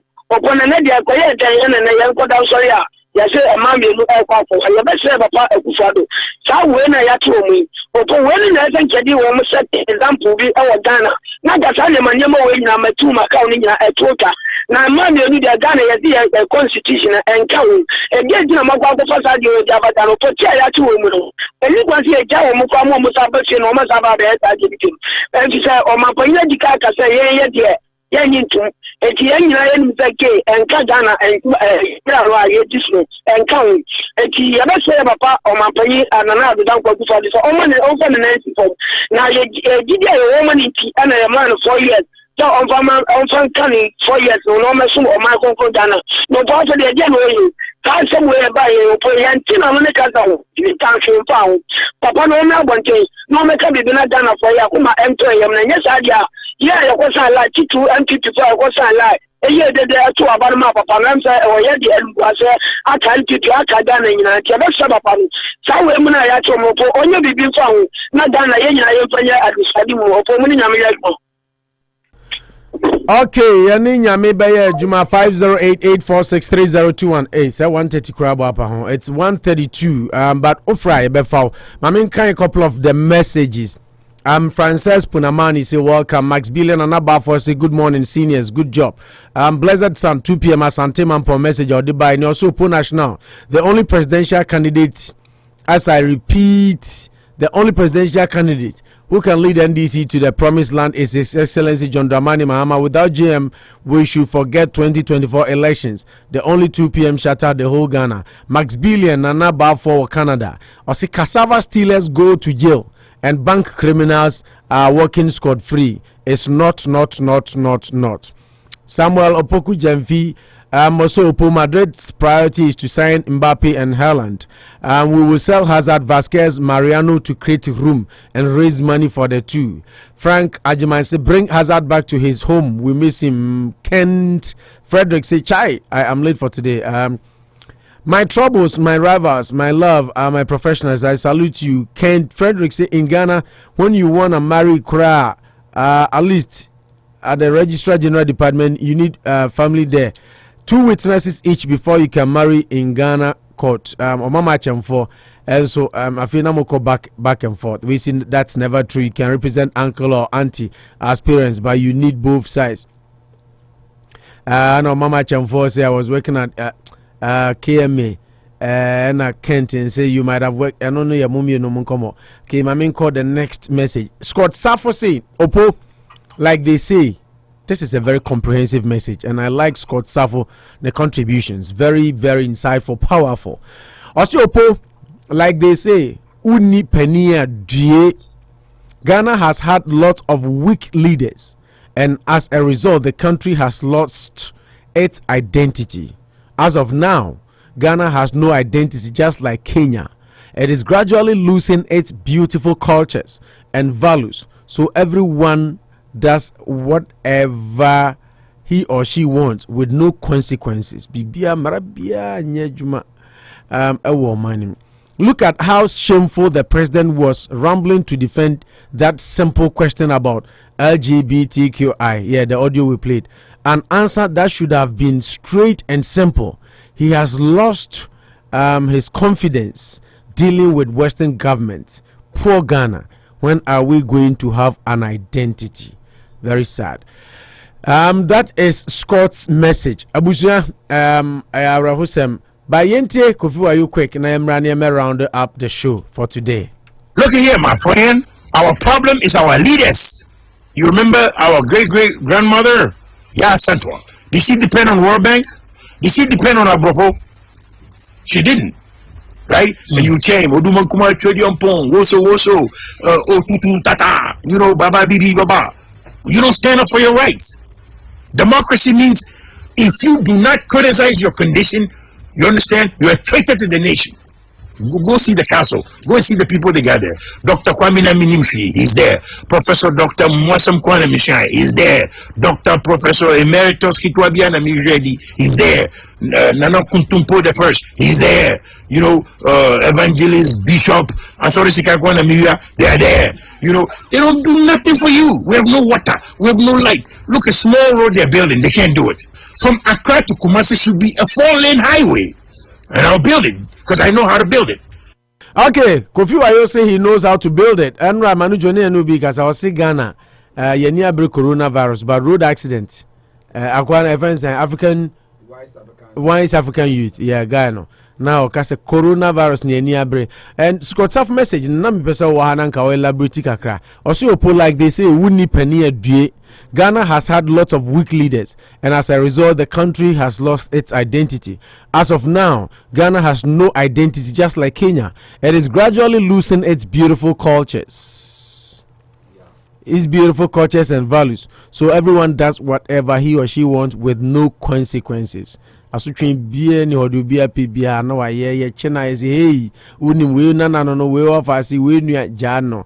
Now to us say look at how President Akufo, or say, look at how shameful the president was rambling to defend that simple question about LGBTQI. An answer that should have been straight and simple. He has lost his confidence dealing with Western governments. Poor Ghana. When are we going to have an identity? It's a difficult one, and like I said, I think the reporter says something very profound here. Almost say Ghana, the biggest problem here, we not being self-sufficient. Until I say cocoa no carbonine for no qualifying and not add value, not their brain, and it's affecting even our education has been westernized. We share never issue school no pa. We spend more time learning about foreign cultures and how they behave more than our own. Into another stress and can China self-sufficient so that I say China now they've been able to manage. But is that not what we were culture? Told? The liberalization started long ago. Ubeka say you manage, but and maybe say and yes, na do mo kachre.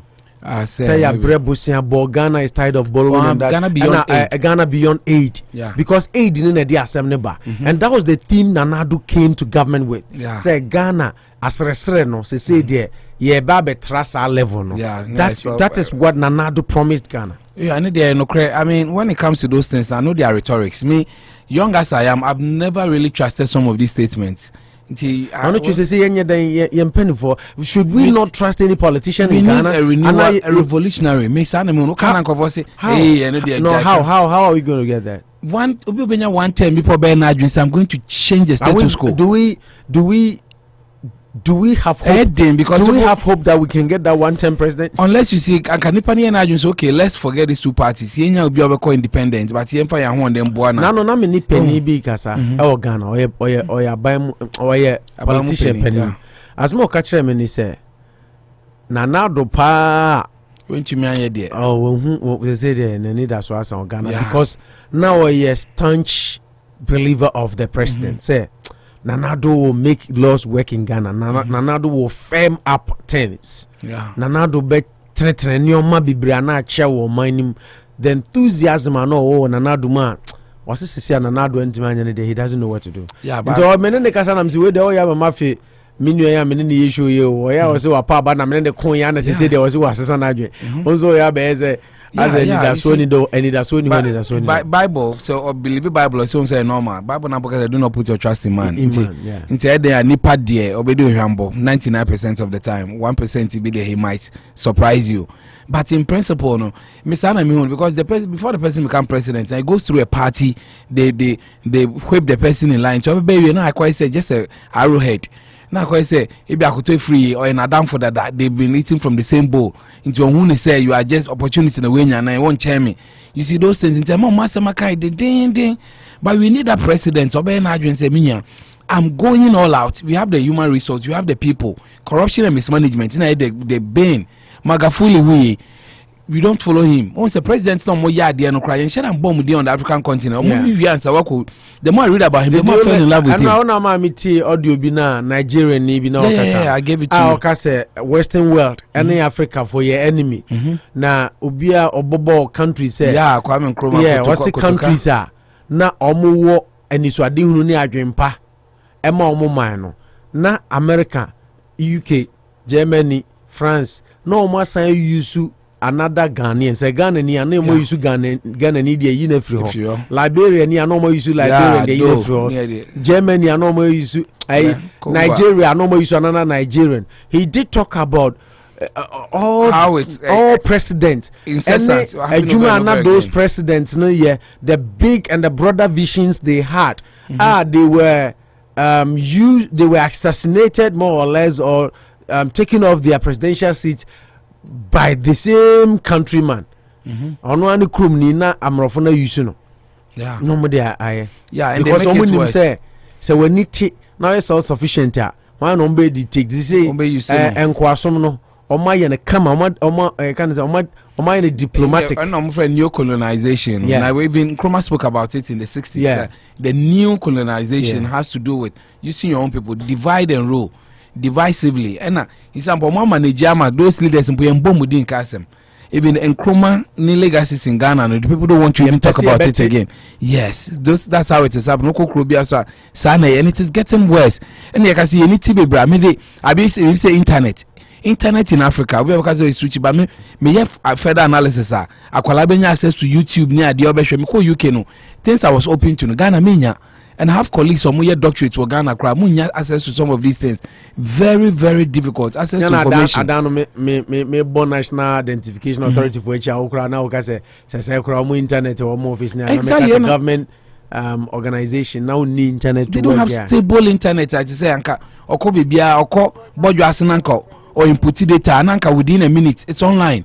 Nothing can be done again. I say, we be by the time you drive to Lemonster, and have no say, at 9:22, you did the same at Worcester. Into why you at 9:24, so be the same thing.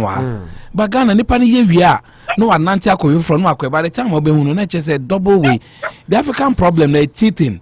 But unfortunately, no, we don't want to talk about it because they bet me as of by ready.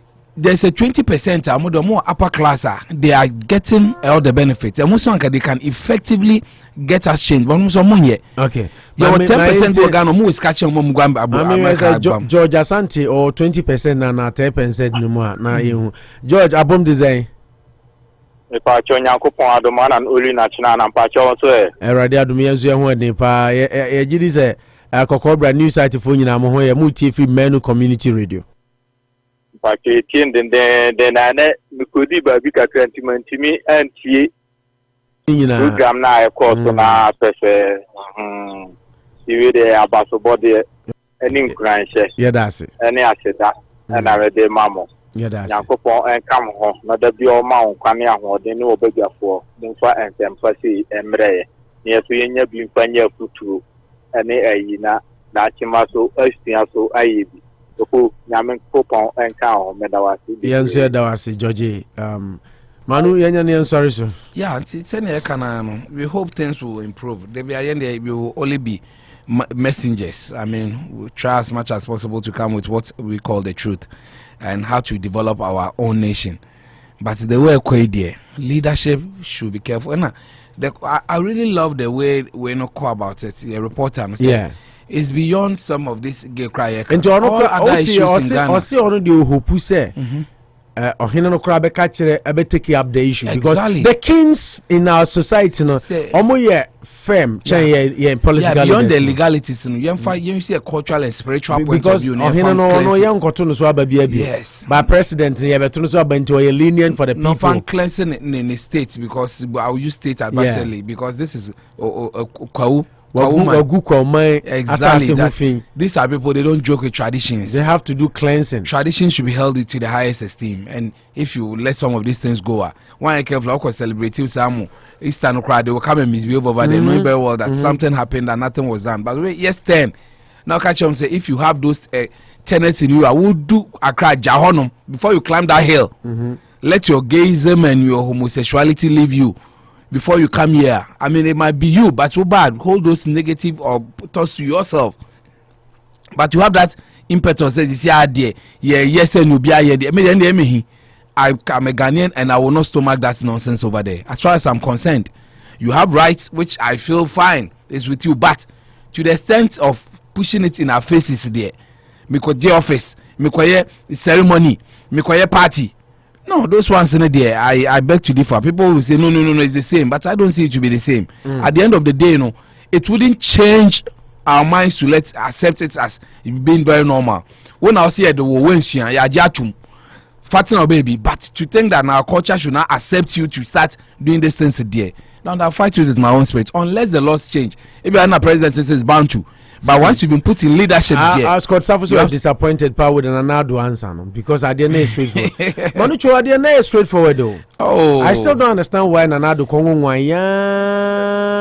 You see, because you can hear Kabibi or Honum say, why should UK open its borders for people to come in school here? Opo, you went to Worcester and you know it happens. Almost say they have something in them. Say, yet they want the ideologies and their British to go to the whole world. To better UK 1 year and you cry, you guess they will let you take something back to your country. They will UKize you. Exactly. So on number 10 will chrome Ghana for a year. So Otumima will better UK for 1 year. Omombe international, you be a semester be nomco. Yeah, not Omontamba, Kaisane, Baba India, India, Bangladesh, UK. Because we respect even Pakistani education culture in Ghana. Yes. At the end of the day, no. Practice a theory. When can I say? Theory, retentive memory, theory, practically zilch. Obeka chose Chinese in about UK school for 1 year. Any Chinese in not China.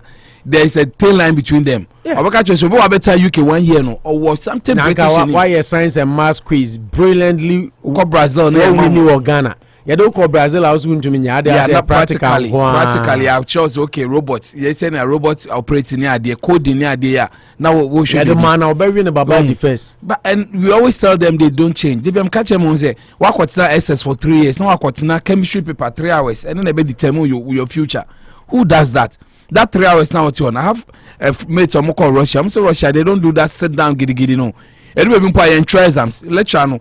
Question and answers. One answer no pass circle because it's about depth of knowledge and yet retentive memory say what is science, what is matter, what state of matter, define element. Iron. Clever time for nebi say what is matter on kai. It's also what pass no. Okay. But I'm not born commander say me how you happy. So how does matter relate into the practical world? Why does this element change today? So people say explanation you understand. Only time na school na issue matter and state of matter. Now every student by then, if I'm not generalizing, will be in himself matter ni be special be a baby. Because the way they teach you, in himself matter ni be special be a baby. I just say matter no just a big you don't have any element particles. Yeah, the way they will make you feel and they will teach you to define atom. It's a mistake. Okay, now me social system where they be contour lines. Contour lines are drawn on map to show places of equal height above sea level. Yeah, above sea level. Me di baba na me tiasi. I didn't know.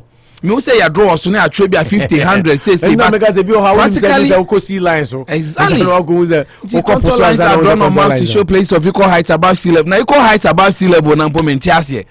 But me di baba trotro ni na then later I'm say oh okay say there ya equal height na just way 50 100. I got to know that so many years after I passed my BC Into no can there no matter. Will be so be say what is matter? Anything that has with occupancy, there are 3 states of matter: solid, liquid, gas. They say. Bokachan say it should explain to you what is the real reason behind it. And it affects even at the university level. Crampono, you need science, University of Science and Technology. And say that's why you could the Babruchi. And when we were there, now dag nyame go empire obsolete. Ne go on impono. I can confidently tell you, say nyame good tech and high school has impo modern labs in. Sometimes we should be truthful to ourselves. What kind of what 20 years ago, Jaka, what now as a sunny idea, but that is the harsh truth. High schools here, what come labs and nyame go on no. Most of the artificial institutions can't even compete. So what's a campus? So we say, "Mami data." They say it's a very painful system. Yeah. But the truth is, let's copy the good ones. I mean, all this, you copy Papano. Say your problems are 99 times 1. Now we should be count. Sisiano, we are Musamu, gay accident, and Samunian. It's a related diseases. All the back on. Sometimes we be beside us. I say, okay, my year, yes, missing Mekwenya sa ana cancer near the no. Where am I taking myself to? I'm in Ghana, Kolebu. Okay. And a Ridge Hospital. Ridge Hospital. Be wise. But Kofi, why you see Ghana? Your problem ni your way. Say na ana de be America no. Tena hosa time yemfa call na yapon. Yemfa. Whoever is calling yemfa. Discipline a deal program. Time next time no friend them. Kofi, why you see Ghana a problem ni? Look here, my friend. Our problem is our leaders. You remember our great-great-grandmother? Yeah, Central. Did she depend on World Bank? Did she depend on Abrofo? She didn't. Right? And you change. Oduman Kumar Chodion Pong, Woso, Otutu Tata, Baba Bibi Baba. You don't stand up for your rights. Democracy means if you do not criticize your condition, you understand, you're a traitor to the nation. Go see the council. Go and see the people they got there. Dr. Kwame Naminimshi, he's there. Professor Dr. Mwasam Kwana Mishai, he's there. Dr. Professor Emeritus Kitwabiana Miredi, he's there. Nana Kuntumpo the first, he's there. Evangelist, Bishop, Asori Sikakwana Miria, they are there. They don't do nothing for you. We have no water. We have no light. Look, a small road they're building. They can't do it. From Accra to Kumasi should be a 4-lane highway. And I'll build it. Because I know how to build it. Unity Radio, the voice of the people.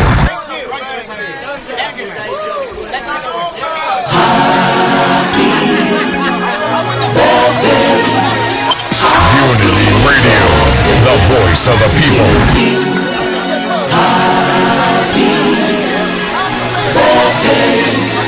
Happy birthday to you.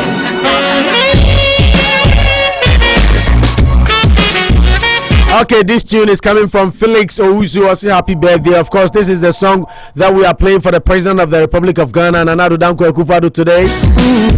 And then Nanado birthday, wishing a happy birthday.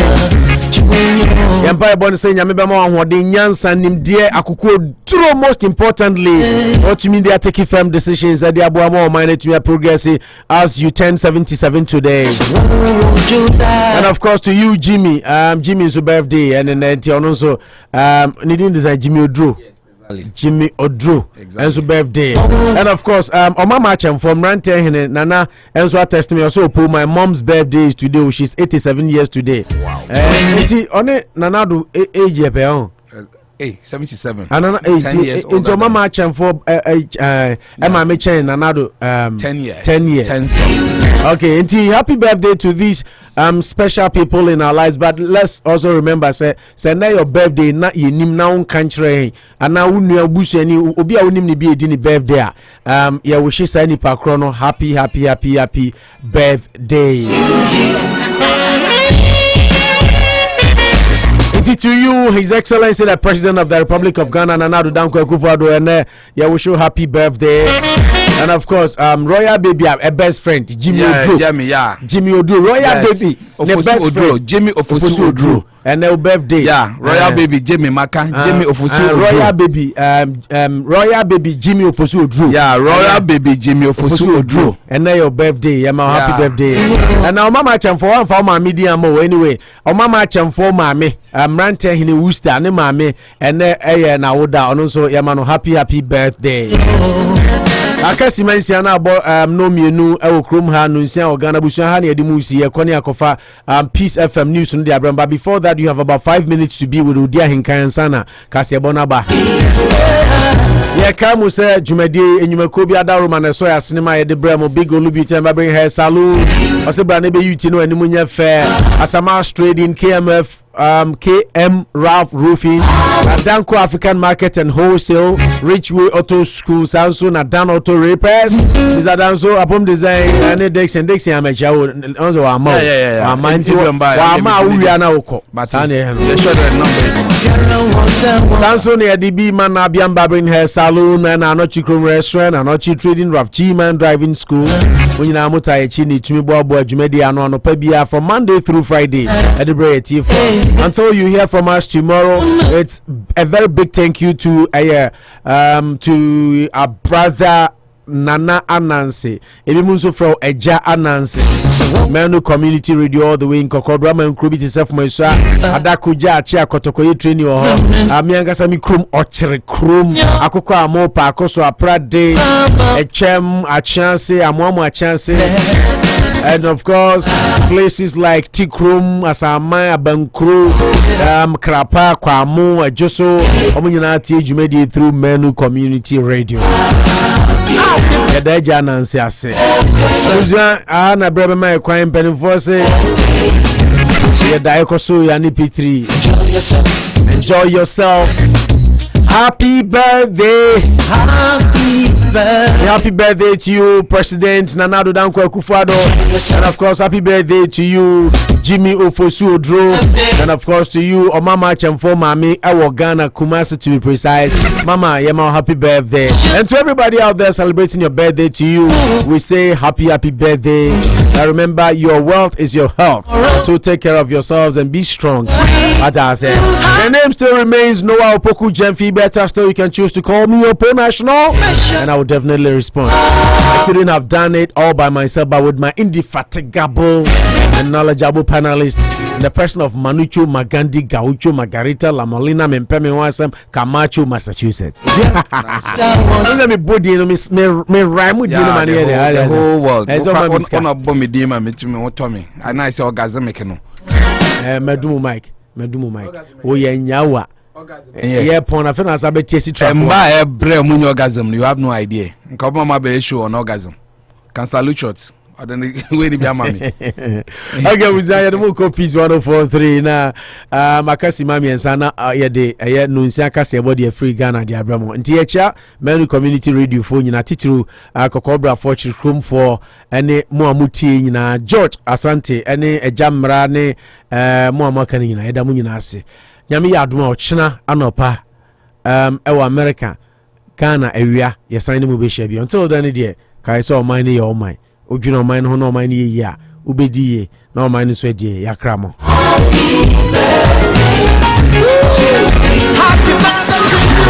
Radio.